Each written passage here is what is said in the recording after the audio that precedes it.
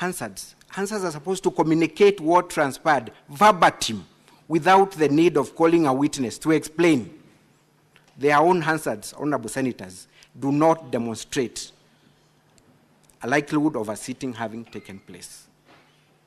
And therefore, just the same way you set precedents, because this is the House of Precedents, that your mandate under Article 33 and 181 encompasses the right to, first of all, interrogate prima facie whether that motion has met that threshold. And that's exactly what we're inviting you to do. If you find that the answers and the documents on record do not support the existence of a valid motion, you do not need to proceed to the next stage. Because once we proceed to the next stage, there is only one duty left for you: to look at the charges on merit and establish whether the governor is guilty or not of the charges that have been preferred against him. I rest my case. Thank you, honorable senators. Thank you. Now, honorable senators, we will move to clarifications for half an hour. If you get an opportunity to seek for clarification, kindly keep it under 2 minutes so that we can hear a number of you. Now, as you take to the floor to seek your clarifications, kindly indicate from whom you're seeking that clarification. So we're going to do that for half an hour, and thereafter I will give 15 minutes to the team, to the governor's team, and 15 minutes to the county assembly team to respond to the clarification that will have been addressed to them. The Honorable Senator Cheriot, the Majority Leader.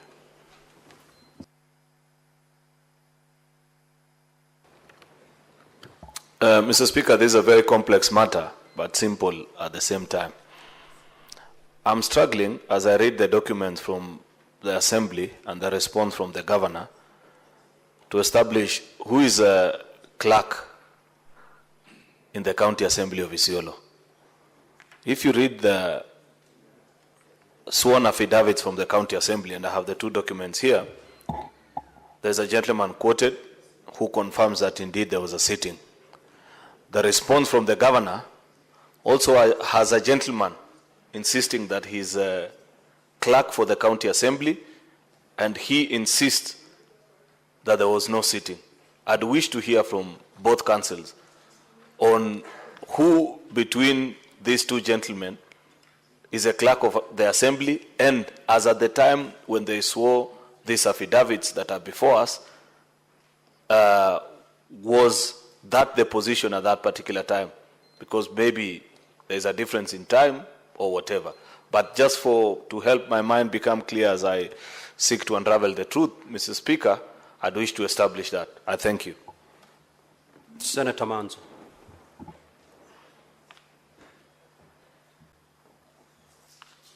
Thank you, Mr. Speaker, for giving me an opportunity to seek clarification.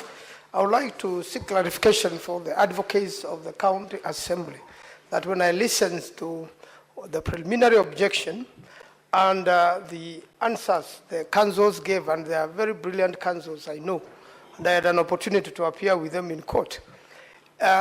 What is your rebuttal? Out of the points given, could you point out your rebuttals, 1, 2, 3, so that we can know what points? Otherwise, for me, I just had a big lecture, and I didn't pick out the rebuttal points. I thank you, Mr. Speaker. Senator Karungo. Thank you very much, Mr. Speaker. My clarification is, I do understand every house has Hansard. In most cases, like at the Senate, we have video recordings. So do we have the same for the county of Isiolo? Have they submitted the Hansard, the audio Hansard, plus the video Hansard for that day? So that goes to the county assembly and probably also to the governor. And the next question to the governor now, on that day that the governor was invited to appear at 9 a.m., did he appear at that particular time? Thank you, Chair. Senator Professor Tom Ojenda. Thank you, Mr. Speaker. I would wish to seek a few clarifications from Council on both sides.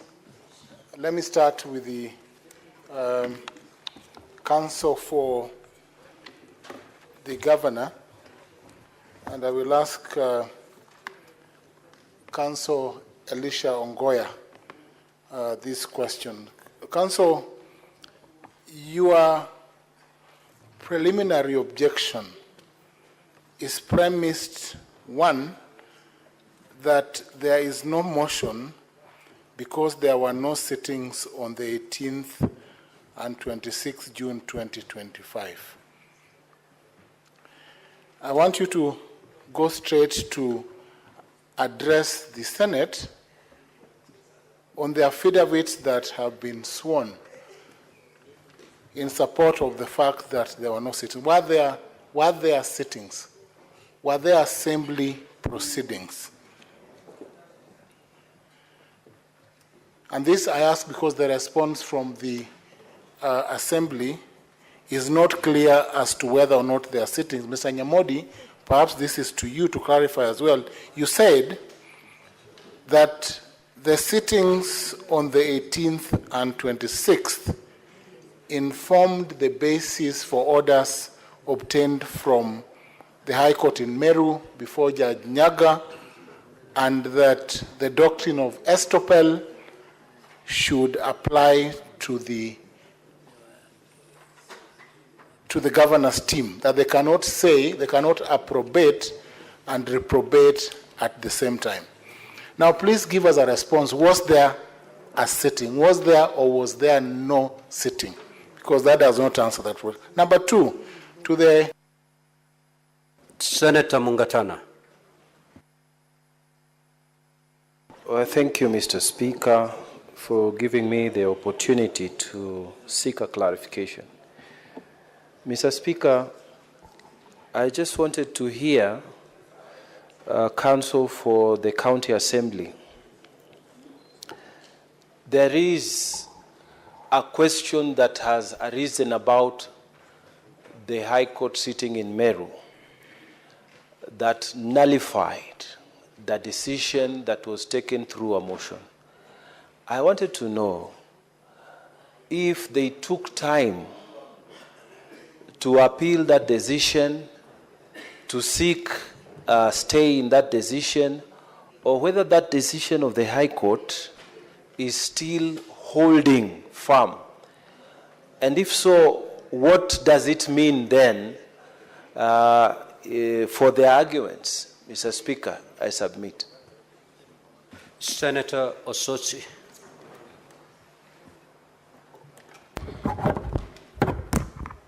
Mr. Speaker, I want to direct my question to the Council for the Governor, and this is based on the affidavit by Council Deuri, where he has stated that there was no sitting. Mr. Speaker, I find this to be a very fundamental issue in this case, which will determine the direction that this matter will take. But I would want him to weigh that against the provision of Article 159(2)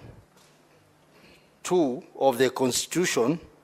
This is in regard to the judicial authority, where it says, in exercising judicial authority, the courts and tribunal shall be guided by the following principles. Most importantly, the principle D, that justice shall be administered without undue regard to procedural technicalities.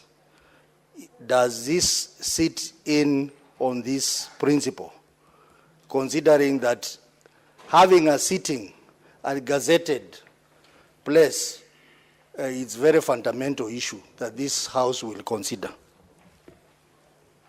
Senator Fernande Chiranke. Thank you, Mr. Speaker. One is I wanted to find out from the County Assembly whether your proceedings are live streamed or do you have a YouTube channel where we can refer to? Number two, Speaker, to the County Assembly again. I've seen the affidavit of a clerk. How many clerks do you have? And if so, do you have gazette notice? Because when you look at Standing Order 65 of Isiolo County Assembly Standing Orders, there is a procedure of impeachment. Number five, to Ongoya. We have already disregarded the issue of conservatory orders as a house. What is the difference between conservatory orders and this High Court decision? Number four, finally, Mr. Speaker, I saw there were presence of army or purported in the County Assembly chambers or outside. Who invited them to the County Assembly and who was the clerk then? And finally, when you conducted the public participation, did you disregard the court order that was in place? I submit, Mr. Speaker, sir. Senator Enoch.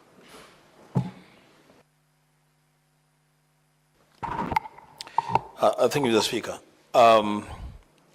Mine is to the Council for the Assembly. Two quick issues.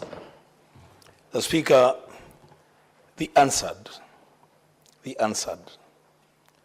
That is the official record of debates and proceedings in any legislative body.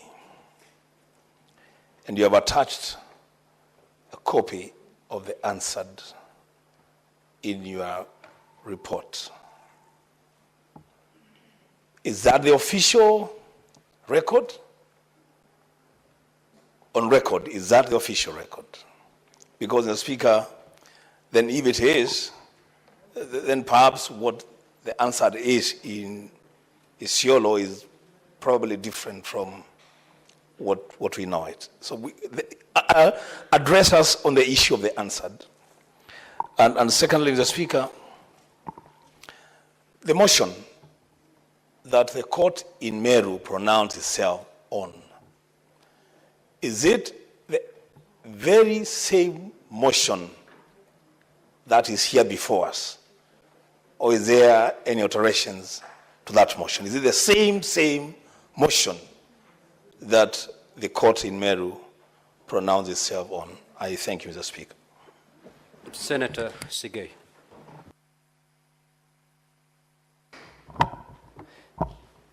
Thank you, Mr. Speaker. My question, or rather clarification, is to counsel for the governor.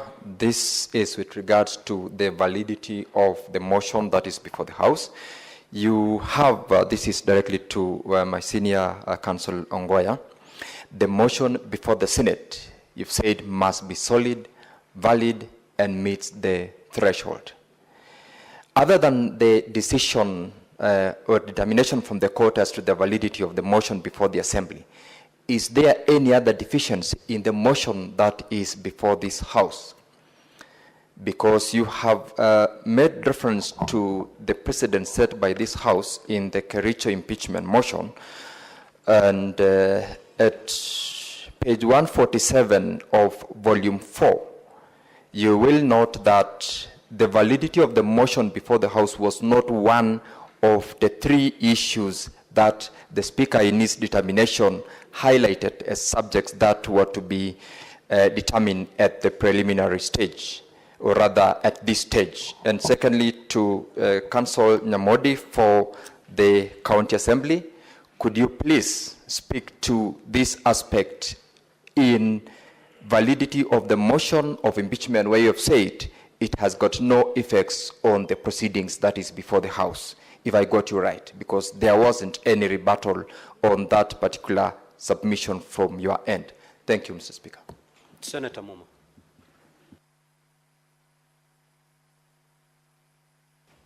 Thank you, Honorable Speaker. My question is to the Council for the County Assembly, again on the Hansard. Is the Hansard that you have provided an abridged version or the verbatim provision of a Hansard? Secondly, do you have an audio version of this Hansard? Senator Boni. Thank you. Thank you, Mr. Speaker. Mr. Speaker, mine is to the County Assembly attorneys. My brother Nyamodi, I've listened to your 4 other colleagues, and none of you has attempted to respond to the grave allegation that the documents purported to be the Hansard are cooked documents. None of you has tried to tell us that they are not. Is it your position that the documents before us here from you are cooked as alleged by counsel from the county assembly, from the governor's office? Secondly, and last, Mr. Speaker, I want to draw the attention of Mr. Nyamodi to page 23 of volume 4 of the governor's response, where the governor's advocates are reminding us what the court said. The court said that they do not wish to stop us from listening to this matter. However, the court pricked our conscience, and they told us in bullet 24 that the matter at hand calls for a stand to be taken by constitutional organs involved. What they choose to do will have set a precedent on the necessity for compliance with court orders. And concluded by saying it will be a choice between anarchy and constitutionalism. Counsel Ongoya is Senator Murango.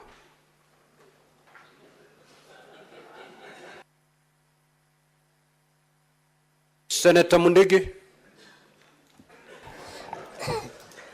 Asante Bwana Spika, swali langu ni kwa advocate wa MCS. Sheria inasema wakati wa impeachment watu wanafaa waende public participation. Advocate wa governor wanasema public participation haikufanyika njia ile inafaa. Naomba advocate wa MCS ako na hasand ama kidhibitisho ya kuonyesha kama wako na wondi 20 walifanya public participation wondi ngapi, kwa sababu iko katika sheria. Na wakati walifanya wanaweza ako na kidhibitisho ya kuonyesha kama iko na hasand ama ni watu tu wali. Bwana Speaker. Senator Mundigi.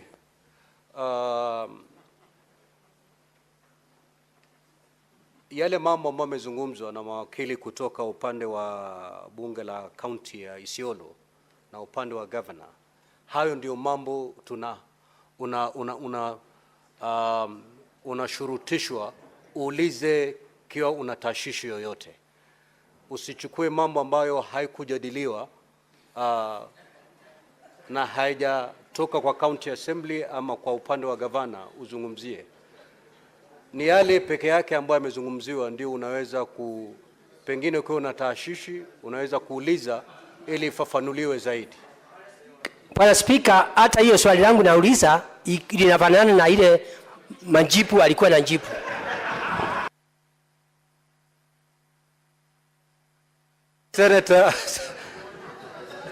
Senator Kavindu.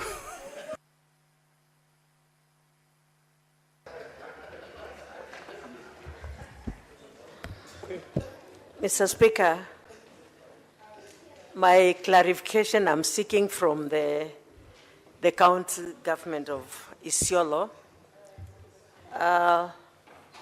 When they stood to defend or to talk against this motion, I did not hear them clarify beyond reasonable doubt about the meeting, if there was a sitting on the 18th and on the 26th of June. 2, Mr. Speaker, I want to get a clarification from the lawyers if it will be in order or right for this Senate to go against court order. Thank you, Mr. Speaker. Senator Karen Nyamu.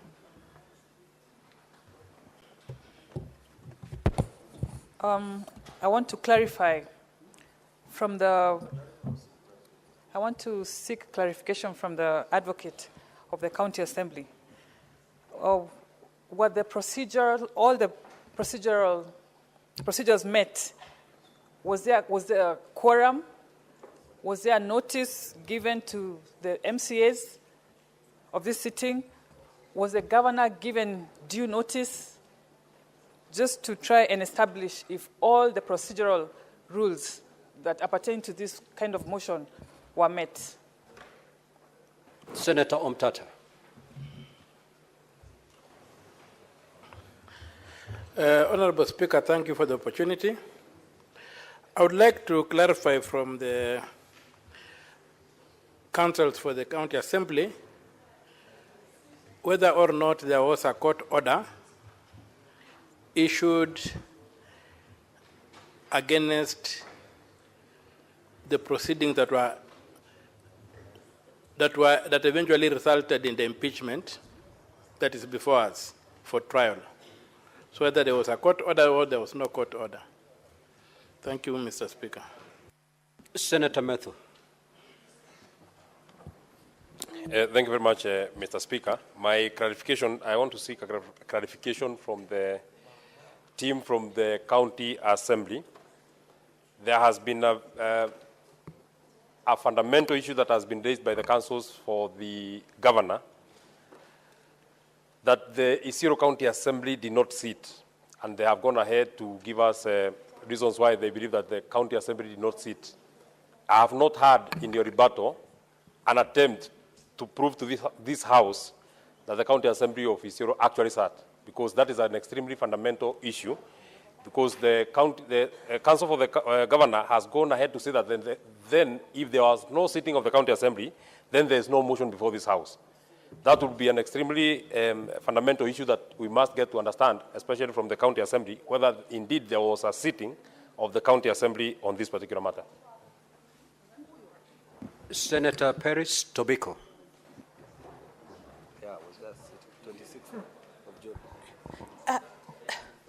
Speaker, that was actually the question, but I want to ask it directly. Can they confirm and they should... If it's already been asked, Honorable Senator. Speaker, let me put it differently. And just to remind them that they were under oath. And they must confirm if there was a sitting on the 26th of the County Assembly of Isiolo. Now, Honorable Senator, the advocates are not under oath because there are no witnesses in this matter.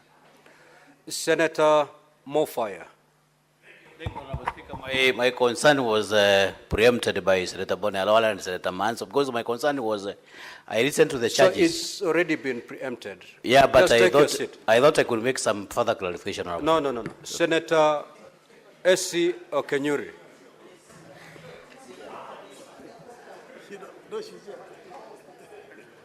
We are repeating ourselves. Thank you, Mr. Speaker. I would wish to seek clarity from the council representing the County Assembly whether the Hansard recording, which is now in doubt, was conducted in the County Assembly or outside. Thank you. Senator Kinyua. Mr. Speaker, my issues are raised by Senator Manzo. Senator Morango.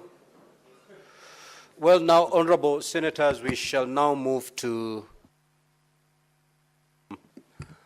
from the two teams, starting with the County Assembly.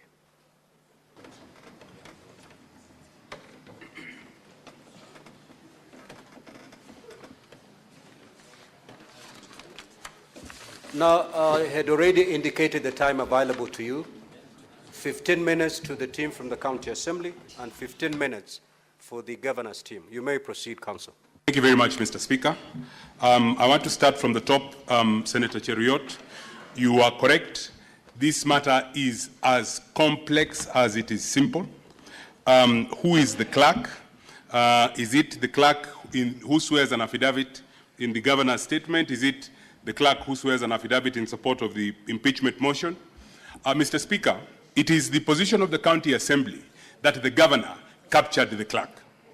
That is a matter of evidence, and that is evidence that we want to lead.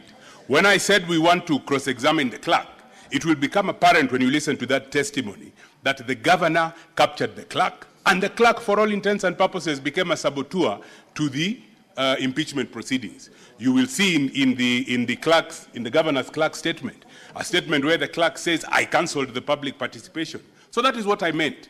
It is important that the Senate enables this motion to get to the point where the evidence is laid before you, and you can then make up your determination about what happened, who captured who did not capture who.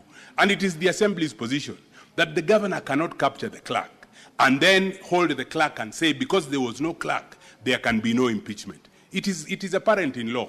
You cannot do things like that and seek to benefit from them. So therefore, this motion must then get to the point where evidence is laid. Senator Manzo, what is our rebuttal to the points given? I had stated that a preliminary objection is, in our humble understanding, an issue of law that is raised. There are several factual rebuttals, but we as counsel, in the privileged position we occupy, are unable to testify. Our witnesses have rebutted those things that counsel have said, and it is therefore vitally important that this motion gets to the point where the Senate can hear that testimony from the witnesses themselves. We say, yes, there were sittings that took place, and we have said further that from the conduct of the governor who took those proceedings to court, they acknowledge that the assembly did take place. There is an affidavit from a senior superintendent of police in Isiolo who says that he went and the proceedings in the assembly were disrupted. Surely the Senate must hear from that superintendent of police. We have cross-examination to put to him so that you make up your mind about what happened in those proceedings, who sabotaged, who took place, who took part, and so that you can make up your mind. Yes, it is complex and simple at the same time. Senator Karungo, do we have audio and video of the Hansard of the day? I will allow my colleague to respond to that question. Senator Ojenda, Senior Counsel. Sittings were the basis of the orders obtained in Meru. Yes, we allege that there is an estoppel. Was there a sitting? Yes, there was a sitting, and that is why there is Hansard that the governor's advocates seek to now criticize at the preliminary stage. If there were no sittings, there would be no Hansard. And if there were no sittings, there would then be no foundation for the governor's advocates to go to court in Meru on the 25th or the 26th of June and get the orders that they did. That those orders exist from where we sit is proof that those sittings took place. Senator Mungatana, has the Meru decision been appealed or stayed? Our position is that in respect of impeachment proceedings, the Supreme Court in the Martin Nyaga Wambora matter gave guidance, not just to courts below, but to county assemblies and to the Senate, as to what to do with orders that are issued, like the ones that were issued by the High Court in Meru, in respect of incomplete impeachment proceedings. Those orders, according to the decision of the Supreme Court in Martin Nyaga Wambora, can be, I think the wording used by the Supreme Court is that they cannot be, they should not then be immediately effected. And that is the guidance that has been given by the Supreme Court. Senator Cheralgei, how many clerks? I believe I have attempted to answer that question. Yes, there is a question as to how many clerks there were and who was the clerk, but that is a matter of evidence. They have their position about who the clerk was. We have our position about who the clerk was. As I have said, it is our thesis that they captured the clerk. But the assembly needed to continue, and that is a matter of evidence that will then need to be tabled. As an advocate, I am unable to testify to it, but I know those affidavits exist in the record. Who invited the army? Like I said, in the governor's documents, there is an affidavit by a senior superintendent of police, and it is apparent that if he is swearing an affidavit for the governor, then the answer as to who invited the police or the army is answered by the fact of who is the police or the army testifying in favor of. Was public participation done? Yes, public participation was done. Was public participation done in disregard of the court order? I want the answer that I have given in respect of Senator Mungatana's question as to what should be dealt with court orders of the nature or of the species of, that was issued in Meru in respect of these impeachment proceedings to also apply to this, to that issue. Senator Wambua, is this the official Hansard of the recording proceedings? I will say yes, but my colleague Mr. Mawira will come and deal with that issue in more detail, and he will explain to this House as to why those are the official Hansard reports in respect of the proceedings.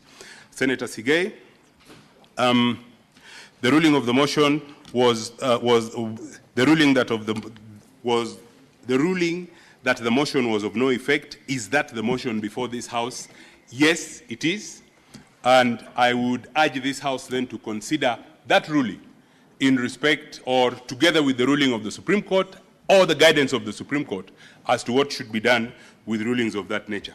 And if I may state during my response to the questions from the senators, if this House stops this impeachment proceeding in respect of a court order like the one that has been issued, then as an advocate who has practiced law for not an insignificant time, I can say without any fear of contradiction that this is the last impeachment that this House will do, because the courts will then, the court orders will delay and delay and delay. There is a good reason why the Supreme Court took the position it did in Martin Nyaga Wambora, and there is no reason to depart from that position. There was a question as to whether the Hansard is full or abridged. Do we have an audio recording? Again, my colleague, Mr. Mawira, will respond to that. Senator Halwale, no response to the allegation that the documents were cooked. That is an issue of fact. And because it is an issue of fact, it cannot fall from the mouth of the advocate that the documents were cooked. That can only come from a witness. And from our corner, it can only come from our witnesses. That is their position. We have an answer, and it is in the response, or it is in the documents that are brought in support of the motion. It is not an issue, because it is an issue of fact, it is not an issue that can be brought forward and tried as a preliminary issue, as the legal team for the governor seeks to invite this House to do. That is an issue, and it is a contested issue in the motion, and I beseech this House to allow the motion to get to the point where those who are competent and capable to testify to those contested facts are able to do it. In respect of the order, or in respect of the finding, Senator Halwale, again at page 23 of volume 4, again I will repeat my answer to that question. This is an order, the species of which was envisaged by the Supreme Court in Martin Nyaga Wambora. Compliance does not need to take place, it doesn't need to take place immediately, and the Supreme Court then is clear that such an order, when issued by the High Court, should not and cannot get in the way of impeachment proceedings. The High Court's jurisdiction only arises once the impeachment proceeding is complete. When I was on my feet earlier on, I made the statement that what the Supreme Court envisages is an instance where even where the impeaching House is making a mistake, allow them to complete the mistake, because that is how institutions grow. And that is why the Supreme Court held as they did. Again, I will emphasize that these are time-bound proceedings, and if we then expose ourselves to the judicial process, we will never finish. Senator Mudama, clarify if there were sittings on the 18th and the 25th of June 2025. Yes, and that is the only way that the motion could have gotten to the Senate. My colleague will demonstrate by reference to the Hansard in the evidence in support of the motion when and how those proceedings took place. Would it be in order for the Senate to proceed against a court order? Mr. Speaker, I will ask to perhaps add a word in the question that was put to us by Senator Mudama. Will it be in order for the Senate to proceed against an unlawful court order. We have gone to great lengths to demonstrate that that order is unlawful, it is made without jurisdiction, and it is made in circumstances where it is clear, and there are binding pronouncements both of the Court of Appeal and of the Supreme Court that that court disregarded, that that court's jurisdiction only arises upon the completion of the impeachment proceedings. Those proceedings have not been completed, and that order is therefore to be ignored. I cede the rest of my time to my learned colleague so that he can cover the other important issues.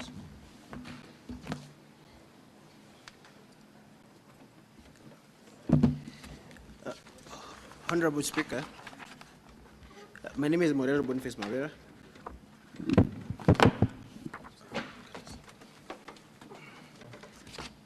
On the first question by the majority leader, on who is the clerk of the assembly at the moment, from the Salad Boru's affidavits, the clerk of the assembly, he has sworn an affidavit in support of the governor, in support of the governor's case. From his own affidavit, he confirms that he was sent on leave on 16th of June. He was sent on compulsory leave on 16th of June of 2025. The court suspended the decision, sending him on compulsory leave on 1st of July 2025. The motion that is before you was tabled on 18th of June when the clerk was on leave. It was debated on 26th of June of 2025, still again when the clerk was on leave. Therefore, the clerk cannot be a witness of fact as to what transpired in the assembly on these 2 days when the motion was tabled and when it was debated, because he was on compulsory leave. He only resumed after the court, the Employment and Labor Relations Court, granted him interim relief on 1st of July. On the question by Senator Karungo, the video and audio Hansard has not been filed. It was not anticipated by the Assembly at the time of filing his documents that the governor would be challenging whether there was a sitting. But I have just been informed by the Speaker that he has an audio recording, the Assembly has an audio recording of the Hansard. So if it is required, it shall be filed with the Office of the Clerk. I have checked the rules, Honorable Speaker. The rules do not provide for filing of additional documents after documents have been exchanged between parties on Friday, when we came and served the Office of the Clerk with the documents for the respective parties. So if it is required, the audio recording of the answer, it shall be provided. On the question by Senator Muma on whether there is a social media site for the Assembly, there is no social media site for the Assembly proceedings. So there is no record, either on YouTube or on the Assembly sittings that day. For other previous proceedings, if there is members of the press who are allowed in the chamber, there are proceedings for those days. But on this specific day, there was violence. And as I was saying, Honorable Speaker, this is a matter of evidence. If you go to our volume 1, you will find an OB report on page 42. This OB is on the breaking in on the county assembly on the date of the debate. And with your leave, Honorable Speaker, I would request that our video number 6 be played. That video will demonstrate that the entire Hansard of the county assembly was vandalized on the 26th of June 2025, when these proceedings, when the debate on the motion was ongoing, and therefore the county assembly, Honorable Speaker, all the records, including the Hansard of 18th, were stolen. What is more curious, Honorable Speaker, from our video number 9 in our folder, is that the only office in the entire county assembly that was spared is the office of the clerk. And this clerk is a witness for the governor. On the question by Senator Nyamu, whether the governor was invited, it is indeed true. On our volume number 5, page 5 of that volume, that is a letter of invitation sent to the governor. It was served, and an affidavit of service is filed in that regard. On the last question by Senator Umtata, whether on the effect of that court order, a court order that is given by a court lacking in jurisdiction, as my senior said, is a nullity in law. It is of no legal consequence, to borrow the words by the governor's lawyers. On the question by Senator Mundigi, indeed public participation was undertaken We have 2 volumes, volume 4A and volume 4B on that question. Honorable Speaker, I would request your indulgence for time to have those 2 videos played. They're crucial to this question of whether indeed the assembly sat, because they demonstrate the violence and the vandalism that took place in the assembly on the 26th of June. In that regard, I would request for maybe additional time to play those 2 videos.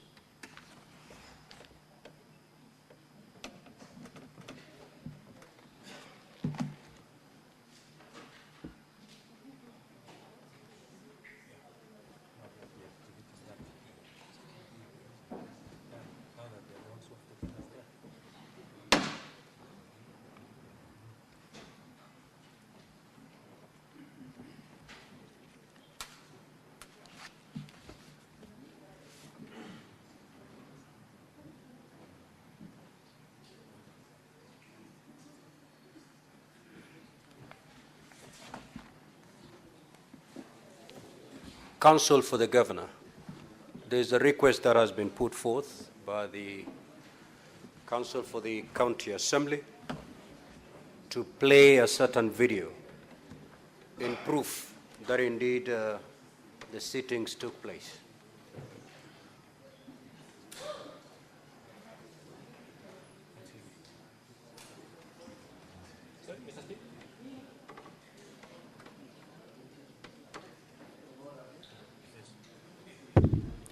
Thank you, Mr. Speaker. May I seek your indulgence to understand the issue? Do I understand the request by the County Assembly Council to be that a video can be played here which will show that the sitting took place? Because if that is the request they are making, then they can play it. We see where that sitting took place. We'll also be glad to see it ourselves. Now, Counsel for the County Assembly, it is your case. The question that is before you, there has been an assertion from the team of the Governor that no sittings took place. Now, you've decided to play a video in response to that allegation. Is that video going to show us a sitting taking place? Or is it a video showing us a sitting never took place because of certain reasons? Is you play the video, it is material like any other. And then make a petition. We are not laying any video. Honorable Speaker, that video, as I've already stated, due to the unique circumstances, the proceedings of that day, the vandalism, the violence, the mayhem in the Assembly precincts on 26th of June, the video we're about to play is not a video of the sitting of the Assembly. It is a video showing the entire destruction of the Hansard office in the County Assembly. No, Honorable Senators.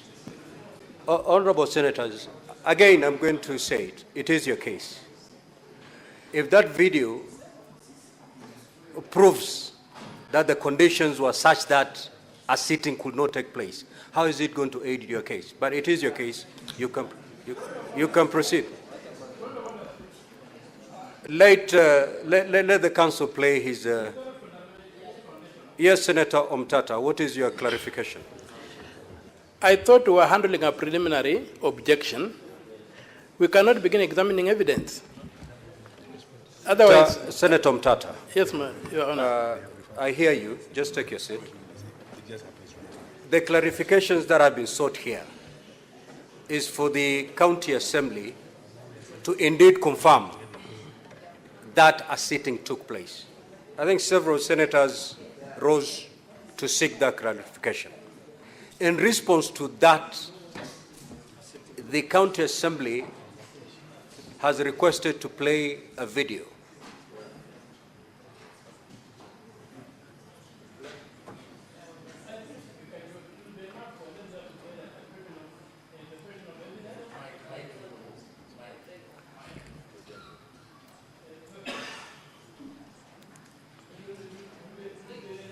I'm just to say, it's a question of evidence that is contested, and that's all we need to know. If it's a question of evidence contested, then we shall deal with the evidence when we get there.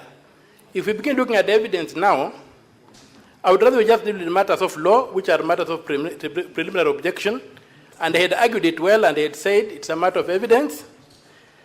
And if that's the case, that's a matter of evidence, then what's the fate of the PO? Very well, Honorable Senator. You will make that decision when you debate and vote on the motion. Just hear what the County Assembly wants to show you. It is upon you, using that same line of argument, to either take it or leave it when the time for making decision arrives. You may proceed. Honorable Speaker, the video we are about to play, and I'm responding to the concern that was raised, is not to demonstrate that the circumstances were that it was not possible to hold a sitting. Our position is that there was a sitting of the Assembly. However, due to the violence and the disruption, and I don't want to go to affidavits, Honorable Speaker, because that's a matter of evidence, as Senator Umtata submits. The circumstances after that sitting were that the Hansard report was vandalized, and that is why, Honorable Speaker, as we came to Senate and as we exchanged documents, the answer that was filed was not a recording of the actual sitting of the Assembly. The answer was vandalized after the sitting. So, Honorable Speaker, with your leave, if the Assembly can be allowed to, that audio recording... Honorable Senators, kindly view the recording and make a decision at a time when you're supposed to make your decision. Proceed.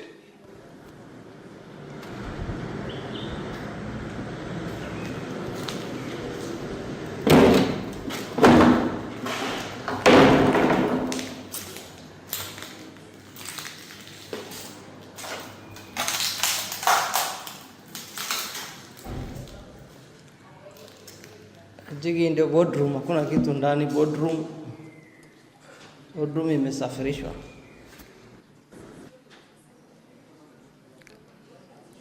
And also video number 9 that shows the office of the clerk.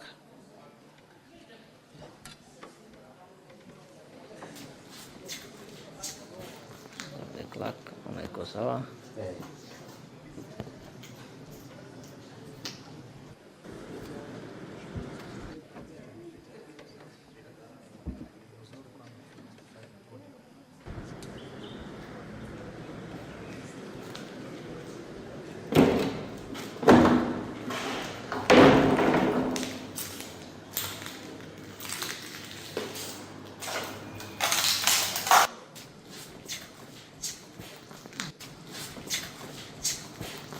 The clerk, iko sawa.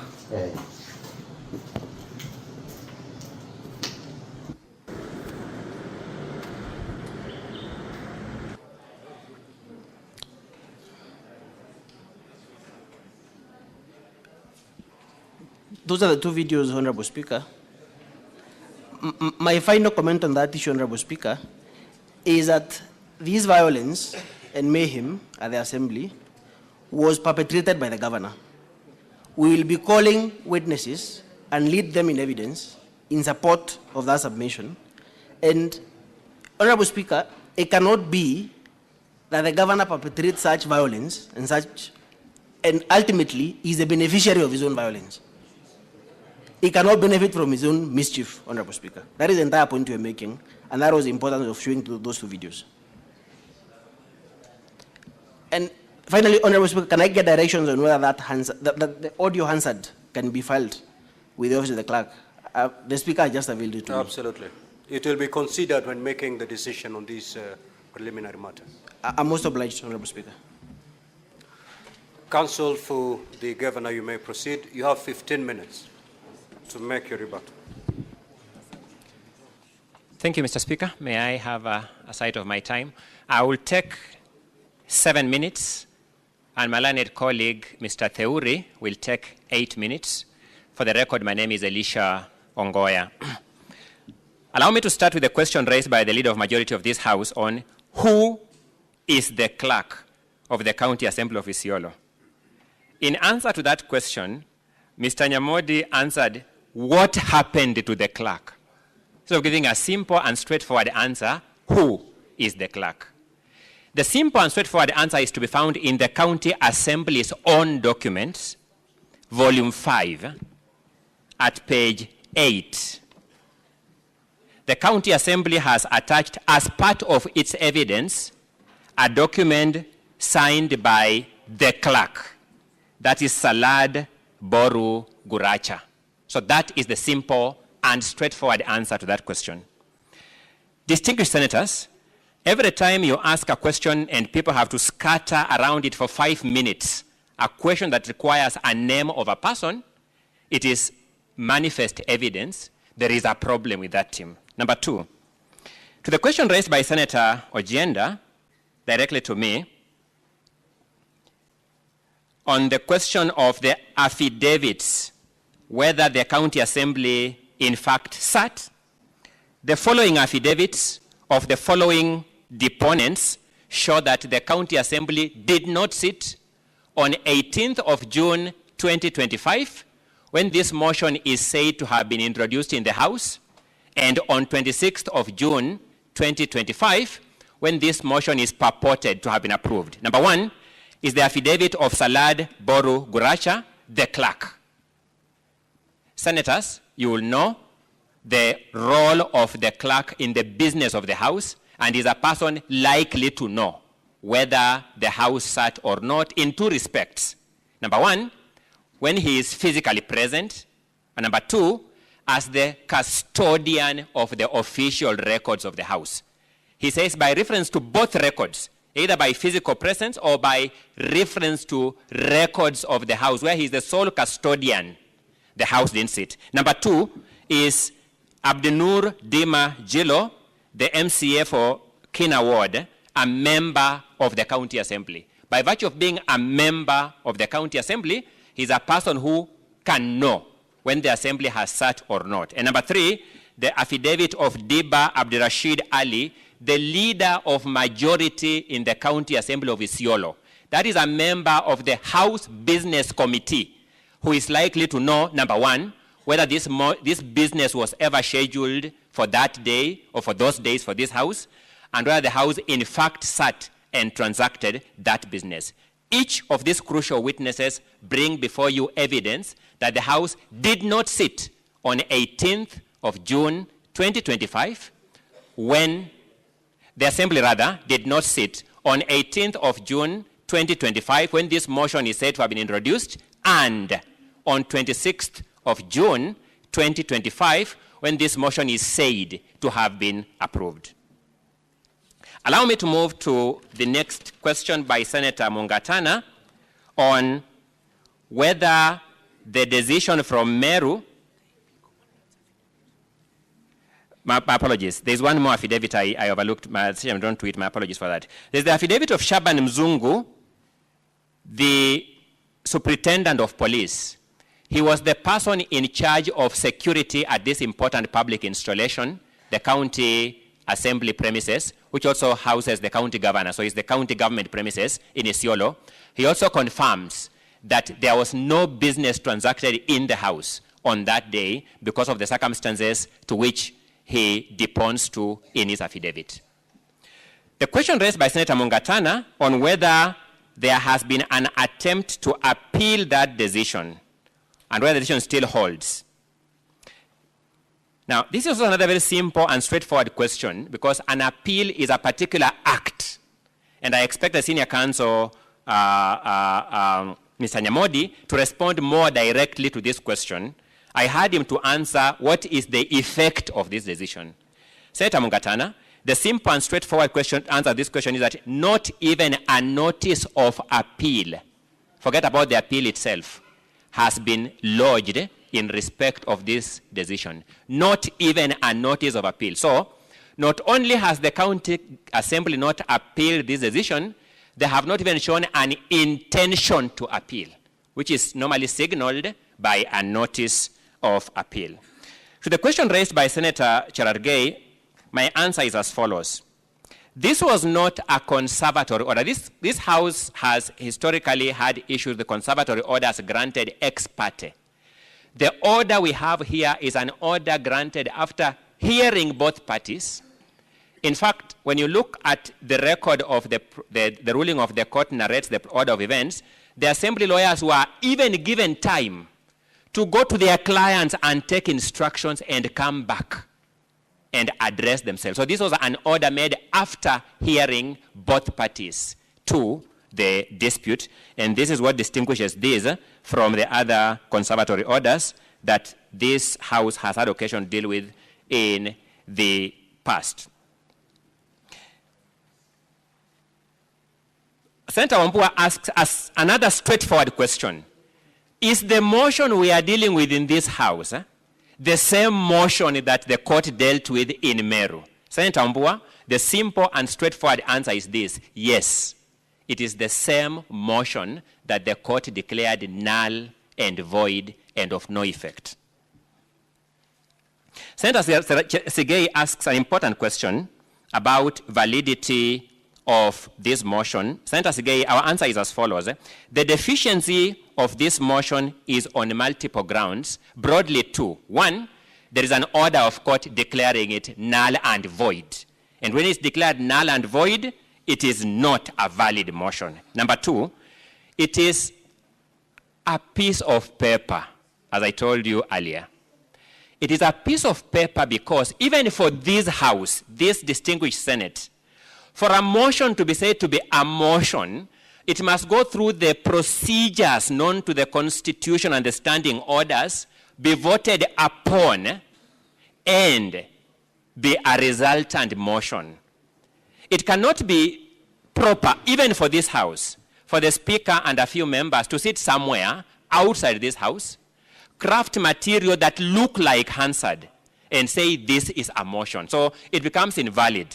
And the video that has just been played and the submission of counsel prior to playing that video confirms this more than ever before. Counsel says that the Hansard was completely vandalized and therefore they could not produce a Hansard, which begs the question, the material they have presented before you purporting to be Hansards, where did they get them from? That is not a legitimate origin of a valid motion of a House. Senator Kavindu, you raised an important question. Is it right for the Senate to go against an order of court? Court orders generally involve two disputants, whether it is in a public interest matter like this, a matrimonial case, whatever case it is, it involves two disputants. It is never right for any person to disregard a court order with abandon. We are all consumers of legal judicial services one way or another. And on that day when we get a court order in our favor, we desire a country where that order means something. And therefore, that will be my answer to your question. To Senator Karen Nyamu, whether all the procedural steps were met, no. Procedural steps were not met. The motion was not tabled. The motion was not debated. The question was not put. There was no sitting of an assembly. And therefore, there could have been no resultant motion underpinning this, whatever has been brought before you. Allow me, in the interest of time, to then invite my learned colleague, Mr. Eric Teuri, to continue with the responses to the various questions. And thank you for your audience.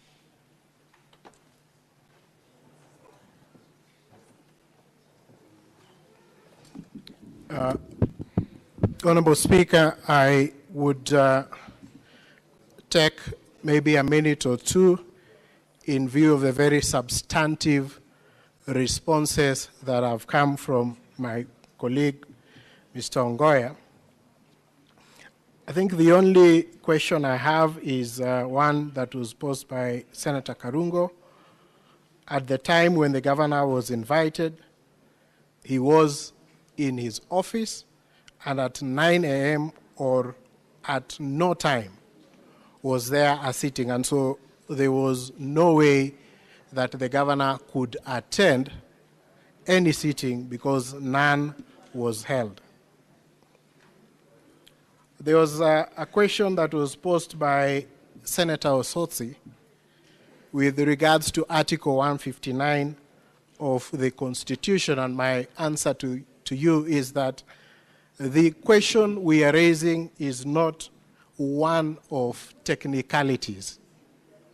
It goes to the root of the dispute that is before the Senate.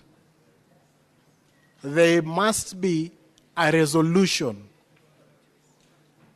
and in the absence of a resolution, the jurisdiction of the Senate has not been properly invoked.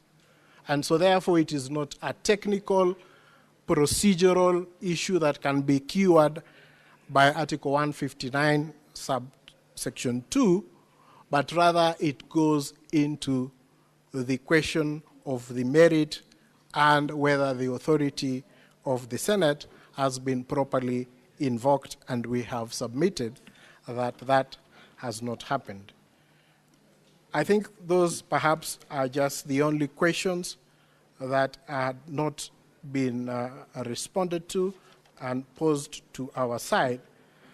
But, Honorable Senators, let me just remind you that the question with regards to the sitting is one that is extremely critical, and our position still remains that there was no valid sitting of the 18th or the 26th, and that is abundantly clear when you listen to the responses that are coming from the Assembly. You do not know on which side of the mouth they are speaking from. In one instance, the Hansard was destroyed. In another instance, the Hansard is a true record of the reflection of the proceedings that were held in the House. And so that question is the question that we have submitted on, and we urge this Honorable Senate to find that there are no proceedings known in law, and so therefore there cannot be a resolution that has been presented to this Honorable Senate to deliberate on. I rest.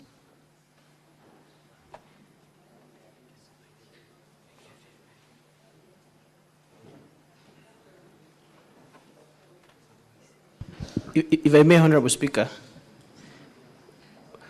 with your leave, Honorable Speaker, I request to clarify something that Ongoya Council has misquoted me with respect to the audio. If you go that route, we'll never come to the end of this matter. It's just one clarification. You may proceed.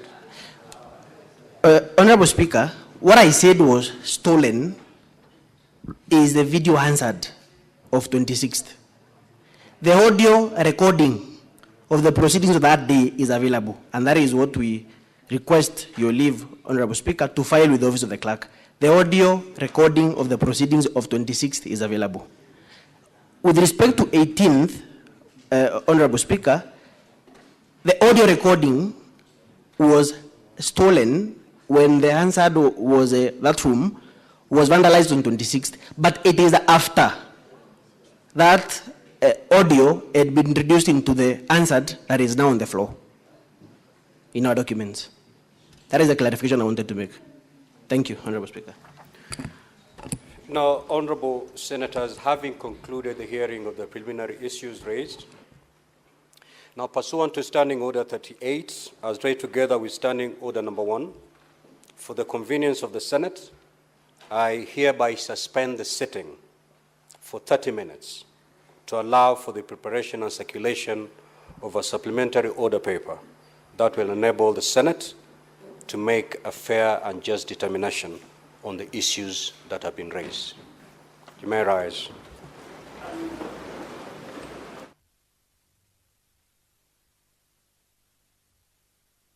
Well, that is the directive by the Speaker, a suspension of 30 minutes to allow for the circulation of supplementary order paper.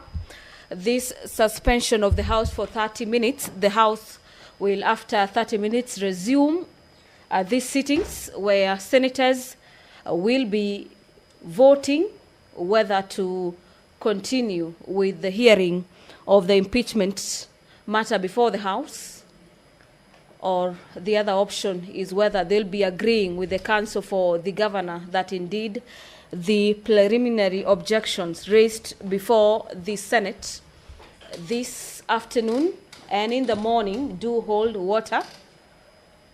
And in the event that the senators vote to agree with the counsel for the governor, the matter ends there. But in the event that they do not agree with that appeal by the defense counsel, then the House proceeds to hear the matter fully before determining it on the 10th. So, as the Speaker walks out of the chamber, closely followed by the members of the Senate, allow me to take you back to the broadcasting house for our normal programming. We'll be resuming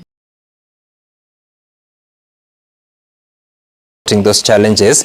But let's now switch gears a little bit. We'll come back to the 35 years of Sabasaba, to the story of President William Ruto continues to defend the construction of a church at State House, Nairobi, saying it is meant to modernize an existing church and expand capacity to accommodate staff and their families. The president says the reported cost of the project is exaggerated, as Ayub Abdi now reports.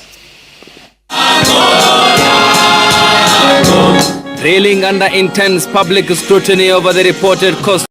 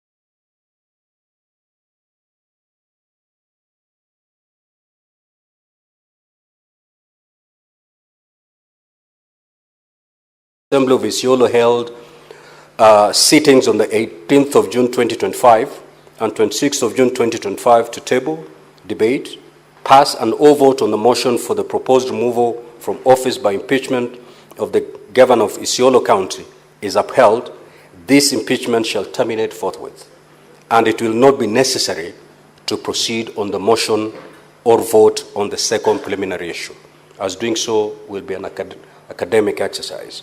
If, however, the first preliminary issue is negatived, the Senate will proceed to consider and determine the motion on the preliminary issue relating to the court orders and their effect. It is so directed. Thank you. Next order.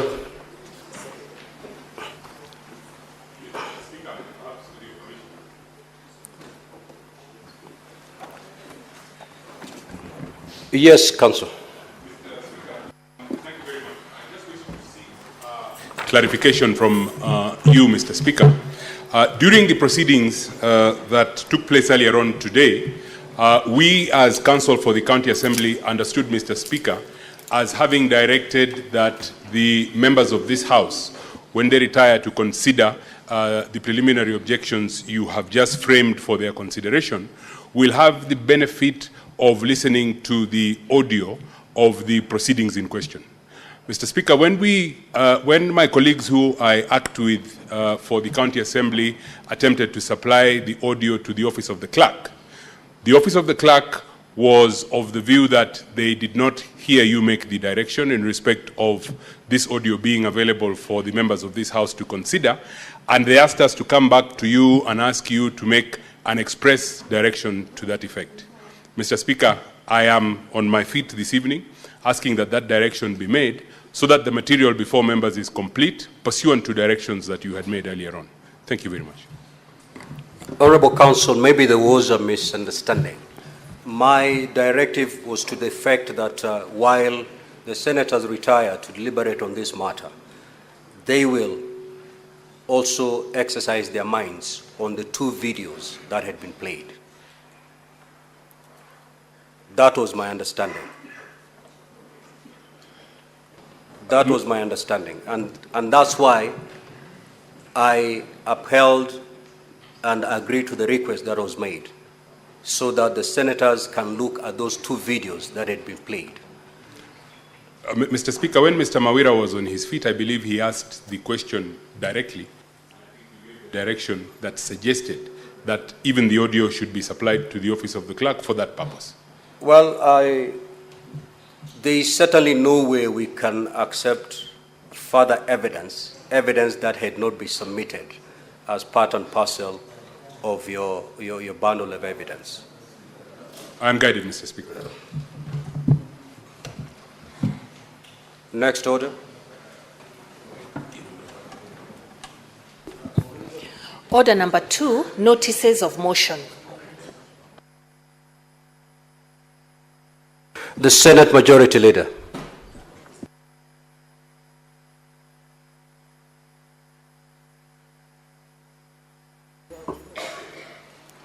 Mr. Speaker, I rise to give notice of the following motion, which is preliminary issues on whether the County Assembly of Isiolo held sittings on the 18th of June 2025 and 26th of June 2025 on the proposed removal from office by way of impeachment of the Honorable Abdi Ibrahim Hassan, Governor of Isiolo County.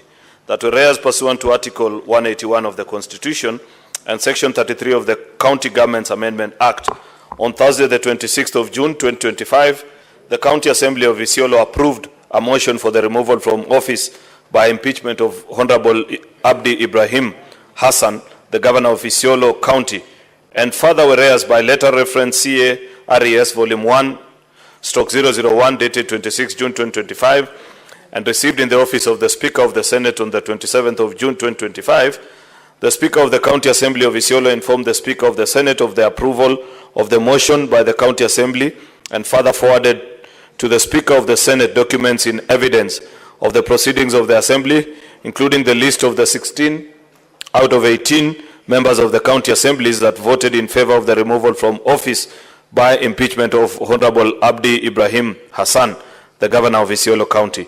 Noting that a preliminary issue was raised by the governor of Isiolo County on whether the county of Isiolo held sittings on the 18th of June 2025 and 26th of June 2025 to table, debate, pass, and or vote on the motion for the proposed removal from office by impeachment of the governor of Isiolo County. Now, therefore, the Senate resolves to uphold the preliminary issue raised on whether the County Assembly of Isiolo held sittings on the 18th of June 2025 and 26th of June 2025 to table, debate, pass, and or vote on the motion for the proposed removal from office by impeachment of the governor of Isiolo County, and accordingly terminates the proceedings for the proposed removal from office by impeachment of the Honorable Abdi Ibrahim Hassan, the governor of Isiolo County. Mr. Speaker, I have the second motion on the second PO. Proceed. Can I proceed? Proceed. Thank you. Mr. Speaker, I rise to give notice of the following motion. Further, this is a preliminary issue on the court orders on the proposed removal from office by impeachment of Honorable Abdi Ibrahim Hassan, governor of Isiolo County, that whereas pursuant to Article 181 of the Constitution and Section 33 of the County Governments Act, on Thursday, the 26th of June 2025, the County Assembly of Isiolo approved a motion for the removal from office by impeachment of Honorable Abdi Ibrahim Hassan, the governor of Isiolo County. And further, whereas by letter reference CA/RES/volume.1/001, dated 26th of June 2025 and received in the office of the Speaker of the Senate on the 27th of June 2025, the Speaker of the County Assembly of Isiolo informed the Speaker of the Senate of the approval of the motion by the County Assembly and further forwarded to the Speaker of the Senate documents in evidence of the proceedings of the Assembly, including the list of 16 out of 18 members of the County Assembly that voted in favor of the removal from office by impeachment of Honorable Abdi Ibrahim Hassan, the governor of Isiolo County, noting that a preliminary issue was raised by the governor of Isiolo County on whether, in light of the court orders nullifying the Senate proceedings, the County Assembly, by the proceedings of the County Assembly on 26 June 2025, the Senate is able to proceed with the hearings on the proposed removal from office by impeachment of the governor of Isiolo County.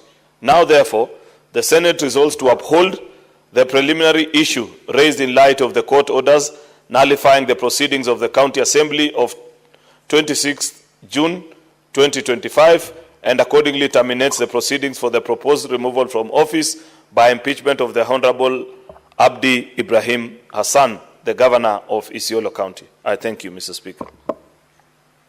Next order. Order number 3, motion, preliminary issue on whether the County Assembly of Isiolo held sittings on 18th June 2025 and 26th June 2025 on the proposed removal from office by impeachment of Honorable Abdi Ibrahim Hassan, governor of Isiolo County. The Senate Majority Leader. Thank you, Mr. Speaker.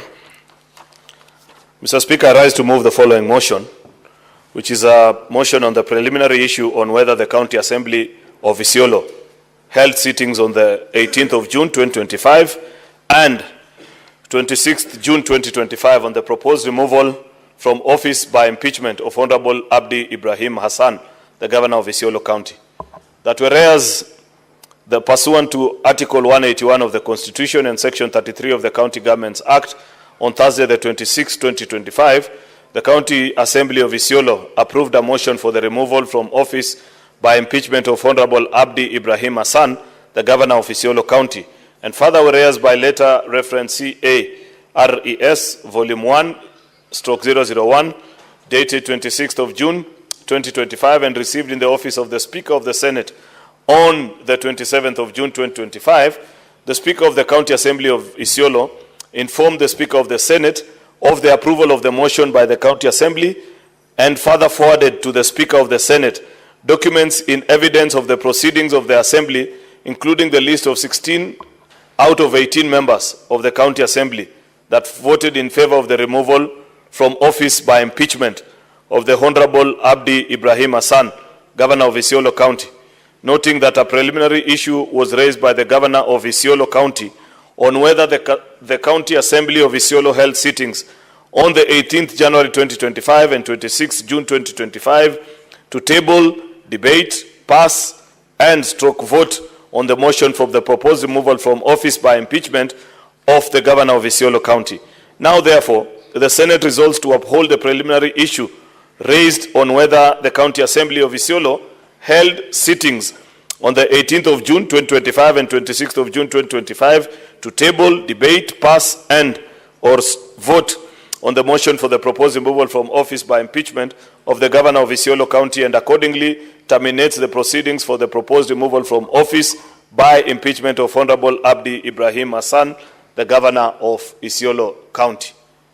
Mr. Speaker, there are certain things that I want to set on record first about this particular motion. One is that to me this is a procedural motion, which as duty will have me as leader of majority in the House, I get to move this motion. It does not necessarily mean that I believe in what the motion is asking the House to do. Secondly, Mr. Speaker, it is also important for it to go on record that we have split the two POs like you've explained in your communication to the House. But just for emphasis' sake, that we will be invited to debate two motions. And I like the emphasis, because I listened to you much as I was not seated here, that you gave that should this motion pass in the affirmative, then there will be no need even to go to the second motion, because it will mean these proceedings have terminated. And therefore, Mr. Speaker, this is a very serious matter which I want to invite colleague senators to sit, listen, and reason with me. That's why I had to give the first disclaimer, Mr. Speaker, because Isiolo is one of the 47 devolved units. When we come into this House, we don't swear to protect the interests of the specific counties that vote us to come to this House. It's the interest of devolution in the country of Kenya. Isiolo is part and parcel of Kenya. They have brought very serious issues to this House, Mr. Speaker. Issues that require very serious perusal. I don't think there's another county that you can think of that has two clerks, I think two speakers. I'm not sure whether there's another governor besides the one who's here. There are serious issues in this county, Mr. Speaker. And therefore, to reduce this matter to be purely just a procedural issue of whether there was a sitting or not, to me, then justice will have aborted, Mr. Speaker. I strongly hold the view that for us to serve justice to the people of Isiolo, Mr. Speaker, and this, you know, sometimes I agonize over the things that you have to do in leadership, Mr. Speaker, because I explained this and have said I'm moving this motion procedurally, Mr. Speaker, as expected. All motions have to be moved in the positive, then the House either negates or affirms what has been proposed to the House. And it's not every other day, Mr. Speaker, that I get to move a motion, but then move on to argue why that particular motion, Mr. Speaker, should be defeated. I think perhaps this is either the first or the second time. I haven't done this before, but it's with a heavy heart, because I have taken time. While the debates have been going on the POs, Mr. Speaker, I took time to also read the documents that have been brought before us, the things that the people of Isiolo are saying. In fact, I want to invite colleague senators to read the largest bundle of documents, that very fat file. It contains the things that residents of Isiolo say during the public participation, that they have high hope in this House, Mr. Speaker, that we will grant them justice, that they will have an opportunity to correct a decision they made on the 8th of August 2025. Whichever way, Mr. Speaker, that when you eventually consider these matters, they will feel that their county can work like a normal county.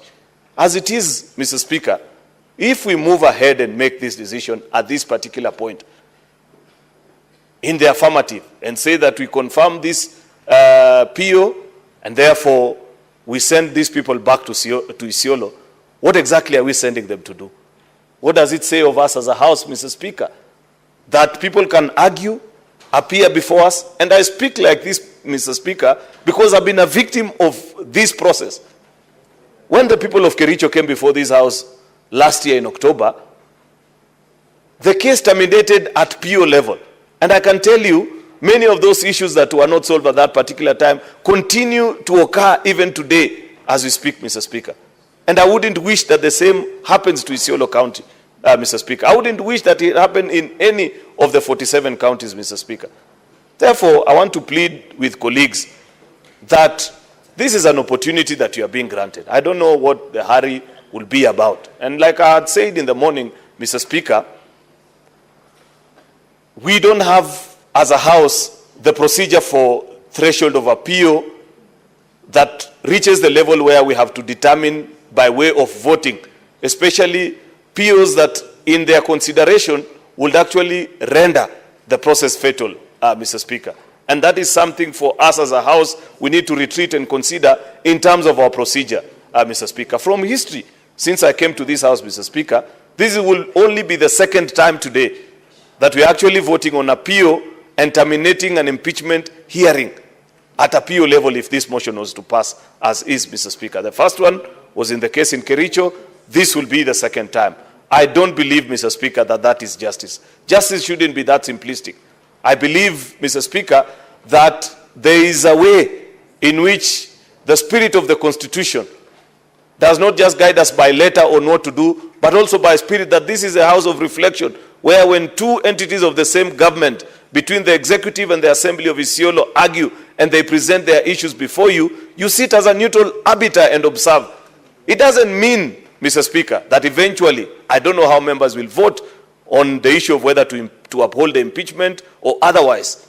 But at least, at the very least, Mr. Speaker, we owe the people of Isiolo a chance to listen to them, Mr. Speaker. We owe them an opportunity to air their issues, Mr. Speaker. We need to understand, Mr. Speaker, how did we end up with two clerks in one assembly? What was the process that was followed? I have seen bundles in the document that actually, that there is even the gazettement, while the impeachment of the governor was going on, there appears to have been a separate impeachment, Mr. Speaker, of the Speaker of the same county assembly as well. I don't know which assembly voted. Then it appears perhaps maybe there are two assemblies as well in this particular county. That points that there are serious issues. Colleagues, I want to plead with you. The decision is ultimately yours. I have only one vote out of the 47 delegations that are in this House. But as a leader in this House, Mr. Speaker, I want to plead with you that these issues are not as light as somebody will want to determine them and say, do we find out? And by the way, make no mistake, colleagues, I'm not asking of you to pass judgment based on the very elementary issue of whether there was an impeachment process that followed the due process of law, Mr. Speaker, or not. I am only saying, given that these issues arose at PO level, Mr. Speaker, you haven't had the opportunity at the time. You saw the struggle of the Council for County Assembly just minutes ago, Mr. Speaker, asking, I thought I had him right, by the way, and I'm not being biased, but I'm saying what I had, the council who spoke when he presented the issue, I thought they asked you that you allow them, Mr. Speaker, for them to produce the Hansard of the assembly sittings on that day. And my hearing at that particular time was that actually you had accepted. But I'm not challenging your decision where you have said the time for production of evidence is over. But if we grant them this opportunity, you will make an even more informed decision, colleagues. Because at that time, you will now be able to determine whether indeed there was a sitting on the 18th and there was a sitting on the 26th, Mr. Speaker, that eventually led to the impeachment of this governor. When we go the full process, Mr. Speaker. Therefore, Mr. Speaker, this is not a very easy exercise. This is a moment where I know each senator uses very different ways to arrive at a decision. But much as this motion, Mr. Speaker, proposes that we confirm, I want to ask of the House that we give justice to the people of Isiolo. Listen to their issues.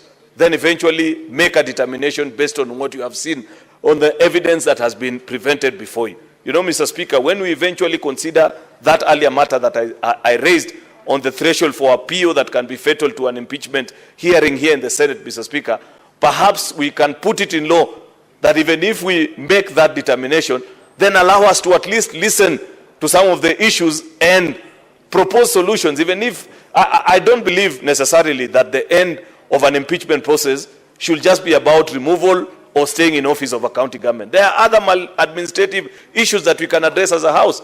It will be possible, Mr. Speaker, to establish and understand many of these things that have been raised before involving government officials, Mr. Speaker.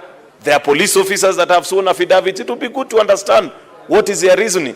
Therefore, Mr. Speaker, I will be proposing to the House, even after this particular process, that let us not handle another impeachment without considering this process that we began in October of last year and making an amendment, even if it means amending our standing orders, Mr. Speaker. We need to amend our standing orders so that an impeachment process does not terminate, Mr. Speaker, at PO level. It is not a good thing. And I have said that today. I said it during the time for Kericho. I will say it in the future because that's what I believe. Having said that, Mr. Speaker, I want to leave it to colleagues to reflect and consider. Today is Isiolo. Tomorrow it may be your county. When you get an opportunity to present your issues before this House, there is a way through which even citizens of your county will expect that this House treats these particular matters. Mr. Speaker, I've been in the House long enough to understand when colleagues begin to tell you that we have heard you and we know what we need to do. I believe in moving this motion, I have reached that particular point because I can hear the consultations and I can read also what the faces are saying, Mr. Speaker. Therefore, with those very many remarks, Mr. Speaker, I beg to move and request the Senator of Kilifi, the leader of minority, Senator Justice Retired Stewart Mazayo, to second me in this motion, Mr. Speaker, and lead the House in making the right decision. I thank you, Mr. Speaker.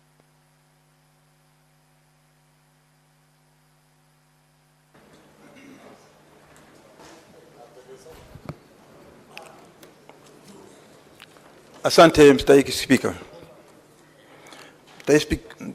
Mstahiki Spika, kwanza najua tuko katika hali ya panda mbili, kwa sababu yaliyoko mbele yetu ni mazito, lakini kwa sababu hii ndio kazi mojawapo ambao maseneta ni lazima waifanye, ni jukumu langu pia mimi kuweza kuunga mkono yote aliyosema kiongozi wa walio wengi, ya kwamba iliyoko hapa ni hoja ya kumngatua gavana kutoka kwa mamlaka, lakini hivi sasa ni kuweza kukamilisha ama kuweza kujadiliana na kujua tutaendelea ama hatutaendelea na hii kesi, kwa sababu ya yale ambayo yamewekwa mbele yetu. Kitu cha kwanza ambacho mimi ningependa kufahamisha maseneta wenzangu ni jambo la kwamba mashtaka yaliyoko mbele yetu ni mashtaka yana uzito sana, ambapo yakipatikana kama ni ukweli, basi hatua ile itakayochukuliwa ni kukubaliana na kile ile preliminary objection ambayo iko hapa ama kuikataa. Kuna uzito wa aina yake. Kwa hiyo katika uamuzi wetu sisi tunatakana tufahamu, tuangalie na tupime na tuone ya kweli kuna shida ndani ya Isiolo County. Ndugu zetu wa Isiolo, ni jambo la kusikitisha hivi sasa ikiwa tunaweza kujadiliana mahali ambapo mngekuwa mlikaa nyinyi wenyewe mkaelewana, na alafu hii mambo haingefika hapa. Kwa hiyo kisu kata pande zote mbili. Sisi tutajaribu kufanya vile tutakavyofanya ama kujadiliana, na hatimaye mwisho tutachukua hatua. Mstahiki Spika, kitu cha kwanza, kitu cha pili ambacho pia vile napenda kuongea ni kwa sababu kumekuwa na sintofahamu za mikutano. Mawakili waliokuwa hapa mbele yetu wameweza kusema, wengine wanasema kumekuwa na mikutano, zile documents ama yale stakabadhi zote ambazo mmetupatia hapa tuziangalie. Pia vile vile zilikuwa na record zake vile vile zinasema, wengine walisema kwamba kulikuwa na mikutano, wengine wanasema hakukuwa na mikutano. Kwa hiyo tunataka kusema ya kwamba hili ni jambo ambalo tutaamua, na ni jambo gumu na litagusia mambo mengi ambayo inaweza kuona ya kwamba watu wa Isiolo wapate haki yao. Bwana Spika, nataka pia kuongezea kwamba wakati tukisimamisha kulinganishana na hii preliminary objection, tujue ya kwamba tutakuwa tumechukua hatua ya juu sana. Vile vile ikiwa tutaachilia, pia tutakuwa tumechukua hatua ya juu, kwa sababu mashtaka yaliyoko hapa, ile impeachment, kumngatua gavana, ni kwamba gavana hatakuwa na, tunaona vile tu ambavyo impeachment vile huwa, ama mashtaka vile huwa, ambayo gavana akingatuliwa kwenye mamlaka huwa hana mbele ama hana nyuma kwa kuenda ama kufanya chochote. Atakuwa hana haki yeye hata kushika kazi ndani ya ofisi ama kupewa kazi yoyote. Kwa hiyo ni jukumu letu sisi kuangalia, je, mashtaka haya yako na haki ya kuendelea ama hayana haki ya kuendelea, kulinganishana na zile stakabadhi ambazo tuko nazo mbele zetu.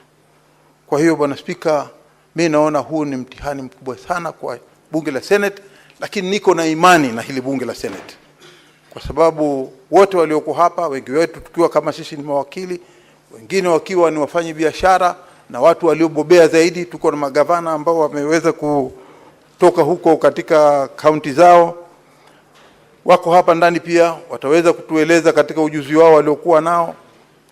Bwana Mstahiki Spika, mimi naona hili ni jambo ambalo sisi sote lazima tuzingatie, na mimi ikiwa nitasimama hapa nikiunga mkono kiongozi wa walio wengi kwa hoja hii, ni kwamba sote nyoyo zetu tuziweke wazi, sote tuangalie hii kesi kamilifu, na sote tuwe na uwezo wa kuamua haki ili itendeke. Na niko na imani vile wa Kenya wote ambao wako na imani na bunge la Senate, leo ni mtihani mkubwa sana kuona ya kwamba sisi tutasimamia haki, kuona ya kwamba kama ni udhaifu ambao umeletewa gavana, tunaweza kusimamisha. Kama ni udhaifu umeletewa watu wa Isiolo, tunaweza kusimamisha. Kwa hiyo sisi tunasema ya kwamba tutatenda haki kulinganishana na vile tulivyoinua katiba, na tukasema tutatendea katiba kama kiongozi wa nchi yetu. Asante Bwana Spika, naunga mkono. Now, honorable senators, before I proceed to propose the question, just a little advice to our majority leader. I fully understand your pains. However, going forward, if you have some misgivings because of your personal persuasion and you're called upon to move such a motion, kindly delegate.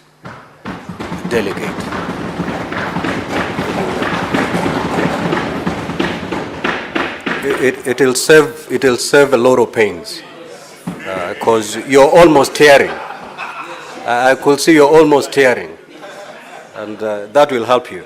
So, honorable senators, will now proceed to propose the question that whereas pursuant to Article 181 of the Constitution and Section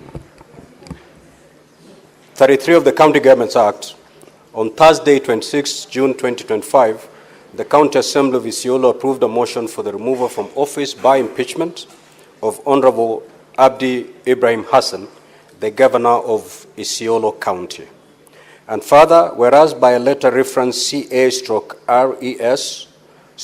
1/001, dated 26 June 2025, and received in the office of the Speaker of the Senate on 27 June 2025, the Speaker of the County Assembly of Isiolo informed the Speaker of the Senate of the approval of the motion by the County Assembly and further forwarded to the Speaker of the Senate documents in evidence of the proceedings of the Assembly, including the list of 16 out of 18 members of the County Assembly that voted in favor of the removal from office by impeachment of Honorable Abdi Ibrahim Hassan, the Governor of Isiolo County. Noting that a preliminary issue was raised by the Governor of Isiolo County on whether the County Assembly of Isiolo held sittings on 18th June 2025 and 26th June 2025 to table, debate, pass, and all vote on the motion for the proposed removal from office by impeachment of the Governor of Isiolo County. Now, therefore, the Senate resolves to uphold the preliminary issue raised on whether the County Assembly of Isiolo held sittings on 18th June 2025 and 26th June 2025 to table, debate, pass, or vote on the motion for the proposed removal from office by impeachment of the Governor of Isiolo County, and accordingly terminates the proceedings for the proposed removal from office by impeachment of Honorable Abdi Ibrahim Hassan, the Governor of Isiolo County. Now, Honorable Senators, the floor is open for debate. Yes, certainly it cannot be a point of order, Senator Methu. Clarification, Mr. Speaker. Proceed. Then, Mr. Speaker, sir, I raised pursuant to Standing Order 111 of our own standing orders, Mr. Speaker, on limitation of debate.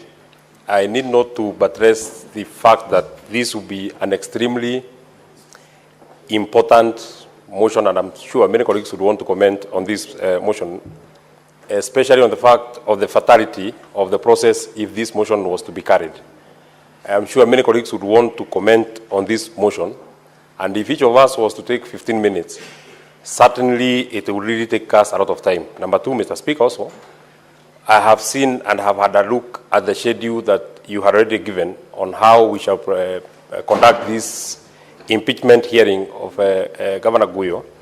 And I think, Mr. Speaker, we are way behind the schedule that we had already given, Mr. Speaker. On dispensing the preliminary objection, Mr. Speaker, I think it was not meant to take this long. So therefore, I want to propose, if it is agreeable to colleagues here so that we can have as many colleagues comment on this matter, that debate is limited to 4 minutes so that they can be accommodative to, well, it's allowed. Honorable Senators, allow the Senator to move his motion for limitation, and thereafter we will see if he can strike a consensus on the time. Thank you very much, Mr. Speaker. I see that many colleagues are actually proposing 3, and I am also agreeable that we agree to 3 so that many people can be able to comment, and so that we can be able to be accommodative. We can condense our thoughts and have them in 3 minutes. If this motion is not carried, then the rest of what we want to say, we can say it in the main motion if this motion is not carried. Maybe if you allow me, Mr. Speaker, I will invite my leader, Honorable Wambua, to second. Mr. Speaker, I second the proposal to limit debate to 3 minutes. Now, Honorable Senators, to save time, if we have a consensus, we need not to go through the procedural motions to prosecute this motion. It has been suggested that each senator getting to the floor to speak under 3 minutes. If that is the consensus, then we proceed. So 3 minutes it is. The Senator for Nairobi City County, Senator Edwin Sifuna. Before you speak, Senator for Nairobi City County, what is your clarification, Senator Maruma? Maybe I would like to request that instead of all of us really debating, because this is a PO, then you can limit to maybe 6 from both sides, so that don't use a lot of time. Now, Honorable Senators, the motion as proposed by Senator Methu has been dispensed with. We are not going to amend midway. Senator for Nairobi City County, you may proceed. Honorable Speaker, when we come here and take oath there to uphold the law, there really is no room for sentiment. You have to do what is right by the law. It doesn't matter what personal feelings you have. In fact, Mr. Speaker, I have a problem with the way this motion was framed, because the question as to whether there was a sitting on the 26th has already been answered by the Assembly itself. The Assembly has told us that, in fact, there was no sitting on the 26th because of the circumstances. That is the truth. Secondly, the reason why I feel like this is a moot question. As a lawyer, I took an oath on the 2nd of October in 2008 to uphold the Constitution and the law. Impeachment processes are guided by the Constitution and the law. If a court of competent jurisdiction has said it doesn't matter whether there was a sitting on 26th or not, whatever happened that day is null and void. There's nothing to discuss. It is that simple. So for me, Honorable Speaker, I am very clear in my mind, there has been a tacit concession by the Assembly that in fact there was no sitting. There is a second limb that in fact there is a court decision. Senator for Nairobi City County.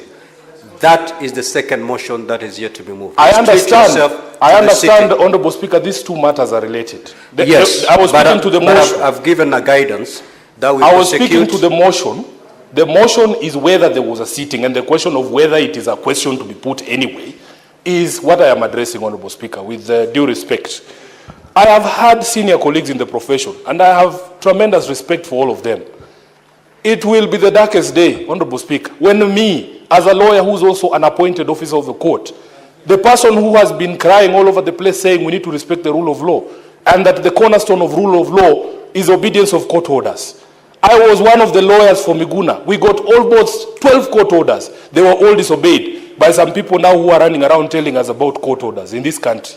So, Honorable Speaker, for me, the question as to whether there was a sitting has already been answered by the Assembly themselves, and the answer can be played back. You will hear counsel admitting that in fact the circumstances on that day did not favor a sitting.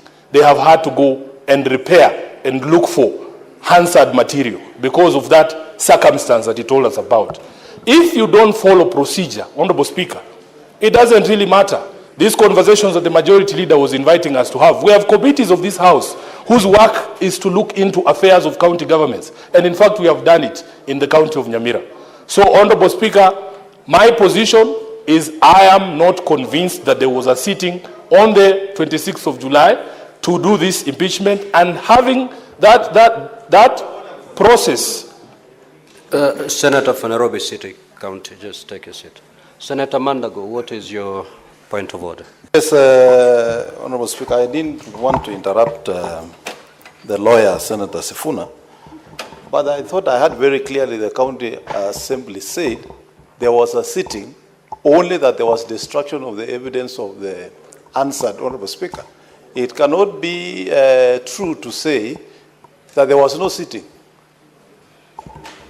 So is that a point of information or? I'm lost because I didn't even know when there was consensus. You may use that information if need be. The beauty with our proceedings, unlike the ones in Isiolo, we are live on TV, the Hansard is here, it can be read back. He said it was not possible, the circumstances obtaining on that particular day. Senator Murango. Now, honorable senators, once you get an opportunity to debate this motion, remember we are debating on the motion on whether there was a sitting. The motion on the court orders shall come next, depending on the outcome of this particular motion. Proceed, Senator Murango. Asante sana Mstahiki Spika kwa kunipa hii nafasi. Mstahiki Spika, hapo awali kabla sijakuwa seneta, nilikuwa mwakilishi wandi katika gatuzi za Kirinyaga. Na zaidi nilikuwa kiongozi wa wengi wakati huo. Wakati huo pia tuliweza kung'atua ngavana nikiweko. Na tukamleta hapa na akarudi. Na ni sawa. Mstahiki Spika, na bado yuko. Mstahiki Spika, kuna umuhimu wa kikao cha bunge la gatuzi kukaa katika mahali ambapo panajulikana na pamewekwa katika gazeti la serikali. Wakati huo nakumbuka vichwa vyetu vilikuwa vinatakikana. Lakini sisi zote ambao tulikuwa tunameamini na tumeamua lazima gavana aende, tulilala katika bunge la gatuzi la Kirinyaga kuhakikisha tumefanya kazi yetu. Kwa nini? Ili kufuata sheria na kanuni zilizowekwa. Kwa hivyo, mstahiki Spika, uhitaji wetu kama seneta ni kufanya jambo ambalo lililo halali la kisheria.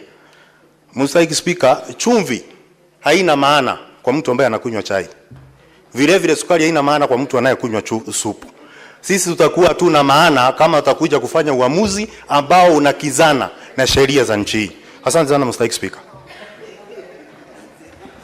Senator Manzo. Thank you, Mr. Speaker, for the opportunity to contribute on this motion. Mr. Speaker, we are sworn to uphold the law, and every process which goes on in the county assemblies and even in this Senate and any house has to follow the law. In the case of Kenya, it has to be the Constitution of Kenya and the acts of Parliament dealing with that particular matter. Mr. Speaker, anything outside that then becomes a different scenario, and the law has to apply as it is decided. Mr. Speaker, the issue of an impeachment of a governor is a very serious matter and has very serious consequences. And therefore, the law must be followed to the letter so that the Assembly does not get involved in an exercise in futility, nor does this House get involved in an exercise in futility. The moment we make a decision, the governor can go to a court to seek further justice, or the Assembly can also go to a court to seek further justice if we never followed the process. And therefore, it is important, Mr. Speaker, we adhere to the process. Finally, it is a matter of a vote. We will vote according to our conviction, Mr. Speaker, and the decision will be carried in one way or another. So finally, it is a vote. And the law recognizes that vote, whichever it has gone, it has very serious consequences, and therefore, it has to be fair, Mr. Speaker. And the best way to make sure that the decision is fair, it is the adherence of the Constitution and the relevant statutes, and also the procedures laid in our standing orders, Mr. Speaker, so that justice is accorded to all parties involved, Mr. Speaker. And therefore, I look forward to this vote, and this debate is very important. It guides the House, and the whole country is following what this House does, and the country takes the Senate very seriously as a place. While we all sit as judges and will pass judgment in one way or another, the judgment has to be fair and in accordance with the law. And therefore, Mr. Speaker, I support the motion and I will be voting. I thank you. Senator Mgatana. Mr. Speaker, every time we come to this House, the House Business Committee must have sat down. They must have balloted the motions. They must have prepared which motions are significant or prioritized. And then an order paper is prepared, Mr. Speaker. And when that order paper is prepared and it has a motion, the notice of motion would be moved like we did today. And then once that notice is given, there will be a debate. There is no question about that. Mr. Speaker, when we say that a meeting took place, the debate took place, I expected that there would be minutes of the House Business Committee of Isiolo County Assembly. Mr. Speaker, I expected that there would be evidence of notice of motion, at least, or even referring that there was notice of motion on that day. Mr. Speaker, nothing has been told, even mentioned in passing, Mr. Speaker. So let us not disregard the processes we have known, the way we have done things in these houses. It cannot be different for Isiolo. It is the same here in this house. It is the same in the National Assembly. Mr. Speaker, let us not debate this matter. Let us agree. There was no meeting that took place on 18th. And if there was something else, Mr. Speaker, they would have given us those audios. They would have given us the videos. And if they cannot, they didn't even talk about it, Mr. Speaker. So I'm just wondering why we are even discussing this matter. Because, Mr. Speaker, it is clear that there was no meeting, even without going to the issue of the court orders. I want also to say something, Mr. Speaker. I want to disabuse my colleagues of the idea that we are being unfair. No, we are not being unfair, or we are not denying anybody justice. Somebody here in the argument tried to move the idea that we are denying someone justice. What do you mean, Mr. Speaker? I want to say this. When we are moving petitions in this House, Mr. Speaker, petitions, one of the things that you swear to is that there's that matter that is in petition, understanding order number 235, if I'm not wrong. You are swearing that there's no matter pending before court. Mr. Speaker, I remember very well when our chair was Honorable Wamatinga. We went to Uyombo, where there was a nuclear plant that was being proposed to be built. And it was the petition of the Honorable, very distinguished Senator Okiya Omtata. And when we went there, Mr. Speaker, one of the things we asked the people, have you taken this matter to court? They said they have. And Senator Osotsi. Thank you, Mr. Speaker. Mr. Speaker, the matter before us is very weighty, because the issue of there not being a sitting is not a matter that we can take lightly, Mr. Speaker. I have listened to my good friend, Majority Leader, but I want to tell him that we cannot violate the law just because we want to listen to evidence which looks weighty. We must look at what the law says. In the matter of Kericho, Mr. Speaker, we had a serious issue of 2/3 threshold. And this House decided that because of that issue of 2/3, we dispense with the matter at the PO. In this case, Mr. Speaker, there was no sitting. The Article 181 of our Constitution, Section 33 of County Government Act, and Standing Order number 65 of Isiolo County Assembly is very clear on the need to have a sitting and a motion tabled. There was no sitting, there was no tabling of any motion, and Mr. Speaker, we are sitting here and asking for video recordings, which we were not being given. Mr. Speaker, we are very considerate as a Senate. We have thrown out a number of motions, for example, Meru, because you wanted to teach the MCS what to do right. And they went, they did the right thing, and we impeached the governor. In this case, Mr. Speaker, we need to send them back to do the right job, so that when they bring here a proper impeachment motion, this House will have the obligation, exercising Article 96 of the Constitution, to send the governor away. But you cannot allow people to meet in a bar, Mr. Speaker, present a motion to us, and this House sends away a governor who has been duly elected by the people. That will be setting a wrong precedent. And Mr. Speaker, I want to dissuade colleagues that let us deal with this PO in a very objective manner, follow the law, because we cannot continue listening to a motion that is a nullity, Mr. Speaker. Mr. Speaker, I support this motion. Senator Boni. Mr. Speaker, I thank you. And Mr. Speaker, county assemblies are starting to become very fearless. They don't fear the law. They don't fear the people. They don't fear this Senate. Mr. Speaker, colleagues, remember the dilemma we have in Nyamira. They have even gone as far as cheating the control of budget to approve budgets that were not done by the actual assembly. Mr. Speaker, I want to appeal to the people of Isiolo that we are here, we are your friends.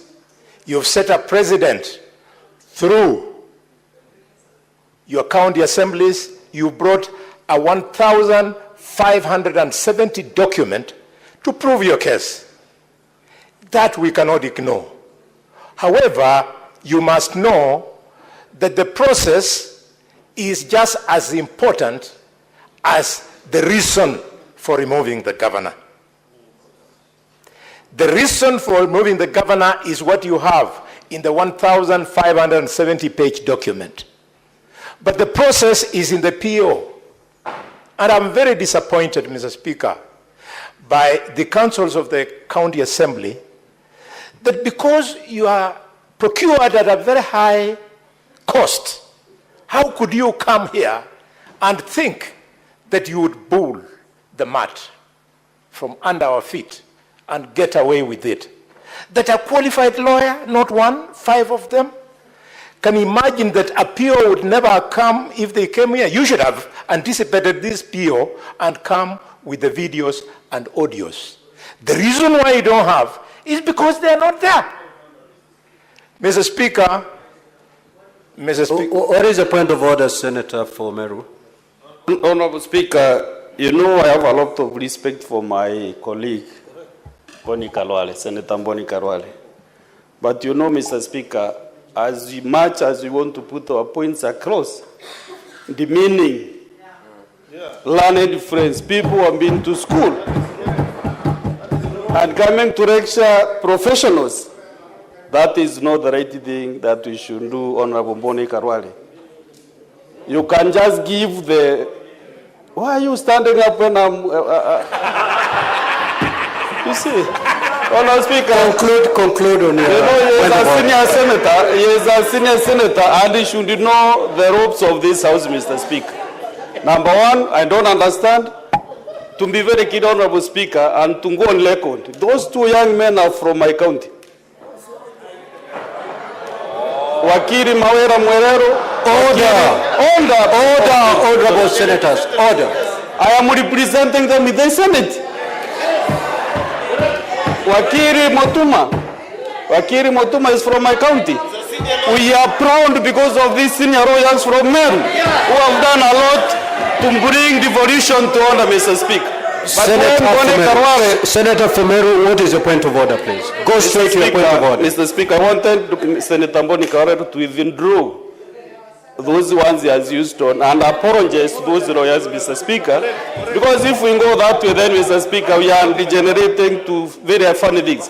Let me tell you, Mr. Speaker, one thing. If you discuss anything to do with the doctors, Boni Karwale, you know I chair this house.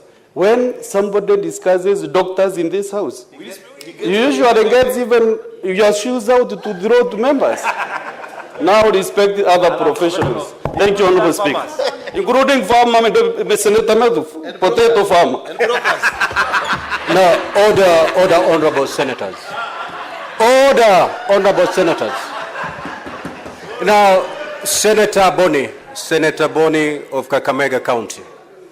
The competence or otherwise of council is not a matter of debate before this House. Kindly proceed to withdraw and apologize to council seated there. Proceed. Thank you, Mr. Speaker. Mr. Speaker, as a competent professional. Order, honorable senators. Order, allow the honorable senator to proceed. Proceed to withdraw. Mr. Speaker, as a competent professional, I see no shame, I feel no shame in withdrawing. Mr. Speaker, going forward, I would like to remind the House that the decisions we make today, I have withdrawn. What more do you want me to do? Order, honorable senators. There is only one chair chairing these proceedings. Any member, now honorable senators, order, honorable senators. Senator Chimera, I'm giving you the caution of the day. You proceed, I throw you out. Conclude.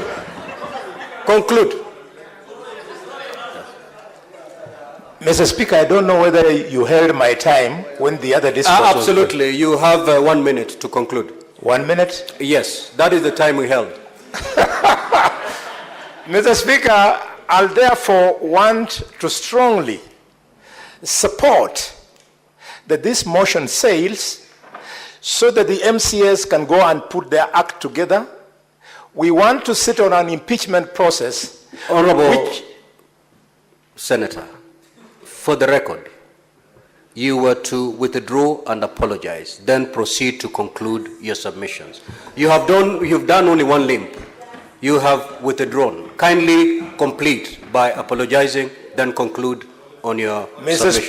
Mr. Speaker, as I apologize, I conclude.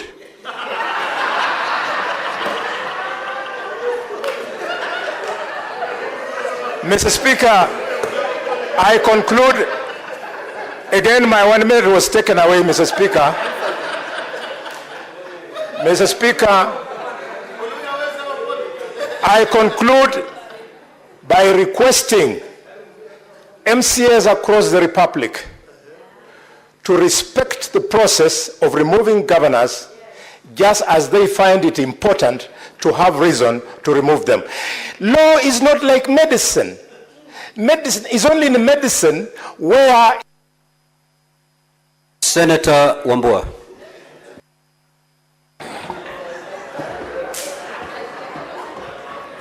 I thank you, Mr. Speaker. Mr. Speaker, I see excitement. I don't know why there is excitement. Mr. Speaker, I stand here to say only two things. One, Mr. Speaker, is to try and give comfort to the majority leader, Senator Cheruiyot, that he shouldn't worry so much about what happened in the Kericho case. The Senate is still here. He should go and tell the MCAs in Kericho to meet the threshold and bring the case here. We are here. We are not going anywhere, Mr. Speaker. Second, Mr. Speaker, when you took me for training the other day, Mr. Speaker, and the trainer kept saying, Mr. Speaker, Order, honorable senators. Order, Senator Fernandi. Order, Senator Fernandi. Mr. Speaker, and the trainer kept saying that as leaders, the process is as important as the outcome. I did not know that I was being prepared for such a time as this. Mr. Speaker, when I reflect back in 1995, in the O.J. Simpson case, where everybody in the courtroom believed that O.J. Simpson was guilty of murder, and evidence adduced by counsel of a glove that they said was used in the murder. And O.J. Simpson was told to try the glove, and it did not fit. And the counsel moved the court and said, if it doesn't fit, you must acquit. It doesn't matter, Mr. Speaker, what the governor of Isiolo has done, and I can tell you, Mr. Speaker, he has appeared before me once in the CPAC. And I have serious issues with the way that county government is being run. Serious issues. But Mr. Speaker, those issues aside, the process must bear us out. We are here debating the process by which the governor was brought here. We cannot be the people, Mr. Speaker, that circumvent the same process to fast track the hearing. Let the MCAs from Isiolo get the process right. The Senate is here. Senator Newton. Thank you, Mr. Speaker. I want to submit, just like my colleagues have submitted, that the process of anything is as important as the result, Mr. Speaker. Because justice must be served to all parties. In this particular case, Mr. Speaker, we have the county assembly on one side and the governor of Isiolo County on the other side, Mr. Speaker. And much as each side wants justice delivered, but process and procedure must be followed. Mr. Speaker, the majority leader here has argued that we should go ahead to listen to this particular motion in order for us to be able to afford and accord the people of Isiolo an opportunity to correct the decision that they made in 2022. But Mr. Speaker, this does not relate only to the county, to Isiolo County government. Anytime we impeach a governor, Mr. Speaker, the deputy governor takes over. So then, what assurance do we have if we say that we want to throw out the county governor to correct a mistake made in 2022? What guarantees are there that the deputy governor then becomes the desirable person to of course, run that particular county, Mr. Speaker? And also in that, Mr. Speaker, I want to tell the majority leader that some of us may also want to correct a mistake we made in 2022 of electing the sitting president, but we have to follow the procedure. And so we cannot, Mr. Speaker, stand here and say that just because, Mr. Speaker, can I be heard in silence, Mr. Speaker? What is your point of order, Senator Mundigi? Please freeze my time. Order. Senator Nyotu havai kuongea mambo ya jina ya rais wa Kenya, wakati hapa tunaongea mambo ya devolution, wakati hapa tunaongea mambo ya kuokoa governor ama kuokoa MC. Kwa hivyo amekosea kutanja jina ya rais wa Kenya katika kwa hii kikao. Order, honorable senators, order. Order. I think what Senator Newton has said is if you need to remove a president, you need to use the constitutional means, which is a fact. Conclude. Conclude. So thank you, Mr. Speaker, and thank you also for educating Senator Mundigi, and to also tell him to be a better listener than a better talker, Mr. Speaker. So what I was saying is that we cannot forget about procedure and process just because we want any public officer out of office. That we must follow procedure, and just like we are waiting, that's what I was saying, to remove President Ruto in 2027 by a way of vote, the people of Isiolo will have to wait. Order, honorable senator. Senator Newton, just take your seat. Senator Newton, I've given you latitude. Don't abuse it. As you make your comments, leave alone the name of the president. Proceed. Thank you, Mr. Speaker. I'm advised.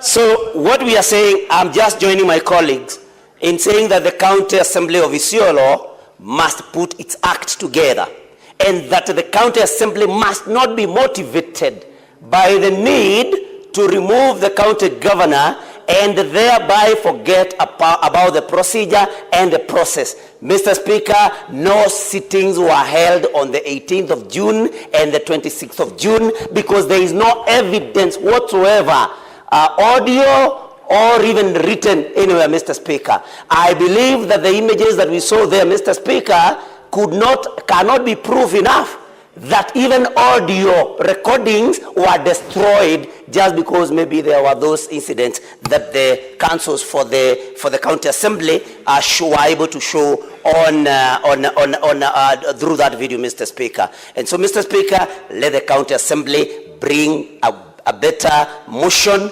where they'll have sat.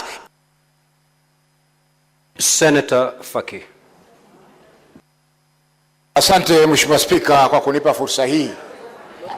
Nafikiri swala ambalo tunatakana kuamua ni je, tuendelee na hii kesi mpaka mwisho ama tuimalizie hapa ilipofika. Na nafikiri sisi kama Senate, japokuwa tumekaa kama mahakama, lakini sio mahakama kulingana na ile undani kabisa. Kwa hivyo sisi hatuwezi kufungwa mikono kwa sababu ya masuala ya kiprosija ama kimwelekeo. Kama Senate tuna jukumu la kuhakikisha kwamba sheria ama haki inapatikana. Je, haki ile itapatikana kwa watu wa Isiolo na watu wengine wote wakati tutakapomaliza hii kesi katika preliminary stage, ama itapatikana wakati itakaposikizwa mpaka mwisho? Tumeona kwamba hata kama itakuwa Senate imefanya makosa katika kumbandua mamlakani governor ana nafasi ya kwenda mahakama ya High Court, kenda mahakama ya rufaa, mpaka mahakama ya upeo zaidi katika nchi yetu. Kwa hivyo hapa kwa sasa hatuamui tuampeleka nyumbani, tuambandua governor ama hatumbandui. Hapa tunachoamua ni kwamba je, tusikize ushahidi wote kamili ili tuweze kupata taswira kamili ya yale ambayo yalitokea kule Isiolo. Kama ushahidi ambao utasikizwa hautaweza kufikia kile kiwango kinachohitajika na sheria, basi itakuwa hatuna budi kumwachilia. Lakini kwa sasa itakuwa ni kinyume na vile vile pia ni dhulma kwa watu wa Isiolo iwapo tutaweza kumaliza kesi hii katika hii mahali ambapo imefikia katika hatua ya mwanzo kabisa kulingana na sheria. Kwa Mheshimiwa Spika, mimi napinga hii hoja ya kupitishwa kwa hii preliminary objection. Nasema kwamba wacha kesi iendelee mpaka mwisho, kwa sababu hakuna chochote ambacho tutapunguza ama tutaongeza tukiendelea mpaka mwisho. Asante Mheshimiwa Spika. Senator Ali Roba. Thank you very much, Mr. Speaker. First and foremost, and albeit the fact that the times given is very short, the issue before us that is to be determined as a Senate is the impeachment of the governor. And that justice can only be arrived at if we look at the substance of the case to logical conclusion prior to killing the case before it is even starts. The saddest point, Mr. Speaker, is that even listening this case, whether the governor is impeached or he is not impeached, Isiolo County is at a very desperate situation. The situation in Isiolo County, whether the governor is impeached or not impeached, is not going to improve because of the lawlessness that has prevailed in that Isiolo County.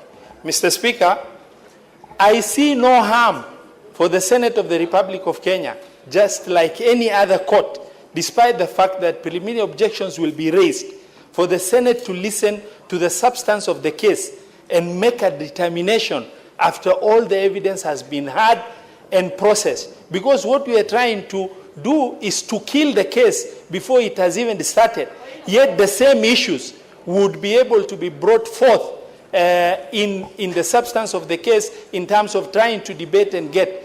This is not about whether the governor can be impeached or not impeached, but is whether the Senate can listen to the case, exhaustively, to be able to determine from a very informed point of view that this case has been substantiated or not substantiated on the basis of the evidence that will be presented before us. And the issues that has been shared will come out to light with even more evidence. It could even give, a very decisive position for us to be able to make two serious references within the evidence that are produced by the county assembly or the council for the governor, for that matter. I oppose this motion and seek to convince my colleagues that we are better off determining this case after having listened to the substance of the case exhaustively to its logical conclusion. Mr. Speaker, sir, I oppose. Senator Omtata.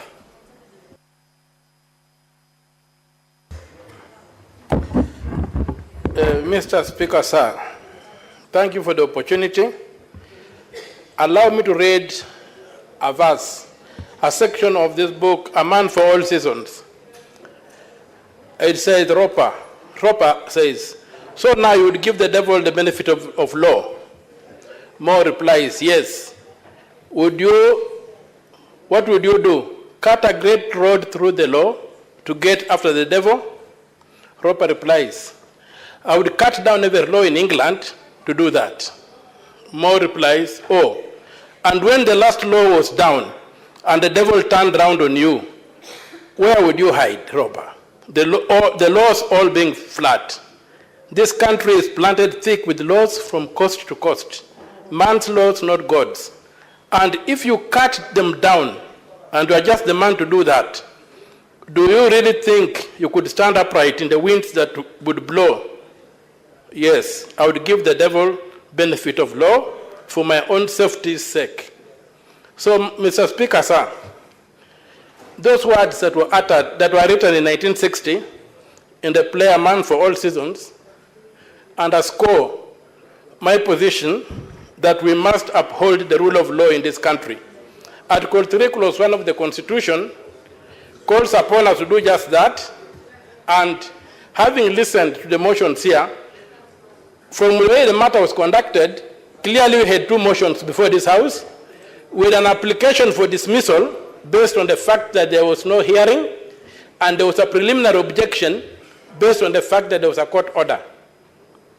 So, disposing of that motion, when you allowed evidence to be adduced to move into a motion, I would say that having listened to what was presented, there was no sitting of the Assembly that meets the threshold in law.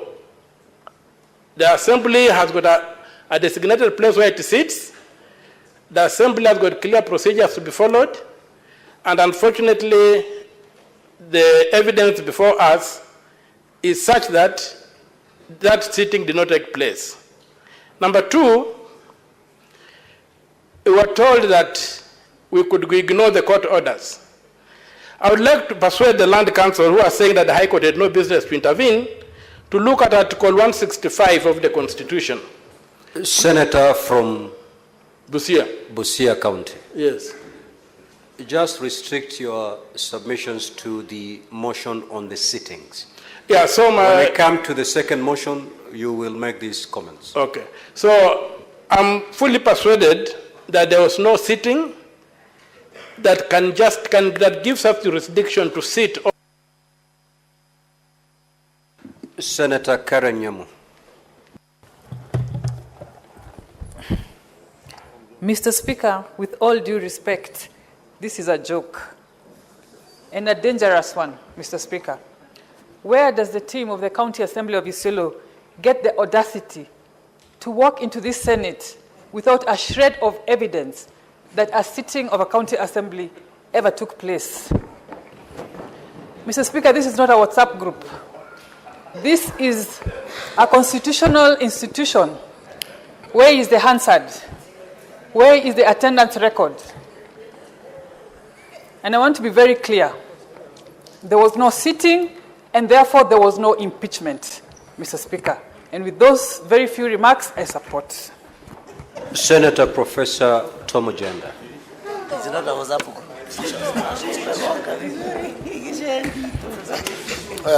Mr. Speaker, the jurisprudential contours of impeachment are embedded both in procedure and in substance, and now well settled, Mr. Speaker, in the case of Martin Nyaga Wambora and County Assembly of Embu. I took part in the case. The case of Mohammed Ali Mahmoud and County Assembly Wajir, Mr. Speaker, again I took part in the case, and we got the governor back to office because there was a court order. And lastly, Kawera Mangaza and the County Assembly of Meru, and the recent case, Mr. Speaker, of Onyango Olo versus County Assembly of Kisumu. Mr. Speaker, the question as to whether there was a sitting is answered by the documents filed before the Senate. The affidavit of Salad Boru Guracha speaks to whether or not there was a sitting, and it is emphatic, Mr. Speaker, that there was no sitting.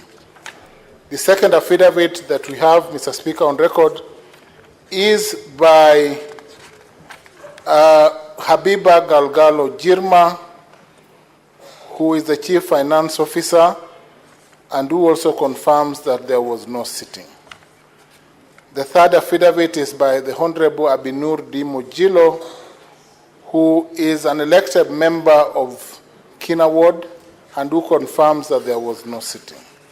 The next affidavit is by Honorable Dibab Rishad Ali, who is the duly elected County Assembly of Isiolo member for Garbatula Ward, who also confirms that there was no sitting. Lastly, Mr. Speaker, and this is important, Shaban Mzungu, whose affidavit appears at page 46, confirms that on the 18th the assembly was locked. On the 26th, the members were able to get in the assembly for 10 minutes and walk out. And that is where the substantive question as to whether there were proper recordings. Unfortunately, Mr. Speaker, this afternoon, I thought that counsel for the county assembly would have responded to the technical issues raised as to whether or not there was a sitting through the law. But unfortunately, Council Mawera fell into the tricks of his submissions by playing two videos that did not have voice recordings and that went, Mr. Speaker, to admitting that there were no proceedings at the assembly. It's very, very unfortunate that this case has to die. Mr. Speaker, I was prepared to proceed to the substance of the hearing. Senator Seki.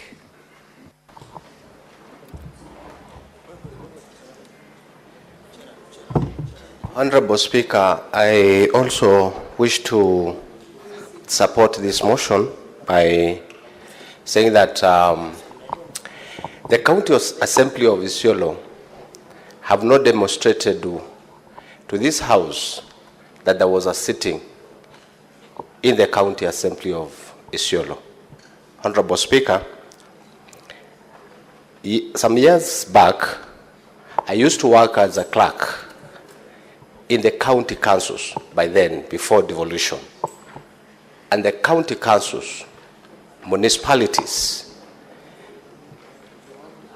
councillors respect also the law. And they used to work or even to deliberate in the chamber. The reason why we have the chamber is there is a reason as to why we have the chamber. It is very difficult and it will not be proper for the county assembly to come to this House with an allegation that they had a meeting, the assembly sat, there is no video, no audio to this House, and they believe that we'll agree to them.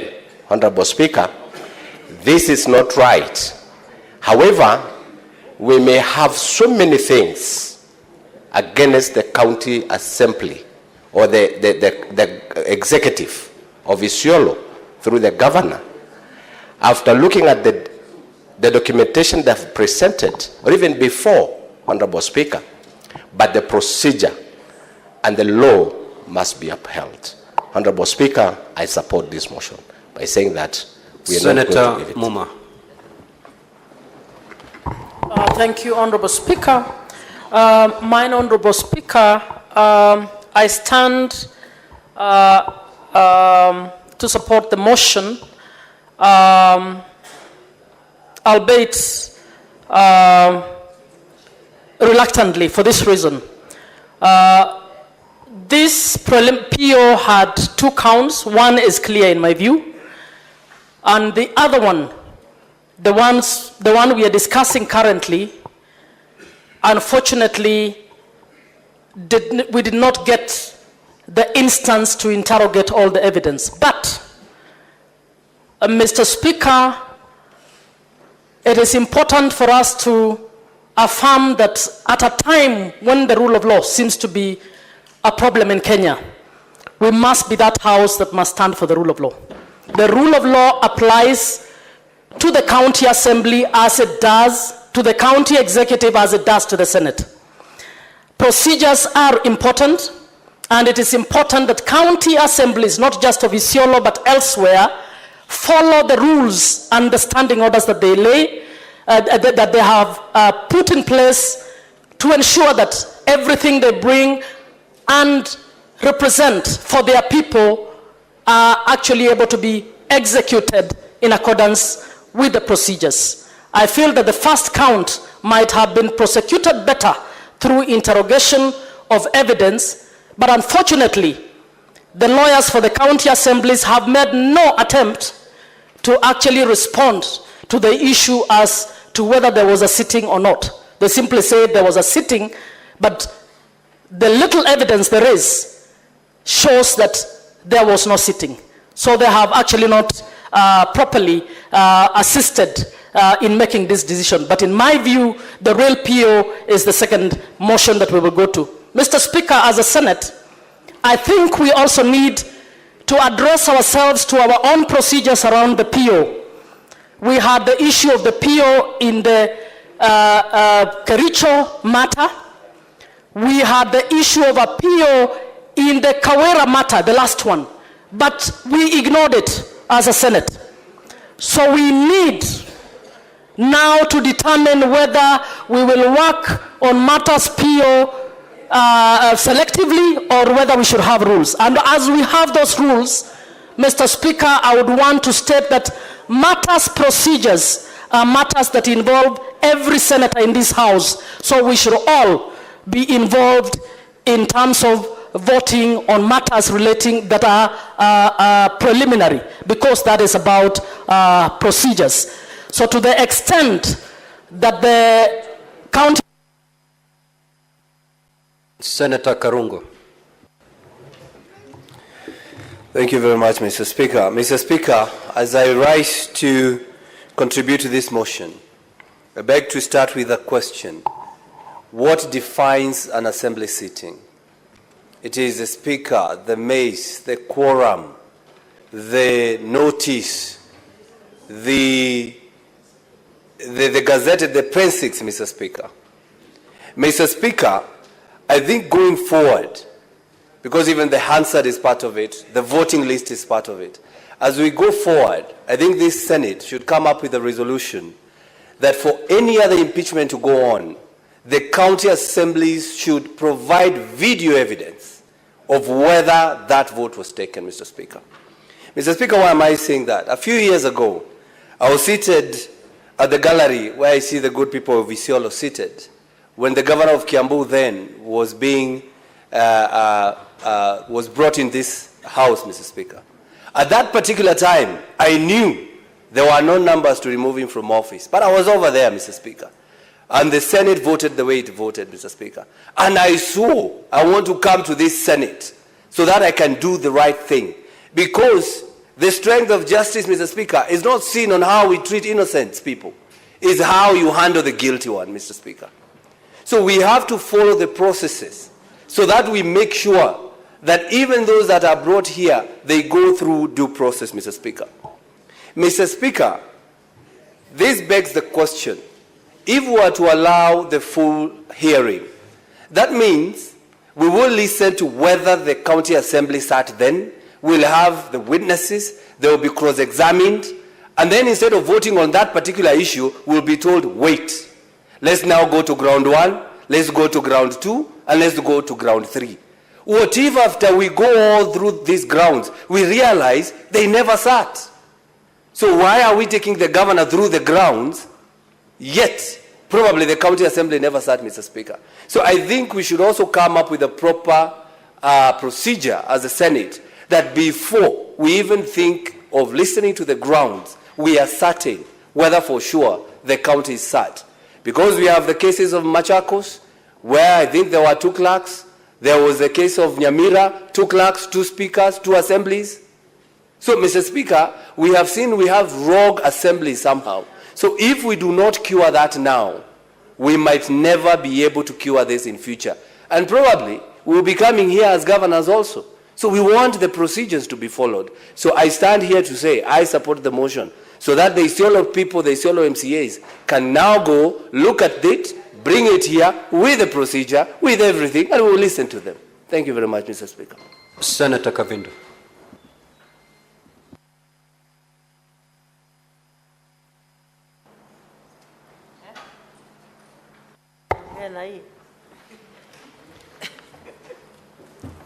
Thank you, Mr. Speaker, for giving me this opportunity. And before I contribute, I want to correct the senator for Kiambu that Machakos, we did not have any two clerks at any time. Maybe you are referring to another county in Ukambani, but not Machakos. Mr. Speaker, I want to say very clearly that impeachment was meant to be a tool to bring good governance to counties. And Mr. Speaker, if this is the case, if we allow the assemblies to come up with issues without proper process and bring them to this Senate, and we contribute to it, Mr. Speaker, I don't think we'll be doing justice to the counties. And yet we senators are defenders of devolution. I know there are issues in Isiolo, but it is yet to be determined whether there are issues for impeachment. But before that is determined, Mr. Speaker, we want to know if due process was followed, and listening to the county assembly's lawyers, Mr. Speaker, they did not clarify completely or address us completely that there was any sitting on the 18th of June and the 18th of and the 26th of June. And so, Mr. Speaker, I want to say, according to how they represented themselves, there was no sitting at the county assembly. And so this motion, I support it, and I say that we cannot move to the next stage because there was no sitting. We have to follow due process to the latter, even as we impeach the governors. Thank you, Mr. Speaker. Senator Kenyo. Asante sana Bwana Spika kunipa fursa hii. Kwanza kabisa swali ambalo napaswa kujiuliza, pingamizi hii ya awali inaletwa kwa nini? Bwana Spika, ni vizuri kwa sababu sisi katika seneti hii na vile vile katika gatuzi zetu wote vile tunapaswa kufanya ni kufuata sheria, kwa sababu ni kinaya, Bwana Spika, ikiwa sisi ndio tunatunga sheria lakini sheria zenyewe hatuzifuati. Ukiangalia katika taarifa rasmi ya bunge ya Isiolo, hakuna kikao chochote, Bwana Spika, kilichofanyika. Kwa hivyo ikiwa hakukuwa na kikao chochote, Bwana Spika, sioni ni kwa nini tunapaswa kuwa tukishughulikia jambo hili. Tunapaswa kuwa tukisema ya kwamba, Bwana Spika, ikiwa kikao hakikuweko, na hapo ndipo ambapo kungekuwa ukishughulikiwa haya mambo, Bwana Spika, katika seneti hii tunapaswa kusema ya kwamba hilo pingamizi la awali tunalikubalia, ndiposa sheria ziweze kufuatwa, Bwana Spika. Kwa sababu utaratibu wa sheria usipofuatwa, itakuwa hakuna jambo tunalofanya hapa. Nilisikia kiongozi wa wengi na nimesikiza seneta wenzangu, nimemsikiza Faki akisema ya kwamba ati tuendelee kusikiza ushahidi wa kutosha na tunaweza tukapata mambo mengi zaidi. Bwana Spika, ikiwa sheria haikufuatwa kuanzia mwanzo, sioni haja yoyote ya sisi kusikiza kesi hii, kwa sababu, Bwana Spika, wanasema ya kwamba usikate kanzu kabla ya mtoto kuzaliwa. Sisi wenyewe hatuwezi kusikiza. Tunajua ya kwamba katika gatuzi nyingi kuna shida nyingi. Laikipia kuna shida, Nandi kuna shida, vile vile Isiolo kuna shida, lakini hatutatafuta shida bila kufuata utaratibu wa sheria, Bwana Spika. Na ni kinaya kwa sababu sisi ndio tunatunga sheria.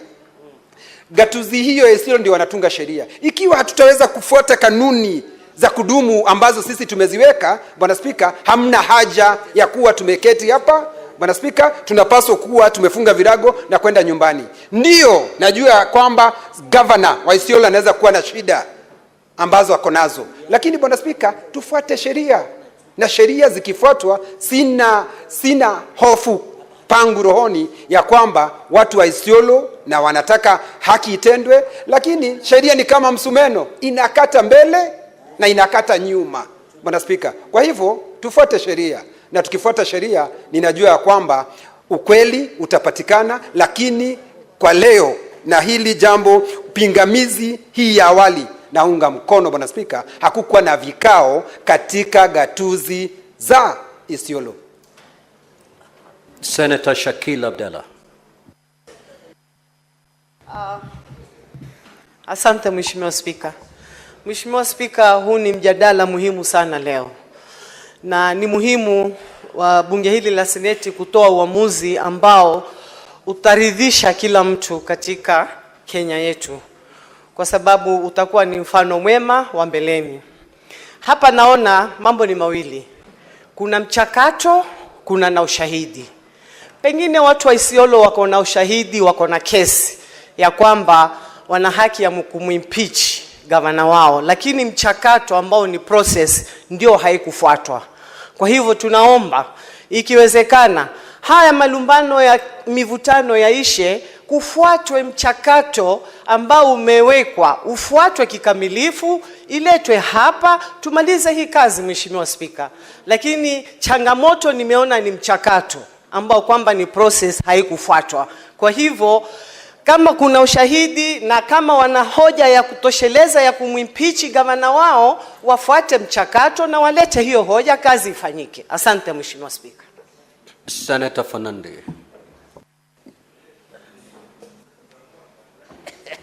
Mr. Speaker, you need to protect me from majority leader. He's saying something in my local language. Mr. Speaker, from the beginning, under Article 126, Mr. Speaker, the law is very clear on the sittings of Parliament. Mr. Speaker, if some of us are saying process is not important, the process and outcome is as important as the law. In Raila Odinga case, in the petition of 2017, Uhuru Kenyatta's win as the president was nullified because of only process. So if the highest court, the Supreme Court of the Republic of Kenya, has given direction and the weight on the issue of process, Mr. Speaker, who are we? Mr. Speaker, the Senate cannot participate in settling clanism, regional or any politics before. We only deal with the rule of the law, which involves the Constitution and the process, Mr. Speaker. Mr. Speaker, the reading of Standing Order 65 of Isiolo County Assembly Standing Orders and Standing Order R36 is very clear on the sittings and the procedure of impeachment of the governor. Mr. Speaker, we have had cases where there were two clerks, there are conflicting gazette notices, and Mr. Speaker, for House to be functional, it should be in a gazetted place. We should have a speaker, we should have a mess, we should have House Business Committee that has sanctioned the order of the House.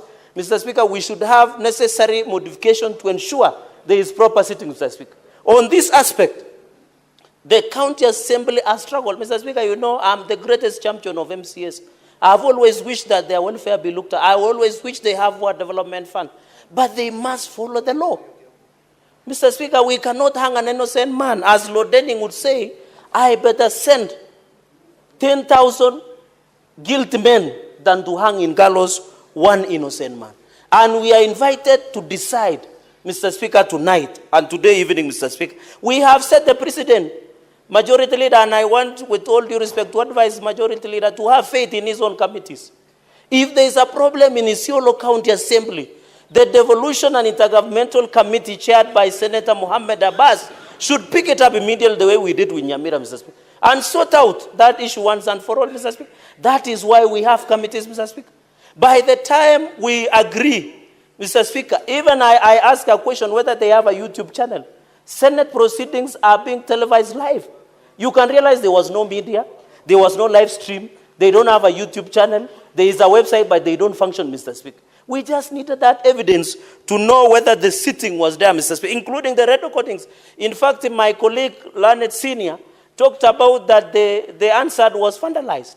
Then how did you cook the Hansard reporting before the House? Mr. Speaker, we know there are people who are expert in cooking chai and mandazi, but Senate cannot be part of icing or putting any kachumbari into the process that have been. Mr. Speaker, I support this motion. Senator Hamida Kibwana. Asante Bwana Spika. Bwana Spika, mchakato wa kung'oa kiongozi aliyechaguliwa na watu kusema kweli si jambo rahisi, ni jambo zito. Kwa hivyo hapa Seneti wanauliza kitu kidogo tu, kuwa ushahidi uko wapi. Na mimi langu sitazungumza sana, ni kuuliza tu kama kuna ushahidi wowote ungeletwa na tuweze kuendelea. Na tulikuwa hatuna haraka yoyote. Kwa hivyo kama hamna ushahidi wowote, na kweli tumeona video na tukajaribu kuuliza maswali na bado hayako, na maswali yenyewe tumejibiwa kuwa kulikuwa hakuna kikao. Kwa hivyo nasikitika tu sana kuwa labda huu ushahidi umeletwa kabla walikuwa hawajajitayarisha vilivyo. Kwa hivyo huu ni kiongozi anafaa kung'olewa, lakini pia ang'olewe kwa njia ya haki. Na mimi na support mjadala, nasema bado tunangoja kama kuna ushahidi wowote, lakini kama hamna ushahidi ni masikitiko makubwa kuwa hatuwezi kuendelea na kukata sisi kama majaji mambo hayo tuyamalize kama hatuna ushahidi wowote. Asante Bwana Speaker. Senator Wamatenga.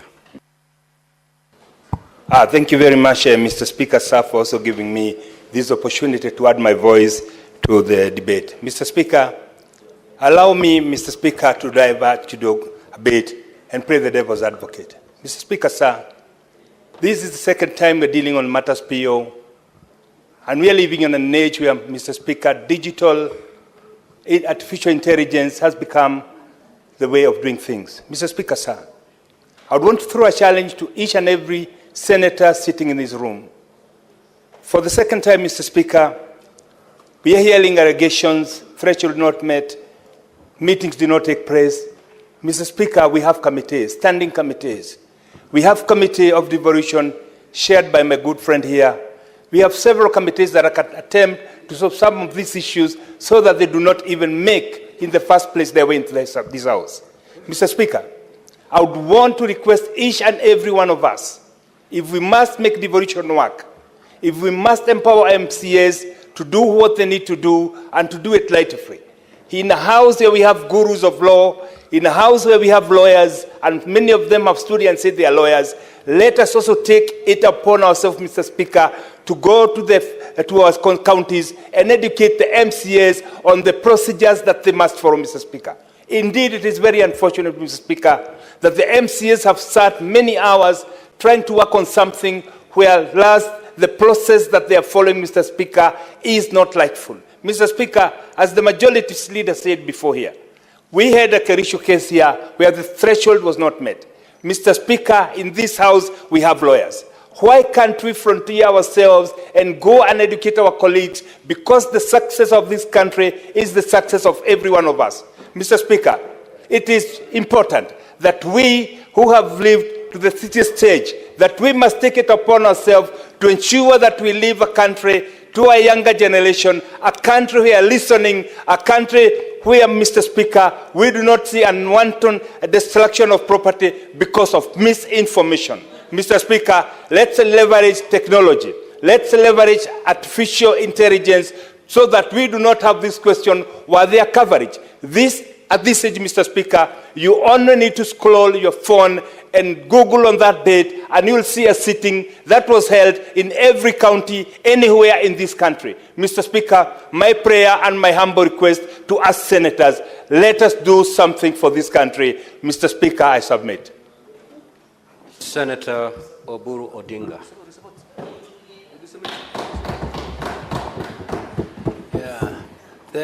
Thank you, Mr. Speaker, sir. Mr. Speaker, sir, this is a very, very important case before the Senate. And, Mr. Speaker, we must do justice. And to do justice, Mr. Speaker, we must follow the law. And we must follow the law strictly, Mr. Speaker. Mr. Speaker, the burden of proof lies with the accuser. The person who is accusing is the one who has the burden of proof. And we cannot teach people bad habits. We don't want to teach our counties bad habits where they bring half-baked evidence, or they don't want to bring, maybe they hide some, or they don't want to bring, or they bring those which are not convincing to us as senators. And they expect us to just act on them and approve whatever they are bringing. Mr. Speaker, we must teach them good habits. And the process is just as important as the substance itself, Mr. Speaker. So as much as we would like, and I would have liked to hear this case through, I would have liked to hear it all through so that we know the problems in Isiolo. I have not been to Isiolo for a very long time, and I would have liked to know, and we don't want the Isiolo people to continue suffering. But if this case is as serious as the MCAs want us to believe, let them go back and prepare properly and bring it back so that we can and follow all the procedures. Mr. Speaker, I don't want to say much more than that, but I support that we send this matter back and let them, because I believe there was no meeting. I believe that from the facts presented to us here, personally I'm persuaded, Mr. Speaker, that there was no meeting to impeach the governor, and therefore we cannot act on facts which were created thereafter. They should have been created before and thought about thoroughly. Thank you, Mr. Speaker. Senator Chimera. Thank you, Mr. Speaker.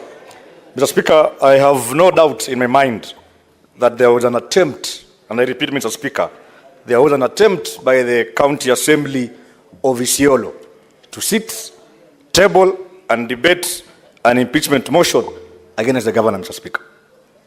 As to whether, Mr. Speaker, the County Assembly of Isiolo indeed sat is the crux of the matter that this Senate has been invited, Mr. Speaker, to make a determination on, Mr. Speaker. Mr. Speaker, I have listened to arguments from my many colleagues. And, Mr. Speaker, the good Senator for Nandi, Senator Charage, Mr. Speaker, with tremendous respect, being my learned junior, Mr. Speaker, has told you, or rather told this House, that the law is clear, Mr. Speaker. But I want to say, Mr. Speaker, in this matter, Mr. Speaker, the law is not clear, Mr. Speaker. In this matter, Mr. Speaker, the law is two-pronged. Can I be heard in silence, Mr. Speaker? What is your point of order, Senator Fernandez? Point of order, Mr. Speaker. Understanding Order 101, there are contents of speech. Why is he discussing my competence and ability, which precedes me? Mr. Speaker, instead he should withdraw and apologize. He should not behave like a librarian somewhere who tried to say it to me. Mr. Speaker, senators. Mr. Speaker, you had made a ruling that if a senator or anybody should not be discussed, Mr. Speaker, he should withdraw and apologize. Or we can go and bring a court order against him. Order, Senator Manzo. Senator Fernandez, when were you admitted to the bar? Mr. Speaker, I decline to answer because I'm not on trial. I'm not on trial. Am I on trial? I'm not, Mr. Speaker. Very well. So he should withdraw and apologize. Senator Chimera, conclude your submissions. Thank you, Mr. Speaker, for that protection. Mr. Speaker, I was telling the good senator, and by extension the whole Senate, that the law is two-pronged. It is procedural, it is equally substantive, Mr. Speaker. Mr. Speaker, as the law is procedural, we all know there's a procedure, even in county assemblies, as to the question of trying to removing a sitting governor, Mr. Speaker. Mr. Speaker, counsel for the governor have ably tabled documents in form of affidavits that actually speak to whether the assembly sat or not, Mr. Speaker. On the contrary, Mr. Speaker, we have not seen any document, Mr. Speaker, from the county assembly that seeks to either concoct and say that there was even an order, Mr. Speaker, just to prove to this House that, Mr. Speaker, indeed, there was a special sitting that sat, debated, and passed a resolution, Mr. Speaker, towards removing the government, Mr. Speaker. Mr. Speaker, what is good for the goods, Mr. Speaker? What is the point of order, Senator for Kericho? Mr. Speaker. You see, Mr. Speaker, I have really tried to restrain myself not to interrupt colleagues because I believe it's a respectful thing to do. But also I wish that the same respect that we accord to each other, we pass it to the county assembly because they are an equal entity just like us. It is not proper, Mr. Speaker, for a colleague to rise and state that there was nothing that shows that there was a sitting in the county assembly, including an order paper, while volume 3 of the document of the county assembly has all those documents, Mr. Speaker. Is it really fair? That's why I want to ask colleagues, even as you debate, I'm not saying I want to inform how you will vote, but be fair to the County Assembly, Mr. Speaker. Don't castigate them on lies. Senator Chimera, be factual in your submissions. Proceed. May proceed, Mr. Speaker. Mr. Speaker, what I was saying is, what is good for the goods, Mr. Speaker, must equally be good for the gander. Mr. Speaker, the last impeachment we had here was about the governor of Kericho, Mr. Speaker. And this Senate unanimously, Mr. Speaker, terminated proceedings at a PO level, Mr. Speaker. What has so fundamentally changed that there was an issue of threshold then, and right now, Mr. Speaker, there's a PO, Mr. Speaker, that is equally technical, Mr. Speaker, and we are being told to close our eyes, Mr. Speaker, and allow the Senate to proceed and listen to this motion, Mr. Speaker. Yet, in the earlier impeachment motion, Mr. Speaker, we actually pronounced ourselves on the same, Mr. Speaker. Mr. Speaker, I want to say I support this motion, Mr. Speaker, and thank you for those many remarks, Mr. Speaker. Senator Wakoli.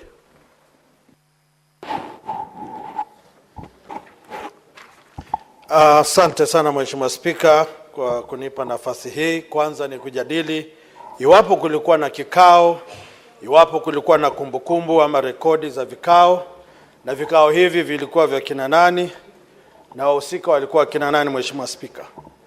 Jinsi nimeona vitabu vikiinuliwa hapa, Mheshimiwa Spika, ni kusema kwamba vikao vilikuwepo. Lakini cha muhimu ni kwamba vilikuwa vikao halisi ama vilikuwa vikao gushi. Na iwapo vilikuwa vikao halisi, ni lazima wajieleze. Jambo la pili, Mheshimiwa Spika, ni video ambayo nimeona hapa ndani ikionyesha ofisi iliyokuwa imevunjwa, vifaa vimebomolewa, na ikanipa taswira ya maandamano yaliyokuwepo juzi, Mheshimiwa Spika, kwamba kweli kule Isiolo kuna wahuni, kuna majambazi. Na iwapo ni hivyo, Mheshimiwa Spika, lazima tuwafuate, wakamatwe, kwa sababu wanahujumu shughuli za kaunti ya Isiolo. Mwisho kabisa, Mheshimiwa Spika, ni kwamba Waswahili husema kuku akijipata kwenye kesi ambaye mwewe ndio jaji atapata haki. Na jambo la pili, iwapo umewafuga kuku wamevuka ua na unampata mbweha anawaandama kuku wako, utamfurusha mbweha ama mkungute na fimbo alafu mkamate kuku mrudishe kwenye boma? Asante sana Mheshimiwa Spika. Senator Kathuri.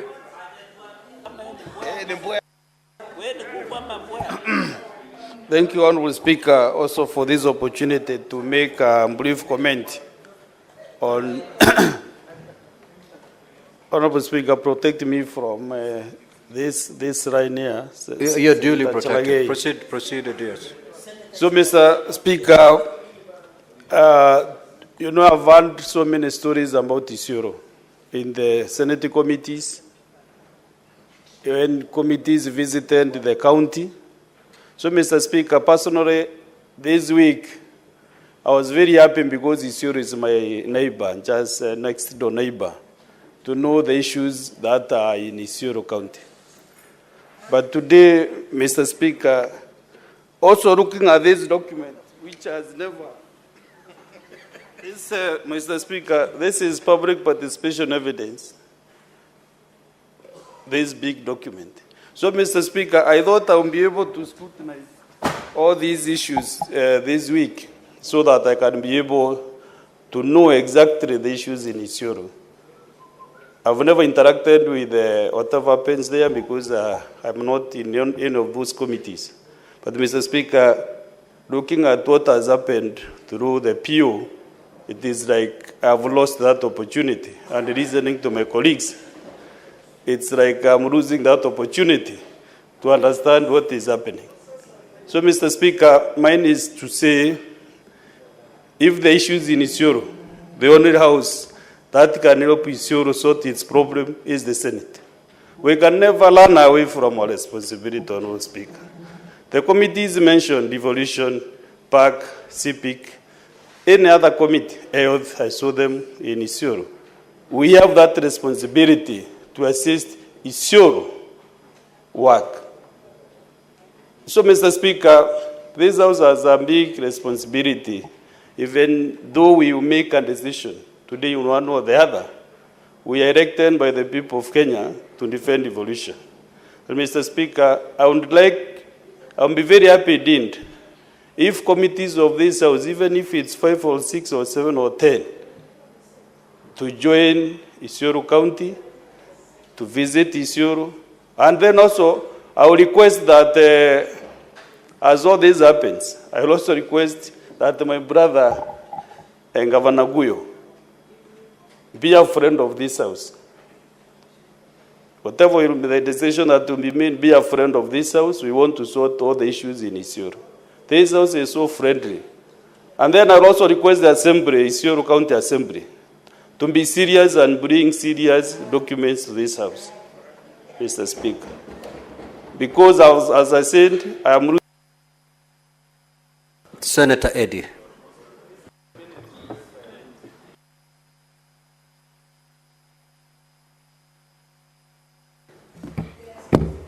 Mr. Speaker, the question that we are talking about here today is about procedural technicality versus substantive justice. Mr. Speaker, under Article 1 of the Constitution, the requirement and the process for removing a governor is stipulated. Under that article, then, we are told by the Constitution that Parliament shall enact laws for which that removal of a governor will take course. And those laws, Mr. Speaker, is you find that under the County Government Act, Section 33, this is where we are invited to look at the issue of removal of a governor. This is what the law says. A member of the County Assembly may, not shall, may, by notice to the Speaker, supported by at least a third of all the members, move a motion of the removal of the governor under Article 181. So I want you to note the word may, not shall.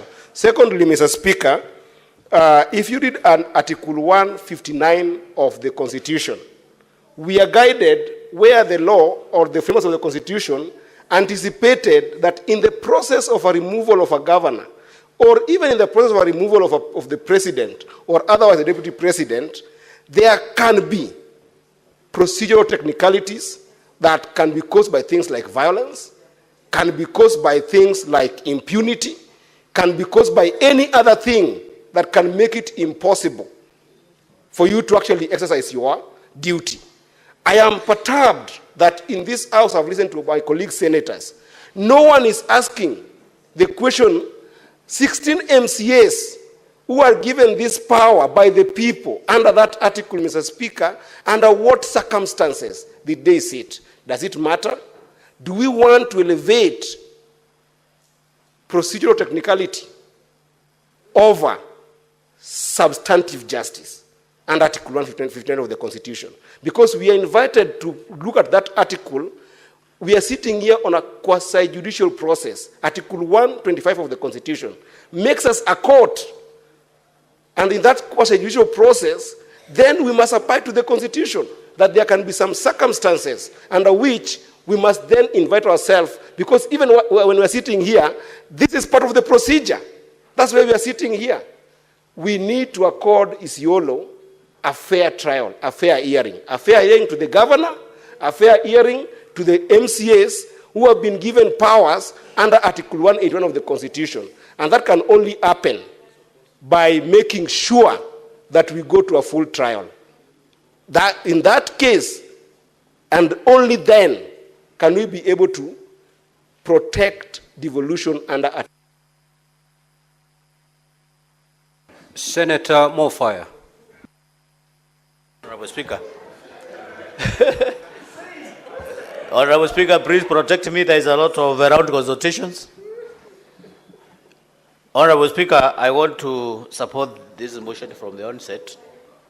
Honorable Speaker, as much as Isiolo residents deserve justice, the MCAs deserve justice, the governor also deserves justice. Honorable Speaker, I am an authority as far as county assembly matters are concerned. I have sat in county assembly for a decade as a member of county assembly. I know all the procedures. County Assembly, just like this House, Honorable Speaker, is a house of rule. We cannot have a situation where people would want to sit in some funny corners and purport to have sat down to impeach a governor. Honorable Speaker, we don't want to institute a president. We are senior brothers. We must be seen to be teaching county assemblies the best way to perform your duties.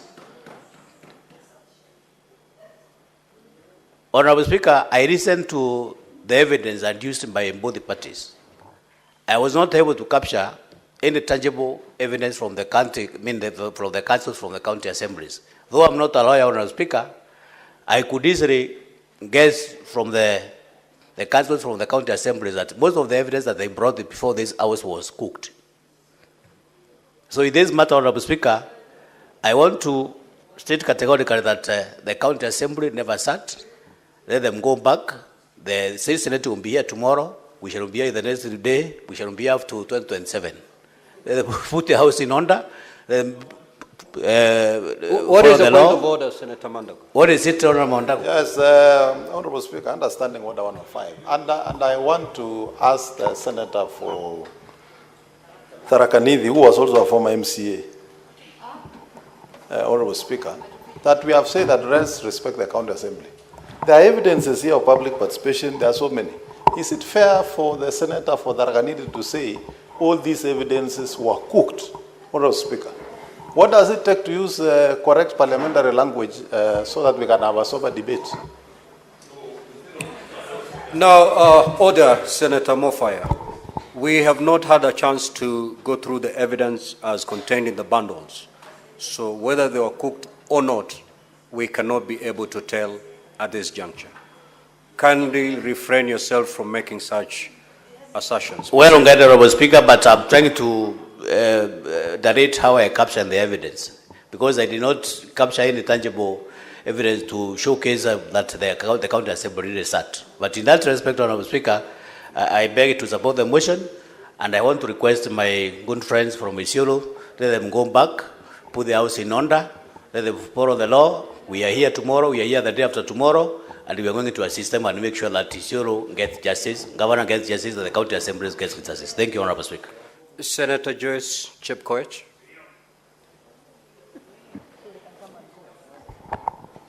Yeah, thank you very much, Honorable Speaker. Honorable Speaker, the county assemblies are a replica of the parliament.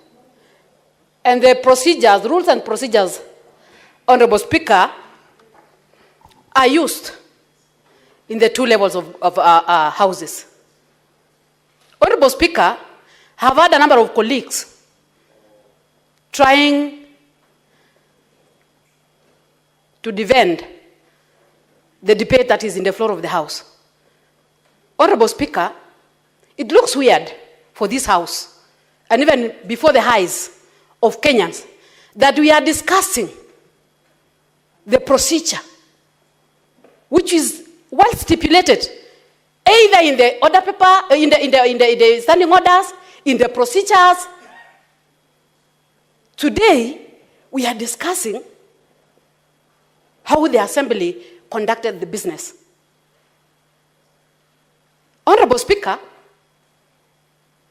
that aside, the biggest question that is running through my mind is, what do we do with the issue? Because it seems there is forgery of documents. There is doctoring of minutes.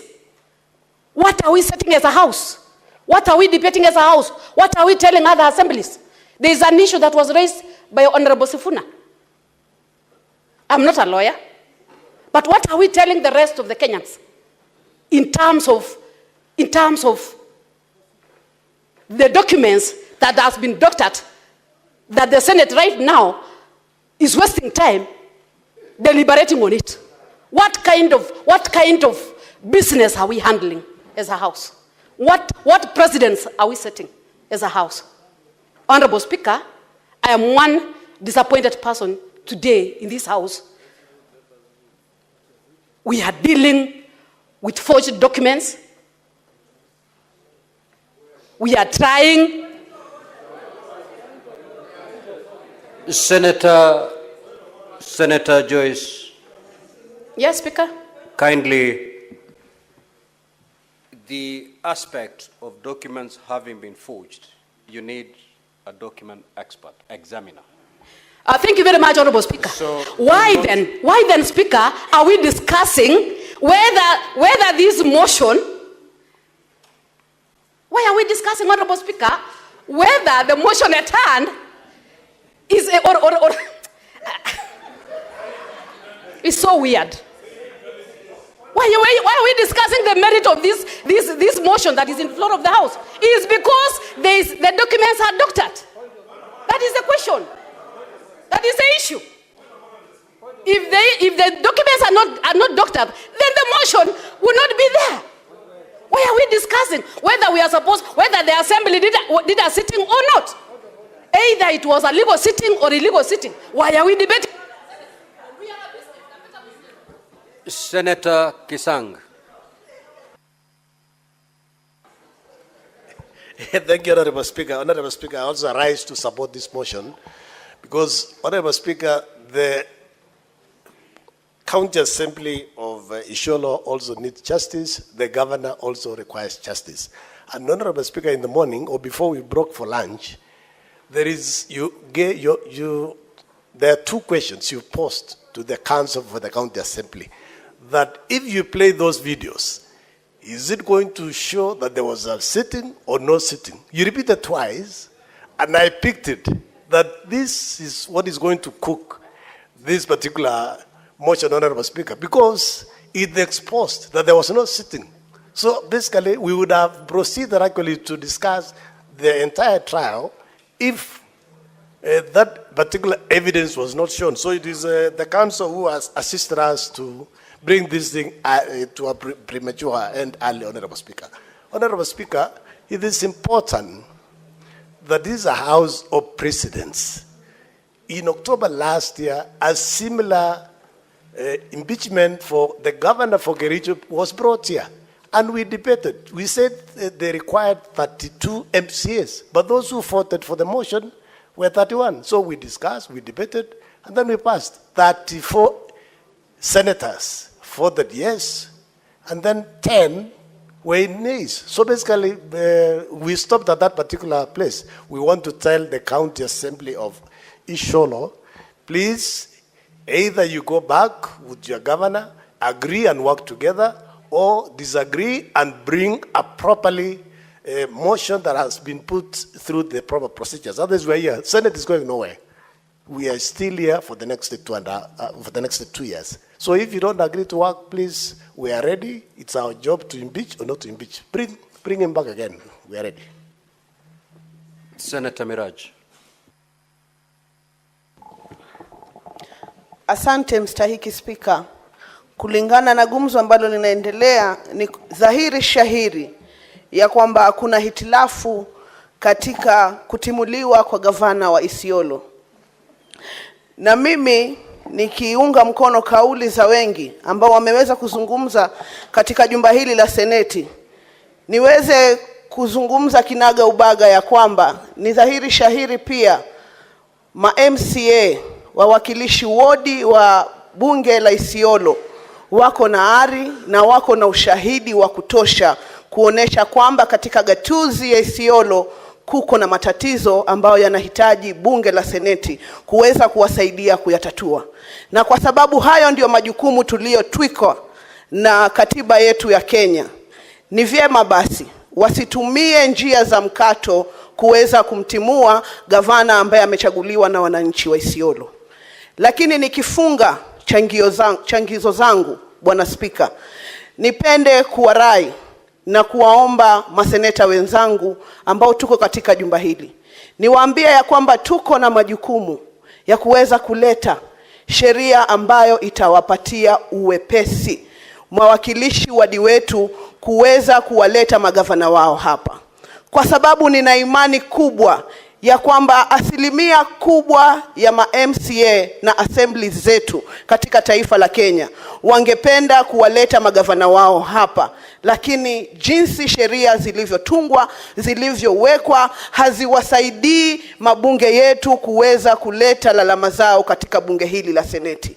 Haiwezekani ya kwamba ushahidi wa kutosha uko mbele yetu, lakini kwa sababu ya sheria ambazo tumezitunga sisi kama wajumbe katika taifa hili, zinaweka vikwazo ambavyo hatuwezi kuingia kuangalia ushahidi ule. Ingawaje ukweli ni mchungu, lakini sheria lazima isimame, kwa sababu ni msumeno unakata mbele na nyuma. Asante Bwana Spika. Senator Mundigi. Okay, asante Bwana Spika kwa kunipa nafasi niweze kuchangia mjadala wa kutimua gavana wa Isiolo.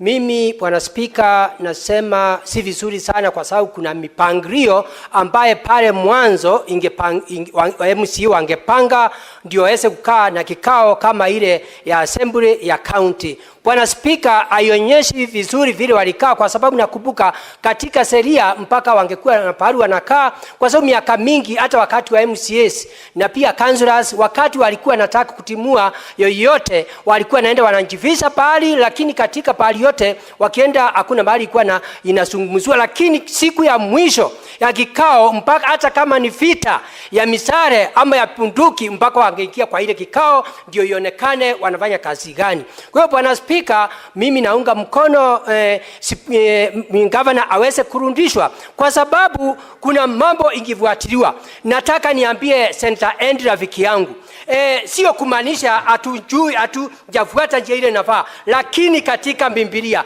na katika Qur'an kuna kitu inasema kuna mtu mmoja katika Biblia ya Qur'ani alijenga nyumba, lakini mmoja akajenga kwa mawe na mwingine akajenga kwa mchanga, lakini wakati mvua ilikuja ile ya mchanga iliteremka. Kwa hivyo wacha hii nyumba ya Isiolo ya MCA iteremke, na itakuwa ni funzo kwa kaunti yote 47 ndio wawe na mwanzo wa kufuatilia sheria vile tutakuwa tunatimua mangavana.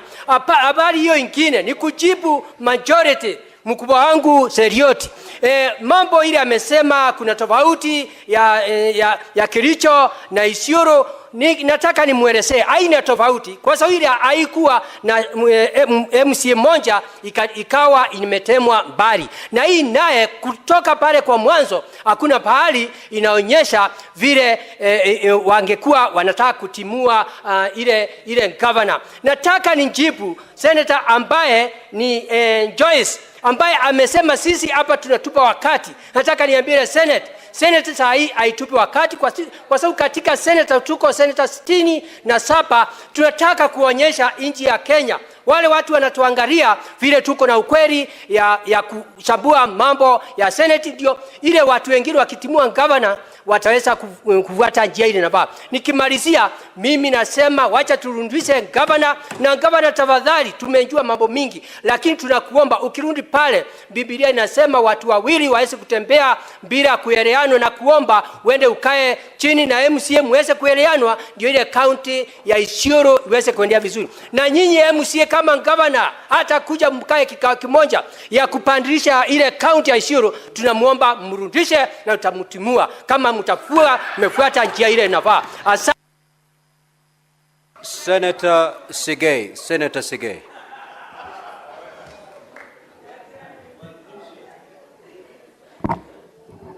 Thank you, Mr. Speaker. Allow me to read an excerpt from a decision of the court on impeachments. This is what the court said.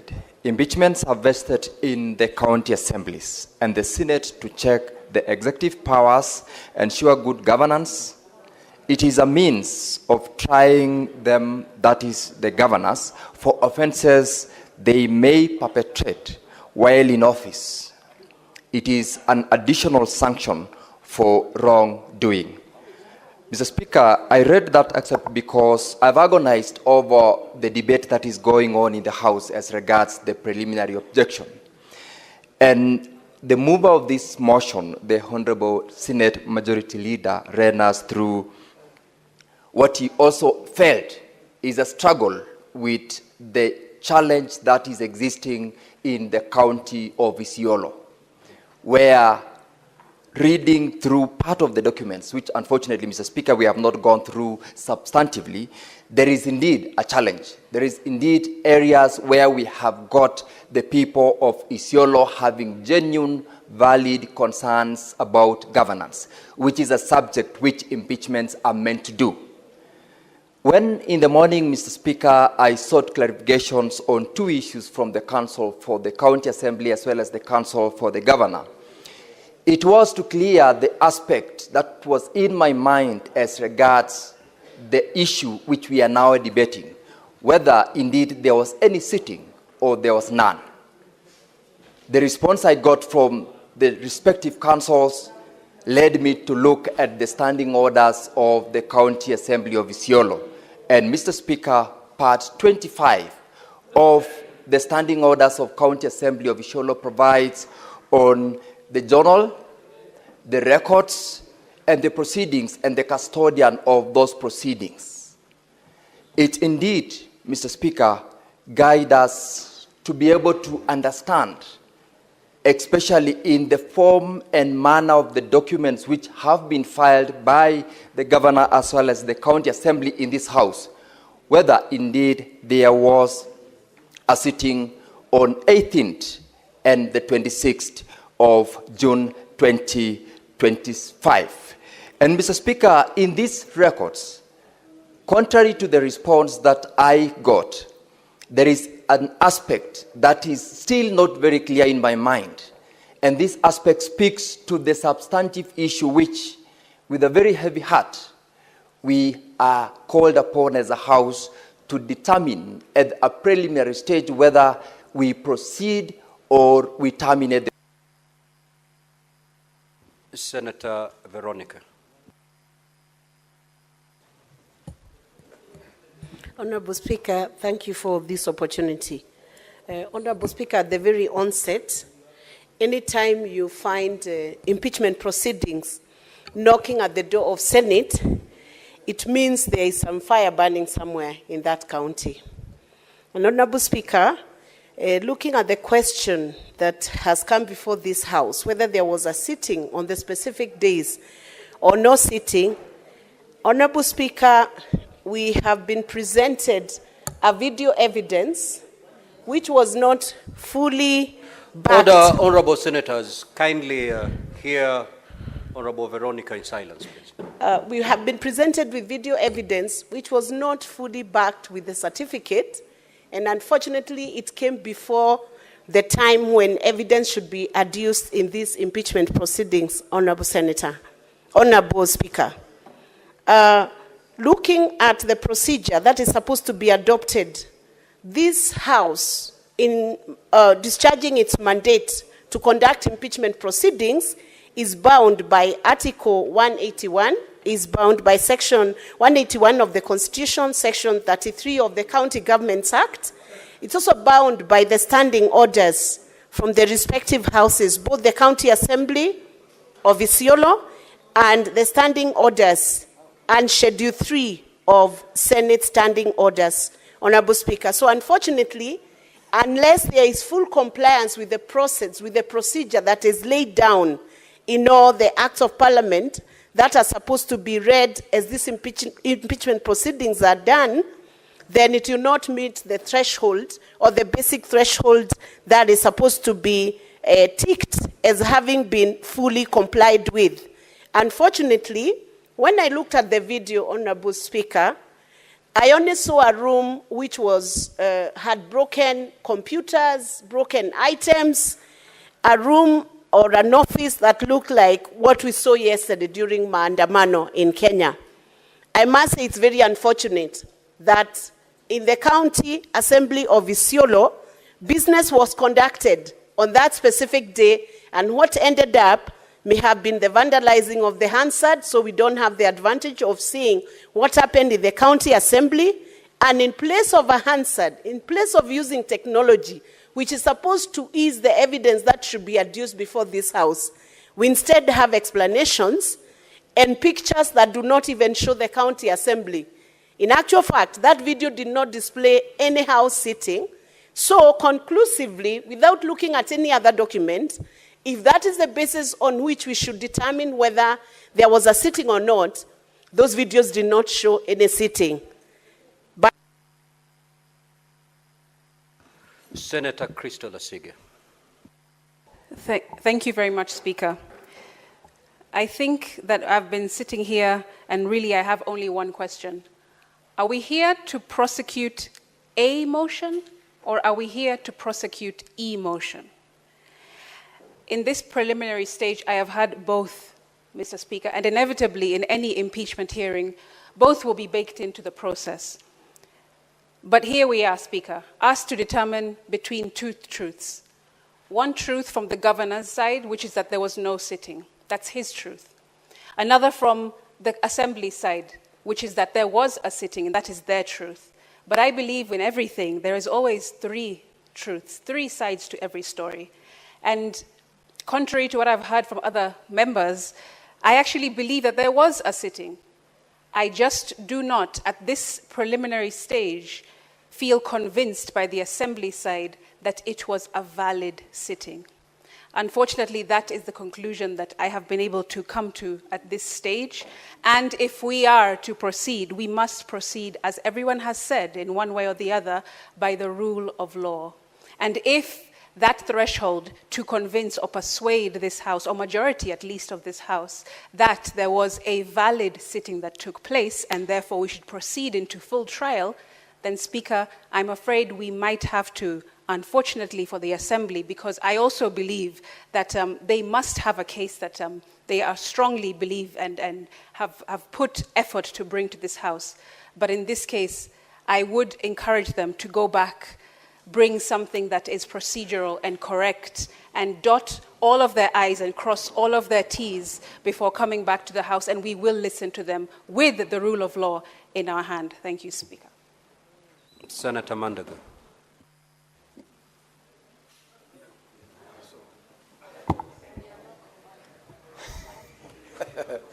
Thank you very much, Honorable Speaker. Honorable Speaker, first I rise to oppose this motion, Honorable Speaker, that we should not terminate these proceedings at these preliminary stages, Honorable Speaker, because there is evidence that there was a sitting, Honorable Speaker, as per what has been adduced by County Assembly, Honorable Speaker. Honorable Speaker, the governor of Isiolo was impeached by 16 members of County Assembly out of 18, Honorable Speaker. It's a record of a 95% attendance and Speaker of impeachment.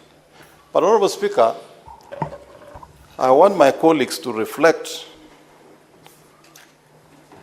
on the roles of Parliament, Honorable Speaker, and the powers of this House, Honorable Speaker. Honorable Speaker, under Article 125, this House has the power to summon appearance and evidence, Honorable Speaker, and that is why we are here today. In exercising that authority, Honorable Speaker, the Senate and Parliament is acting as a to the level of a judiciary, Honorable Speaker. And if you look at the judicial authority under Article 159, Honorable Speaker, there is no reason absolutely as to why, at this stage, Honorable Speaker, we should terminate the proceedings on technicalities, Honorable Speaker. Honorable Speaker, Article 159(1), the judicial authority is derived from the people and it vests and shall be exercised by the courts and tribunals as established by or the Constitution, Honorable Speaker. Honorable Speaker, if you read Section D, justice shall be administered without undue regard to procedural technicalities, Honorable Speaker. Honorable Speaker, we should allow this process to go to its logical conclusion. At this stage, Honorable Speaker, we are not saying that the governor for Isiolo is guilty of the grounds that have been said, but we would want to listen to what the Assembly has given, Honorable Speaker. And Honorable Speaker, I want to also tell my friend, the Senator for Kakamega, Senator Bonica Luwale, a non-practicing gynecologist, Honorable Speaker, that when a mother is due to deliver, Honorable Speaker, and there is no delivery coach, you cannot ask that the baby goes back. You just deliver as is. Honorable Speaker, this motion of impeachment has started. We must proceed with it as is so that we can help the people of Isiolo.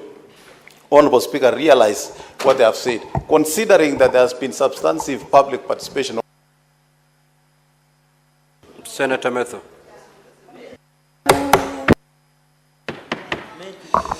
Mr. Speaker, sir, the Senate cannot be reduced to a theater of absurdity.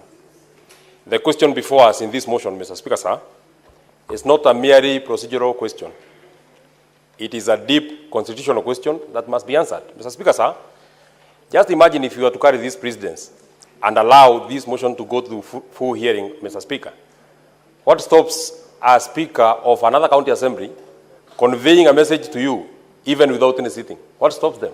Mr. Speaker, sir, we have been told by the leader of majority, who has been very sensational here when he's speaking, that we want to kill this motion at this level. Mr. Speaker, sir, that is actually not true. I want to disagree with the leader of majority. What we are saying is that if you have the members of the county assembly, just go back, bring a good motion, and we shall prosecute it. The Senate has not said that we are not ready to prosecute this particular motion. Mr. Speaker, sir, the senator from Mombasa has also alluded that let us just deal with this motion. If Governor Guyo is impeached, he can go to court. The prescription that the senator from Mombasa has given is that let us take poison and then we can take milk later. That shall not happen and we cannot do it. We cannot take poison as we are seeing. This motion is defective. There was no sitting of the county assembly. And so therefore, there is no recourse to it. Mr. Speaker, sir, I want to say, and I want to be very, very careful with the words that I want to choose so that I'm not disrupted by many people who want to disrupt us as we are speaking here. I do not like the leadership style of President William Ruto, but the Constitution does not give me a recourse. The Constitution does not allow me to, it has no room for my feeling.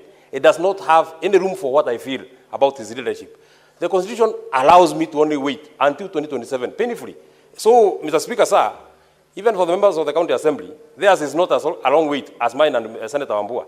Theirs is just going back. In fact, Mr. Speaker, I'm thinking in my mind, if they were to just go back to the county assembly and process this motion as it is supposed to be, we can't say that this motion has been lost, so they have to wait for 6 months, because there was no motion anyway, because there was no sitting anyway. They can sit tomorrow, process this motion, and bring it here and convey a message to you on Thursday. And we'll be here. Mr. Speaker, you can see, I woke up very early. You can see how I need to took care of my hair. You can look at me and see that I was very ready to prosecute the business of Isiolo, Mr. Speaker. So we shall be here and we shall be available. If you call us on a Sunday, we'll be here. If you call us on a Monday, we shall be here, so that we give justice to the people of Isiolo, including the governor, who is also a son of the county government of Senator Hezana.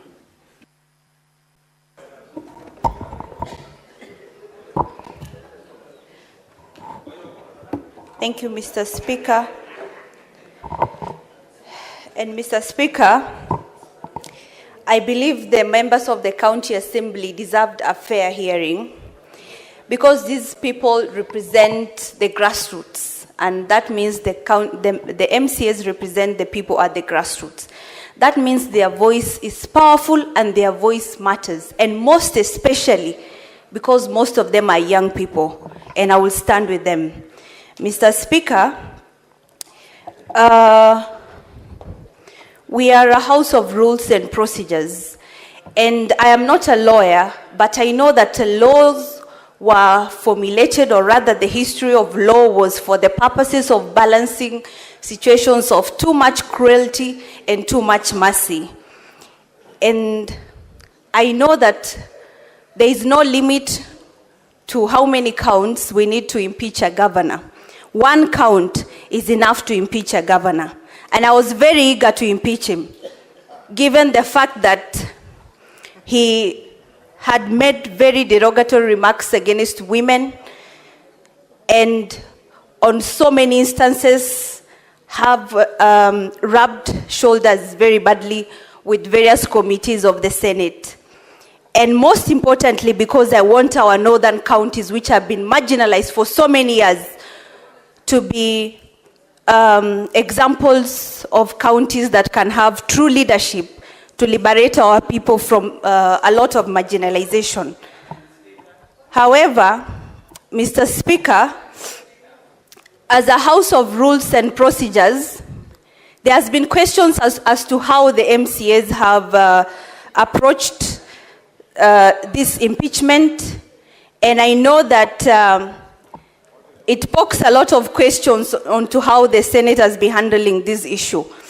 That means we need to do a lot of amendments. One, on at what level the Senate decides that this is a matter that can now come to the floor of the Senate and henceforth demand attention of the senators.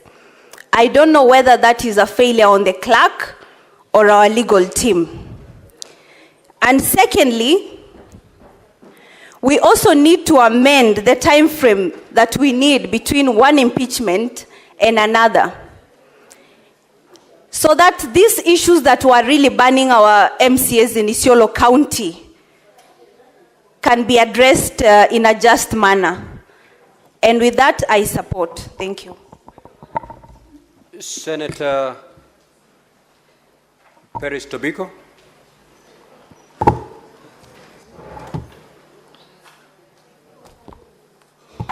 Thank you, Mr. Speaker. Mr. Speaker, thank you for this opportunity.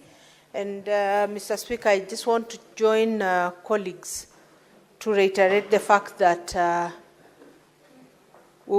this motion, we would have wanted to listen to the substantive part of the impeachment motion, Mr. Speaker.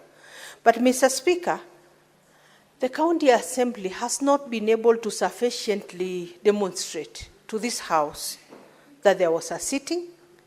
And, Mr. Speaker, even when they were given a chance, the lawyers of the County Assembly were given a chance to give evidence in terms of video clips, Mr. Speaker, they didn't take that opportunity to give us the sittings at the Assembly, Mr. Speaker. What they did is to show some place like an office, which definitely had been ramshackled in a way, Mr. Speaker, which did not show it's a chamber, Mr. Speaker.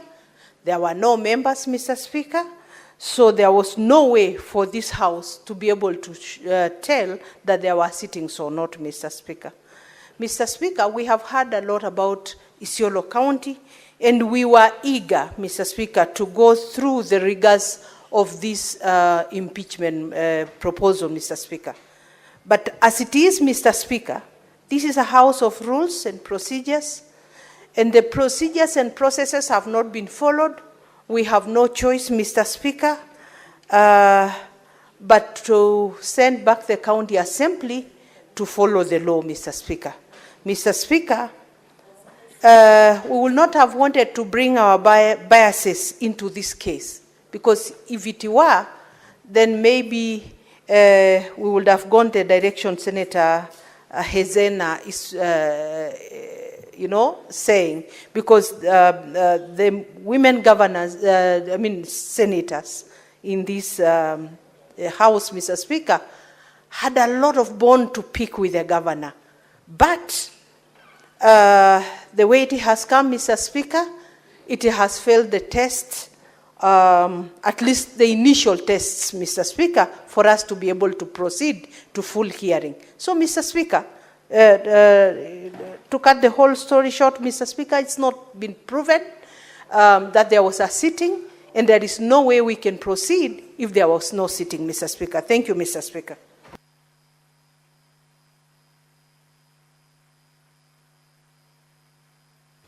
Senator Joseph Githuku, come on.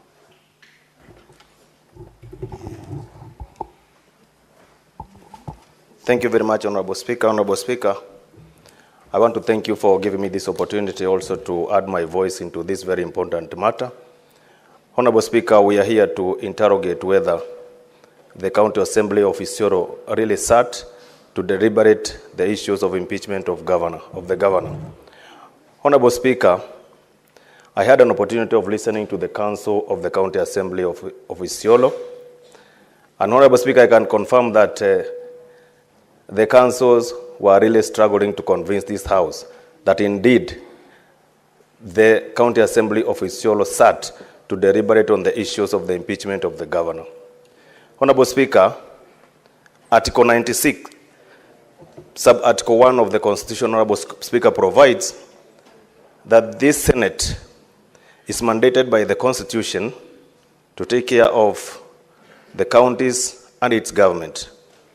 Honorable Speaker, I would urge that this House, Honorable Speaker, when we retreat to make a proper deliberation on whether this motion should continue or not, Honorable Speaker, I would urge this House to do the right thing and set a good precedent, so that, Honorable Speaker, we may not be judged wrongly, Honorable Speaker, by generations to come. Honorable Speaker, with that, I support this motion, Honorable Speaker. Thank you. Senator Tabitha Keroche.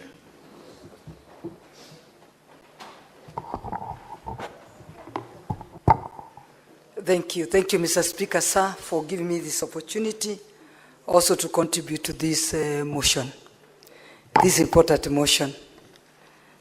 I think as I'm also thinking on what to say on this motion, I feel also the pain of Senator Joyce Correa, because I think we need to amend Article 181 of our Constitution, because if you look at what you've been doing here since morning, just to deliberate on something that we know that it didn't follow the right procedure, I think we need to have the Senate Legal Department, when we amend that Constitution, to ensure before any document on impeachment is brought to this House of ours, it's really checked whether it has made the ground and it has followed the right procedure.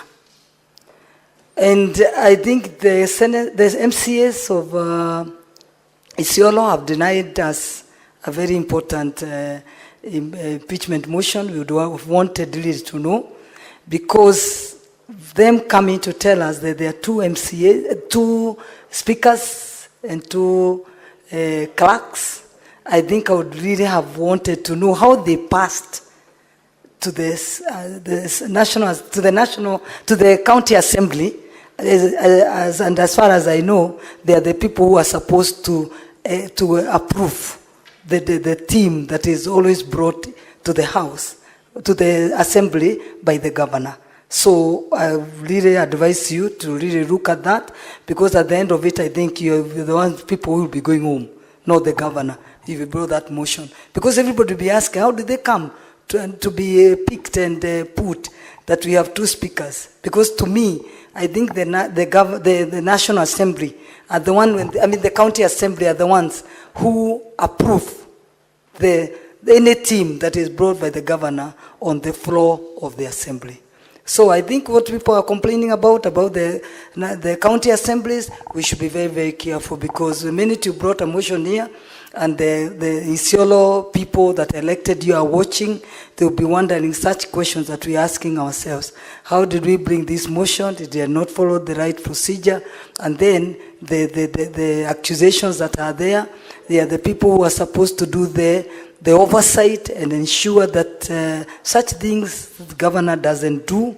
How do you approve and allow the governor to put in two speakers and two clerks?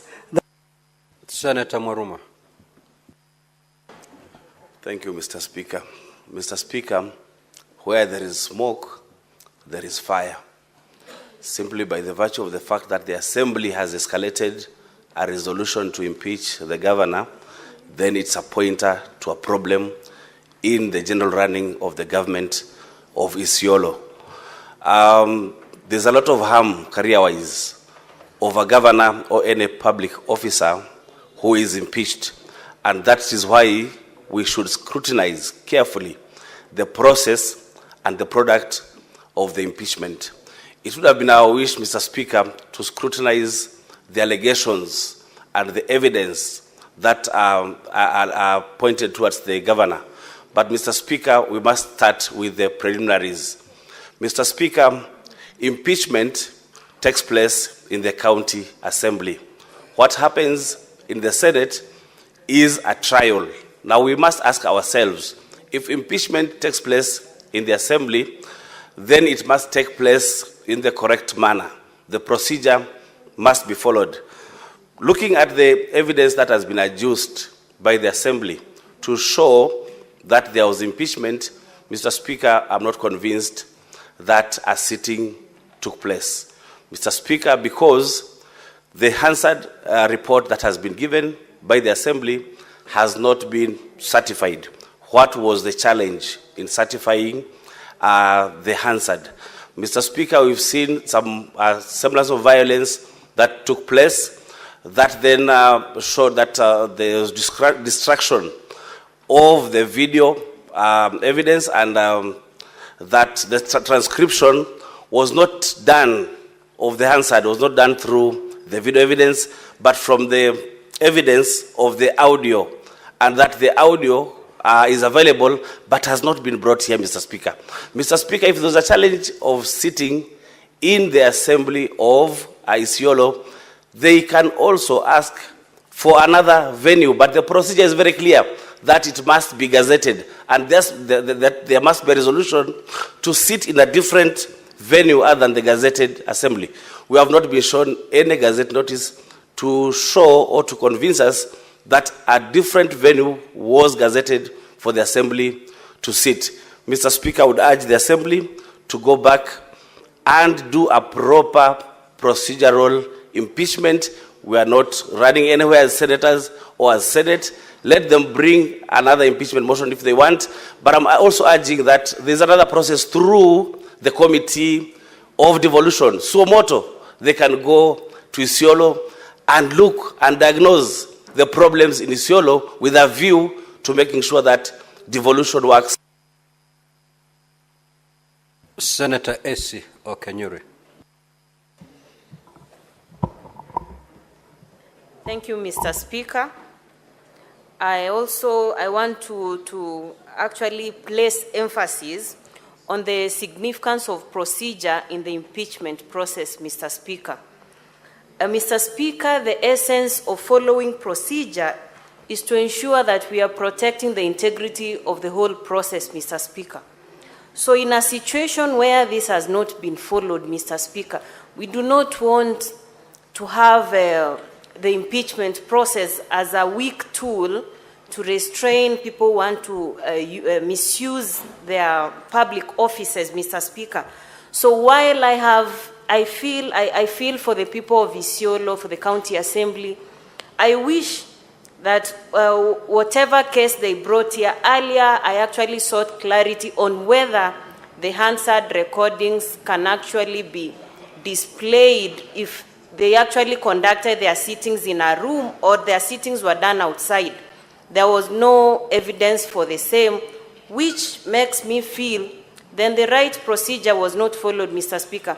We want to make this process so credible that any other governor who's brought to this Senate as a house of reason is able to go home knowing substantive justice was actually rendered to them.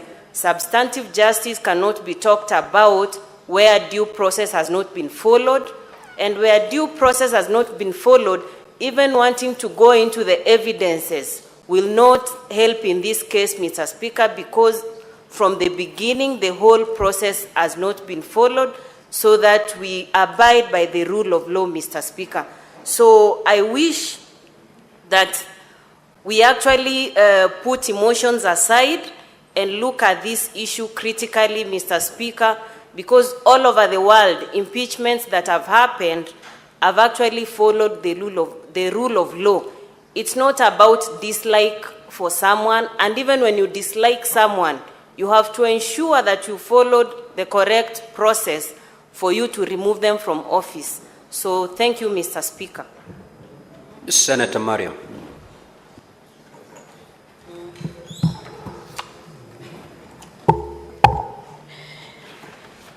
Thank you, Mr. Speaker, for giving me this opportunity. Mr. Speaker, I stand here to idle my voice that I oppose the motion, Mr. Speaker. Because, Mr. Speaker, when 16 MCAs come together for a motion of impeachment, Mr. Speaker, there must be a procedure which is supposed to be followed. Mr. Speaker, there is volume 3, which has order paper, hand sat, everything, Mr. Speaker. If at all, if there is no procedures, this whole document cannot be available to the Senate, Mr. Speaker. So on this ground, Mr. Speaker, I oppose and I say there is a meeting, Mr. Speaker. Thank you. Senator Professor Margaret Kamar. Thank you, Mr. Speaker, for giving me the opportunity. Mr. Speaker, I sit in the Committee of Devolution, and I was involved in the case of Nyamira. We were also involved in the case of Machakos, where we had, Machakos actually didn't have different speakers. Machakos, a speaker, just decided to close the assembly, Sindai, without involving anybody. And you look at these cases and you ask yourself, what kind of advice can we give as a committee? In the case of Nyamira, Mr. Speaker, we reached a point that we even invited the comptroller of budget, because the comptroller of budget was paying one line in the assembly and leaving out the other line. And we asked the comptroller of budget, who unfortunately or fortunately happens to have come from Nyamira, and we said, so who are you paying? Because they had two speakers, they had two clerks.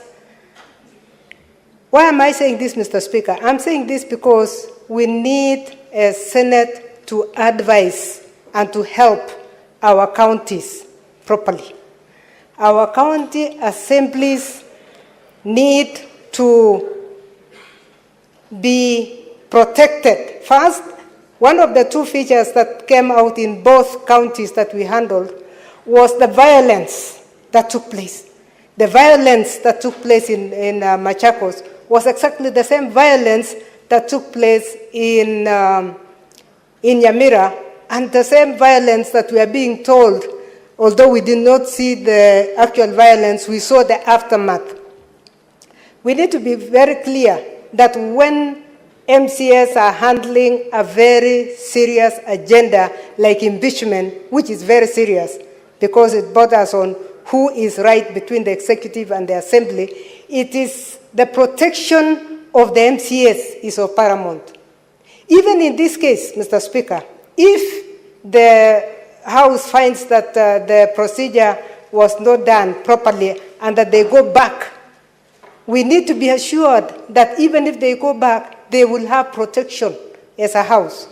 Because what we saw in Nyamira was a case where, gosh,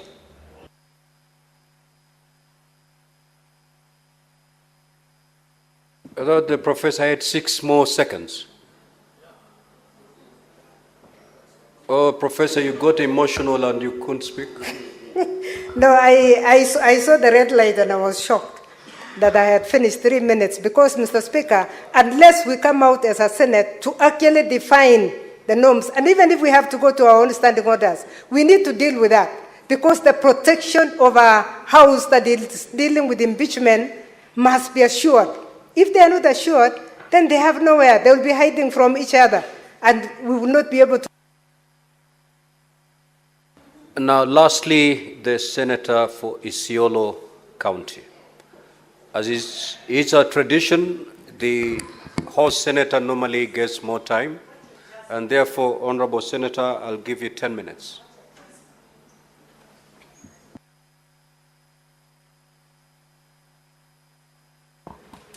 Thank you, Mr. Speaker, for this opportunity and again agreeing to give me more minutes. Mr. Speaker, I have been sitting in this House for the last 13 years. What I've seen today has never happened in the history of this year. Now, the matters of procedure, this is not a court of law, Mr. Speaker. Killing a motion at the PO level is disastrous.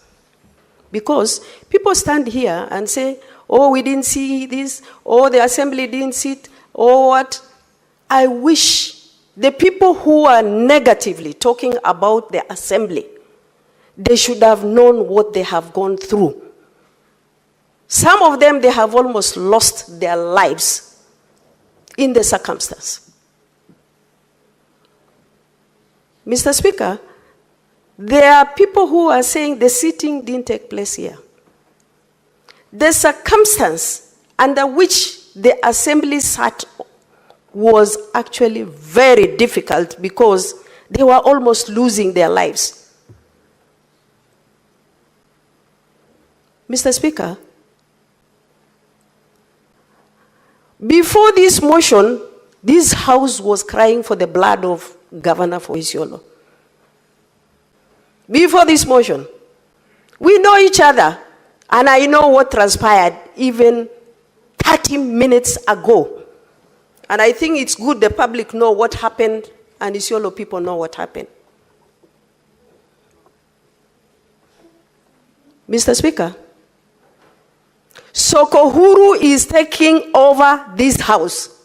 And I must say this. Mr. Speaker,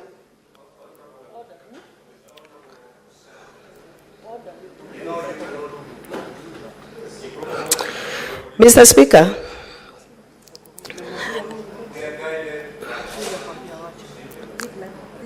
you cannot impute improper motive on your colleagues. If you want to proceed in that manner, you know what to do. Substantive motions. Mr. Speaker, let me proceed, and I will leave it at that. Isiolo is bleeding today. Isiolo is not safe today. The assembly is not safe after today. I am not safe after today. Isiolo people will not be safe after today. And I can see the people who actually normally fight me in the social media, they are all here watching. Already, tonight, you will see that chaos that will happen in Isiolo County. If only this house should have looked at the proceeding to the end, then you can be able to understand the veracity of this particular impeachment. But as it is today, Mr. Speaker, I don't think Assembly will have guts to bring in a motion to this house. Not only Isiolo, the whole country. Mr. Speaker, even the governors themselves, we stand here always criticizing the counties. We stand here talking about oversight. The oversight is killed today by the same house, Mr. Speaker. If the direction you are going to take is to kill the PO, Mr. Speaker, and I must be on record for this. Mr. Speaker, we have two speakers, apparently, where two members of Assembly have elected a speaker. The so-called clerk forged documents for election of the Assembly members. Government printer, a very sensitive department of this country, the heart of this country, gazetted a speaker who was elected by two members of Assembly. Where are we heading as a country? There was a commander of AP who was brought here to produce an evidence in favor of the governor. Does he sit in the house? What is his role? Security, as far as that proceeding was concerned, was actually compromised. Mr. Speaker. Today, you report a matter in Isiolo to DCI, to police commander. Nobody is taking action. Mr. Speaker, there is a young man who was beaten 2 days ago, fighting for his life in ICU, just simply because he's a blogger. Mr. Speaker, in this impeachment, there are people who have actually been injured and maimed. Somebody is standing here and saying, go and bring another motion. Mr. Speaker, let me say here that the Senate, if they are going to take the direction of killing the PO, you have thrown Isiolo to the dogs, you have thrown the assembly to the dogs, and if anything happens tomorrow, this house will be blamed. And I thank you, Mr. Speaker.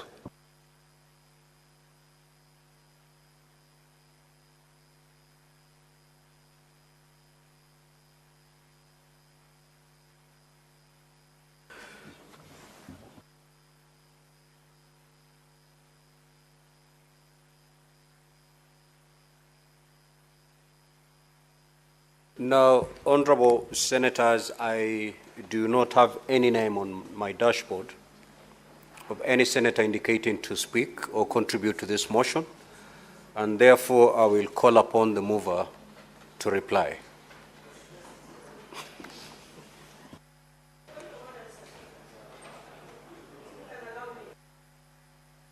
Senator for Isiolo, what is your intervention? Certainly it cannot be a point of order. Mr. Speaker, I will say on the floor of this house, I need protection. The assembly requires protection from the security agencies. I thank you.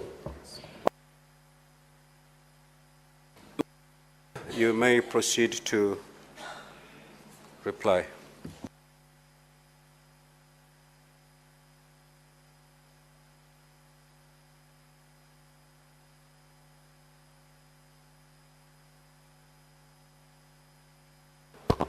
Thank you. Mr. Speaker, I want to appreciate colleagues who have taken time to speak to this motion and the things that they have said, some of which I agree with, and as is the case with democracy, quite a number that I don't agree with, Mr. Speaker. And I have said it, including the point of order that I raised, that many of the things that members are alleging do not exist, actually do exist in the bundle and the volume of documents. I could excuse them, Mr. Speaker, perhaps because we didn't get to the substance of the matter before us, that perhaps many of them did not take time to read. But those things you are asking about, members, to ascertain in your minds whether the assembly sat, they are before your eyes, barely 10, 20, 30 centimeters from where you're seated, Mr. Speaker. Be that as it may, Mr. Speaker, I appreciate that there has been a protracted debate before us since morning with both councils for the assembly and those of the governor, trading accusations against the other on whether a sitting actually happened. You know, members, we live in Kenya. Don't be like this elitist in Nairobi who talk about Kenya from a perspective of an urban center. Mr. Speaker, how many times do we go to far-flung counties, including the very last one we went to in Turkana? Do you know part of the things the county assembly asked us to donate to them? Even Hansard recordings alone. We did that in Turkana when we last went to Turkana. So we must also appreciate that our county assemblies need our support a big time, both in terms of technical support and even materially. Some of these counties, Mr. Speaker, are so small that if you want to judge them with the standard of a county like Nairobi or here in the Senate, we will be aloof, Mr. Speaker. If you expect that they have CCTVs, they have cameras, Mr. Speaker, you are asking too much of a county that in 2016, I was part and parcel of the budget committee, Mr. Speaker, that looked at the state of county like Isiolo and Nyandarua, Mr. Speaker, and accepted that despite the fact that we have 47 counties, there are 5 counties that there was no way, without being granted a conditional grant, was going to have a county headquarters. In fact, in this year's DORA, Mr. Speaker, is when we've given them the last contribution. That is why, and counsel for, I think, the Assembly did not do a good job at expounding to you members to understand that actually the governor and the county assembly share an office. That is how bad that situation is in that particular county. As we speak today, what you saw in that video is what these people are returning back to. Should this PO be upheld, Mr. Speaker? A place that has completely been broken, there is no order, there are 2 clerks, there are 2 speakers. Mr. Speaker, I want to believe that we can find a way of resolving this particular conflict. I listen to those who say that procedure is as important as a product. But also the product, Mr. Speaker, must be informed by the process. If at the time of voting, there were guns that were blazing outside and stones being thrown into the assembly, Mr. Speaker, as the assembly is saying, how good a record can you keep? There must be an issue beyond procedure that we need to look at, Mr. Speaker. I listen to colleagues here who have said that take some of these matters that are beyond just the governor and the county assembly to the committee on devolution. But what is the record, Mr. Speaker, on us as a house resolving that matters? As we speak today, I think I saw a flash news yesterday that Nyamira has again, I think, erupted the county assembly. You remember the matter that we had here before us? I think 8 or 10 MCAs were expelled yesterday, meaning we have never been able to resolve these issues. Our colleagues that serve in devolution committee, I want them to request of them, Mr. Speaker, that they treat these matters with the urgency that they deserve. I have served in devolution committee before, Mr. Speaker. This is one of the premier committees of this house. A committee that on their own volition, anytime you notice a matter of this magnitude in a county, even before an impeachment motion is brought, Mr. Speaker, we used to visit. So Senator Abbas and the team that serves with you in devolution committee, I want to request, the same way that you have committed and have said that there are many, many issues that you think needs to be resolved. For example, Senator Fatuma, our colleague, has raised a very important question. When you tell the assembly to go back and follow the right procedure, under which speaker now? First of all, where will they meet? Mr. Speaker, there are very serious issues. I want to request Senator Abbas.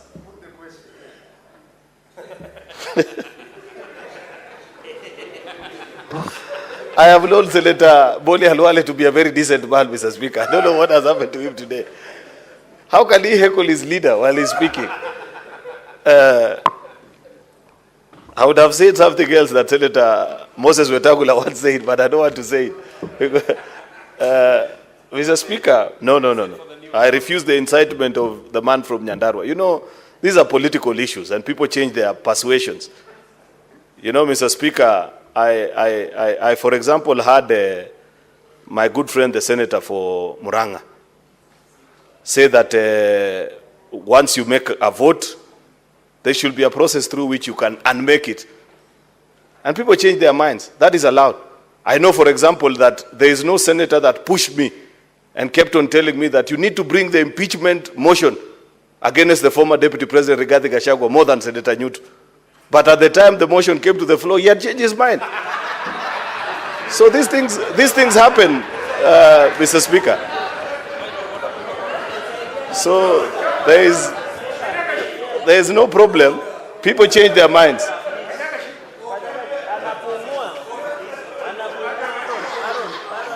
Majority Leader, take your seat. Majority Leader. Yes, sir. There is a point of order directed at you. Mr. Speaker, the Majority Leader is a respectable person, having been elected to this House for 3 times.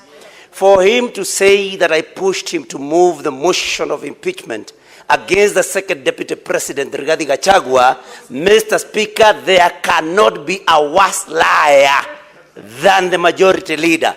Mr. Speaker, I have always made my stand known. This is my right of reply. This is my right of reply. Order, honorable senators. Now, Senator Nyutu, I gave you the opportunity to raise your point of order. First, you need to state under what standing order you are raising your point of order.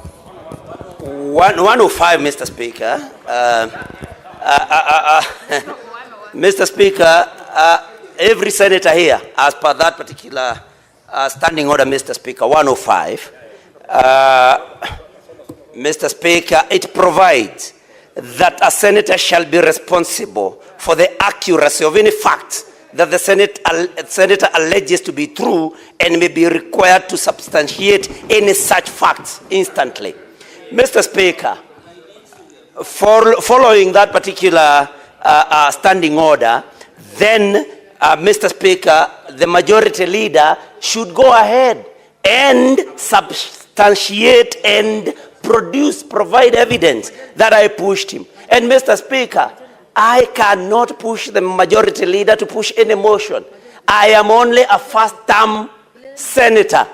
These are senator, and if I was going to be that powerful, Mr. Speaker, that I can push the majority leader to move a particular motion, Mr. Speaker, then, in fact now, if I had that power, I would be pushing him to initiate a motion to impeach the president, Mr. Speaker. That is what I would push him really hard to do. But of course I know he cannot do that. So Mr. Speaker, let the majority leader withdraw and apologize to me and to this house for soiling my name. Thank you, Mr. Speaker. And the people of Muranga who brought me to this particular house and who respect me.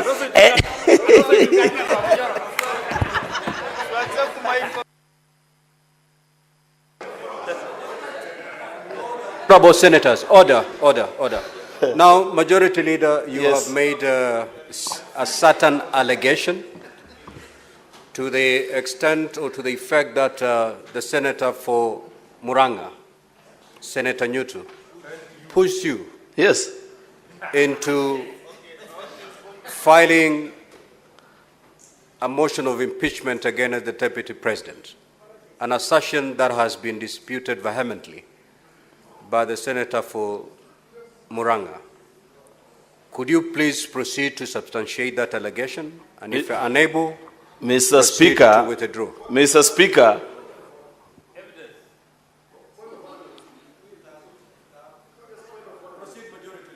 okay. Mr. Speaker, how can you allege something against yourself? Because I said that he pushed me on so many occasions saying, bring this damn motion. Mr. Speaker, for example, you know, Mr. Speaker, can I be protected? Because, Order, honorable senators, order. Allow the majority leader to substantiate. Yes. On the day the former deputy president went to Meru and said there is a senator who is quote unquote talking mad, or in Swahili anaongea matope, in referring to the senator for Muranga, Senator Nyutu came fuming into the house and told me, have you heard what that man has said? Can you bring the motion to impeach me? And on so many other occasions, he talked to me, Mr. Speaker. So if he talked to me, Mr. Speaker, who do I need to convince? Yet I'm talking about myself, the things he told me. Now, honorable senators, we have some serious matters to handle. Order, honorable senators. Order.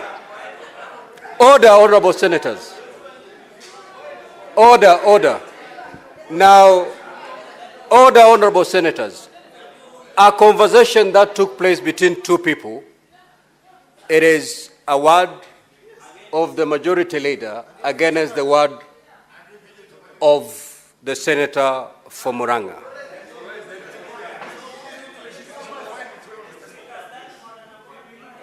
And certainly, honorable senators, it is up to you to judge.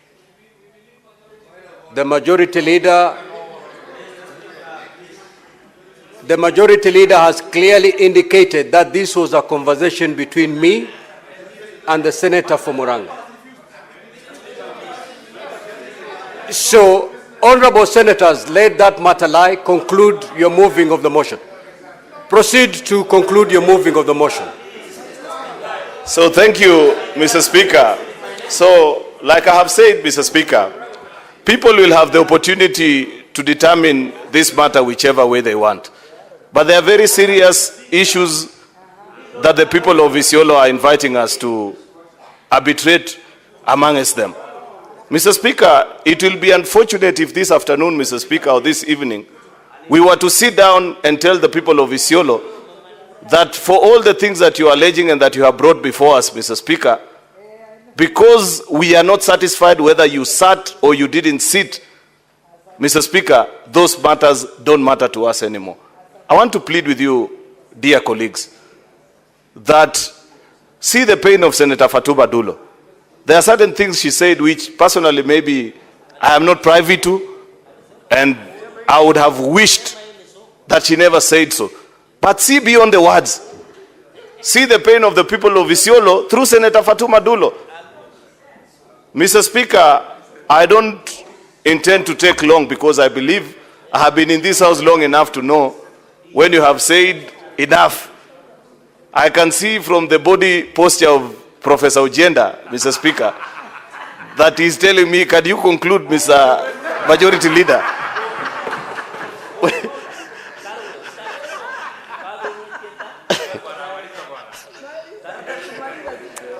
Mr. Speaker, reading the mood of the House, there are many things I would have wished to say, Mr. Speaker.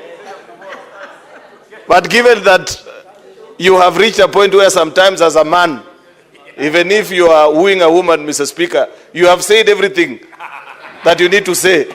Then you surrender to the fate of humanity and say, you have heard what I have said. Mr. Speaker, I want to believe, even if it is fair, I have said to these people, Mr. Speaker, if they choose to eat the fair, Mr. Speaker, I cannot be blamed anymore, Mr. Speaker. I have said everything that I need to say. Therefore, with those many remarks, Mr. Speaker, I beg to reply, Mr. Speaker, and I hope that in all that we do, we will find a solution for the people of Isiolo. Thank you, and God bless the Senate. Now, honorable senators, I will direct the Sergeant at Arms to ring the division bell for 5 minutes.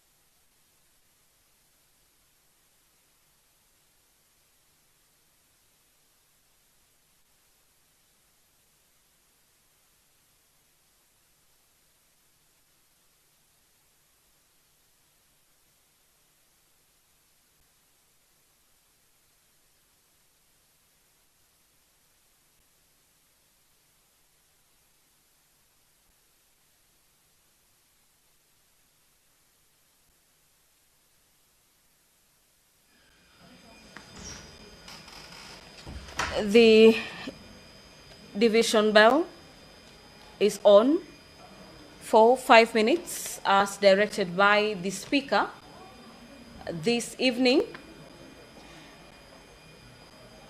upon which at the lapse of the 5 minutes, the House will proceed to vote on the first motion, the motion in question being the preliminary issue on whether the County Assembly of Isiolo held sittings on the 18th day of June and the 26th day of June 2025 on the proposed removal from office by impeachment of the Honorable Governor for Isiolo, Honorable Abdi Ibrahim Hassan.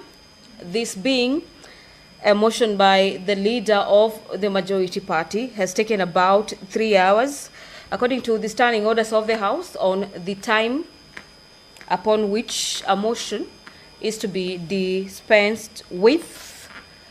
The time allocated for debate is usually 3 hours.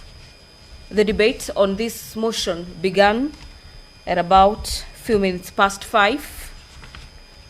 The 3 hours allocation has come to an end,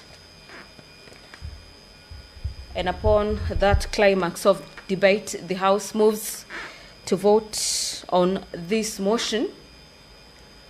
During the debate on this motion, senators have raised concerns on a number of issues, with the matter in question being the holding of the County Assembly sitting on the 18th and subsequently on the 26th day of June 2025. A section say that there is indeed evidence before the Senate that the County Assembly indeed did hold the sitting. There has been divergent opinion as well, with some senators indicating that the members of the County Assembly, through their legal team, had a difficult time approving to the Senate when the objections were raised, whether indeed that sitting took place.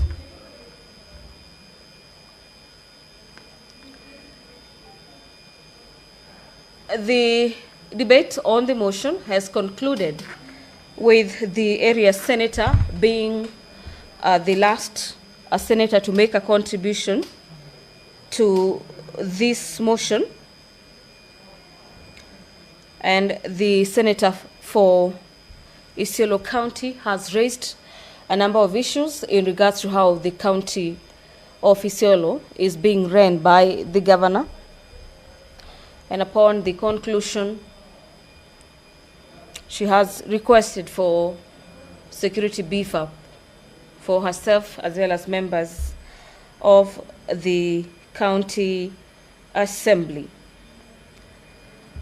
The mover was also called upon to reply, the mover of the motion being the leader of the majority party. And for the better part of today, the mover of the motion has been highlighting gaps in the impeachment procedures, likening this issue to the matter that was yet before the House, the matter pertaining the impeachment of the governor for Kericho County,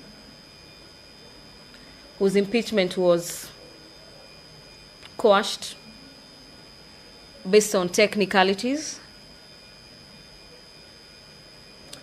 A similar case is before the Senate this evening, as the members of the County Assembly have been faulted of not using the requisite rules and regulations governing the removal of the governor from office.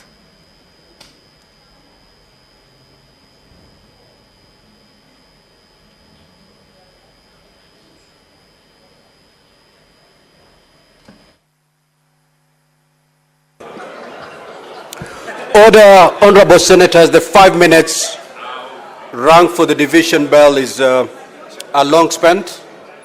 Honorable senators, kindly take your seats.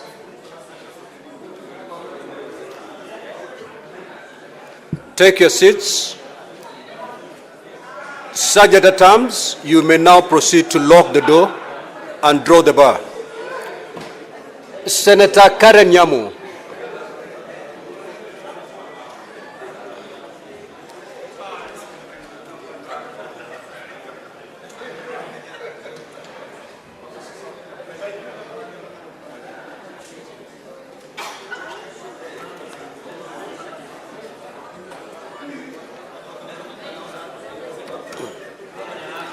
Honorable Senators, take your seats.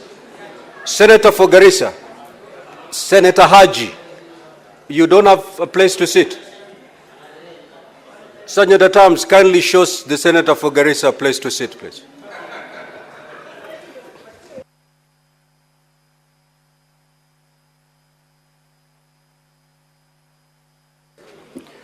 Now, honorable senators, voting shall be by delegations, as I had already indicated, and that voting shall be electronically.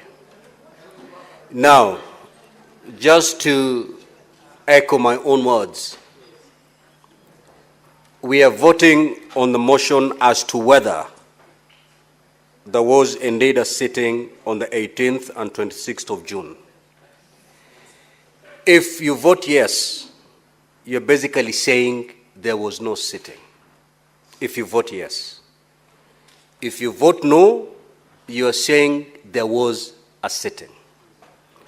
Now, if the yes carries the day, we're not going to proceed to the second motion.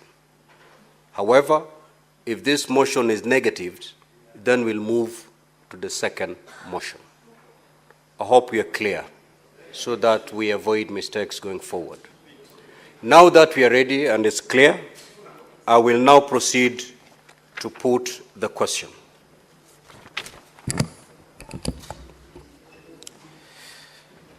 That whereas, pursuant to Article 181 of the Constitution and Section 33 of the County Governments Act, on Thursday, 26 June 2025, the County Assembly of Isiolo approved a motion for removal from office by impeachment of Honorable Abdi Ibrahim Hassan, the Governor of Isiolo County. And further, whereas by a letter reference CA/RES/Volume 1/001, dated 26 June 2025, and received in the office of the Speaker of the Senate on 27th June 2025, the Speaker of the County Assembly of Isiolo informed the Speaker of the Senate of the approval of the motion by the County Assembly, and further forwarded to the Speaker of the Senate documents in evidence of the proceedings of the Assembly, including the list of 16 out of 18 members of the County Assembly that voted in favor of the removal from office by impeachment of Honorable Abdi Ibrahim Hassan, the Governor of Isiolo County. Noting that a preliminary issue was raised by the Governor of Isiolo County on whether the County Assembly of Isiolo held sittings on 18th June 2025 and 26th June 2025 to table, debate, pass, and no vote on the motion for the proposed removal from office by impeachment of Governor of Isiolo County. Now, therefore, the Senate resolves to uphold the preliminary issue raised on whether the County Assembly of Isiolo held sittings on the 18th of June 2025 and 26th of June 2025 to table, debate, pass, and all vote on the motion for proposed removal from office by impeachment of the Governor of Isiolo County, and accordingly terminates the proceedings for the proposed removal from office by impeachment of Honorable Abdi Ibrahim Hassan, the Governor of Isiolo County. Now, honorable senators, kindly log out.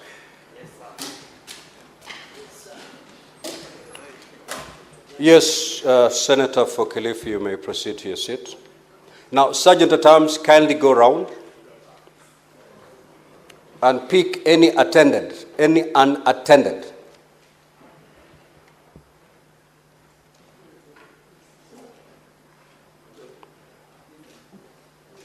Unattended card.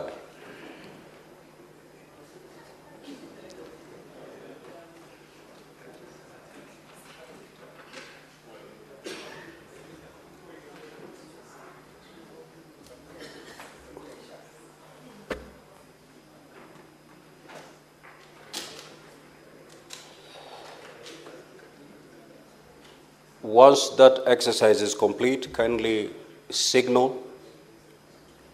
Thank you. Now, honorable senators, kindly log back.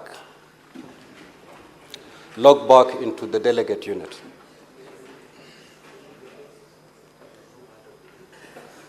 Once you have done that, kindly proceed to vote. And time starts running from now.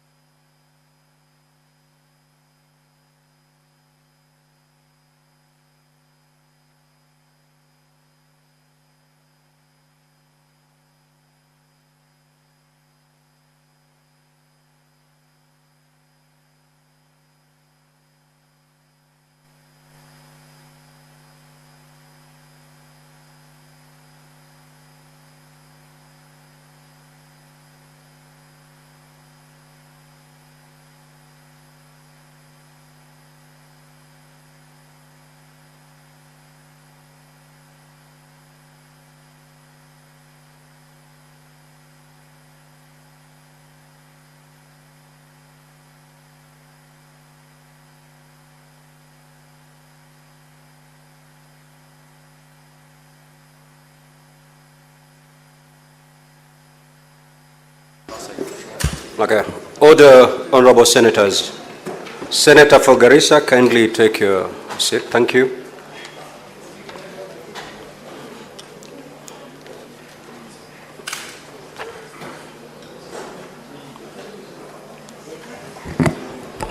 Now, honorable senators, the result of the vote on the division on this motion is as follows. Ayes, 31 votes. Nays, 12 votes. Abstention, 0 votes. So the ayes have it. Now, honorable senators, as you may recall, in my communication earlier this afternoon, I made it clear that if the preliminary issue contesting whether the County Assembly of Isiolo held sittings on the 18th June 2025 and 26th of June 2025 to table, debate, pass and all vote on the motion for the proposed removal from office by impeachment of the governor of Isiolo County was to be upheld, these impeachment proceedings will terminate forthwith, and it would not be necessary to proceed to the motion or vote on the second preliminary issue as listed in the supplementary order paper. This motion having been passed, the impeachment proceedings in the matter of the proposed removal from office of the governor of Isiolo County have forthwith terminated. The termination of the impeachment proceedings also lead to the lapse by operation of law of the 3 days of special sittings terminating on Thursday, the 10th of July, 2025, which I had earlier gazetted. Accordingly, the regular sittings of the Senate pursuant to the Senate calendar for the fourth session, approved on the 19th of February 2025, shall resume tomorrow, Wednesday, the 9th of July 2025 at 9 a.m. The relevant order paper will be prepared and circulated in the usual manner. 9:30. The relevant order paper will be prepared and circulated in the usual manner. Now, honorable senators, there is one last matter which is of grave concern. In the course of her contribution, the senator for Isiolo County, Senator Fatuma Dulo, has expressed serious fears about the security situation in Isiolo County. Senator Dulo has expressed concern particularly that after these impeachment proceedings, neither the County Assembly of Isiolo or herself as the Senator for Isiolo County are safe. The security of all persons is not a matter to be taken lightly. The security of the Senator, similarly, must be assured. I therefore direct that the extract of the Hansard in relation to the concerns expressed by Senator Dulo be obtained by the Office of the Clerk of the Senate and be addressed in a letter to the Inspector General of Police, as well as the County Commissioner of Isiolo County for the information and necessary action. Now, to the Governor, let me offer you unsolicited advice. This is not a win, and therefore the Senate does not expect you to go out there chest thumping. This is a postponement of your case. It is a postponement of your hearing. Now, depending on how you're going to carry yourself from today going forward, that case may never be heard. Depending on how, similarly, depending on how you're going to behave out there, your case may be back here in a matter of days. It's up to you. From the little that we've gathered through this preliminary objection, clearly there are cracks on the walls of Isiolo County. If I were you, I'll go mend those cracks. I will not bring the walls of Isiolo County, because that is the big fear expressed by the Senator for Isiolo County. We expect, as the leadership, as the top leader in Isiolo County, you need to have a sitting with your senator, even if it's through a third party. As the top leader in Isiolo County, you need to mend your relationship with the county assembly, even if it means through a third party. This is an advice that you may take or you may leave, but the consequences are there. So we do not expect you to go carry out celebrations in Isiolo because of this verdict that has been handed in by the Senate. Having said that, honorable senators, kindly be upstanding.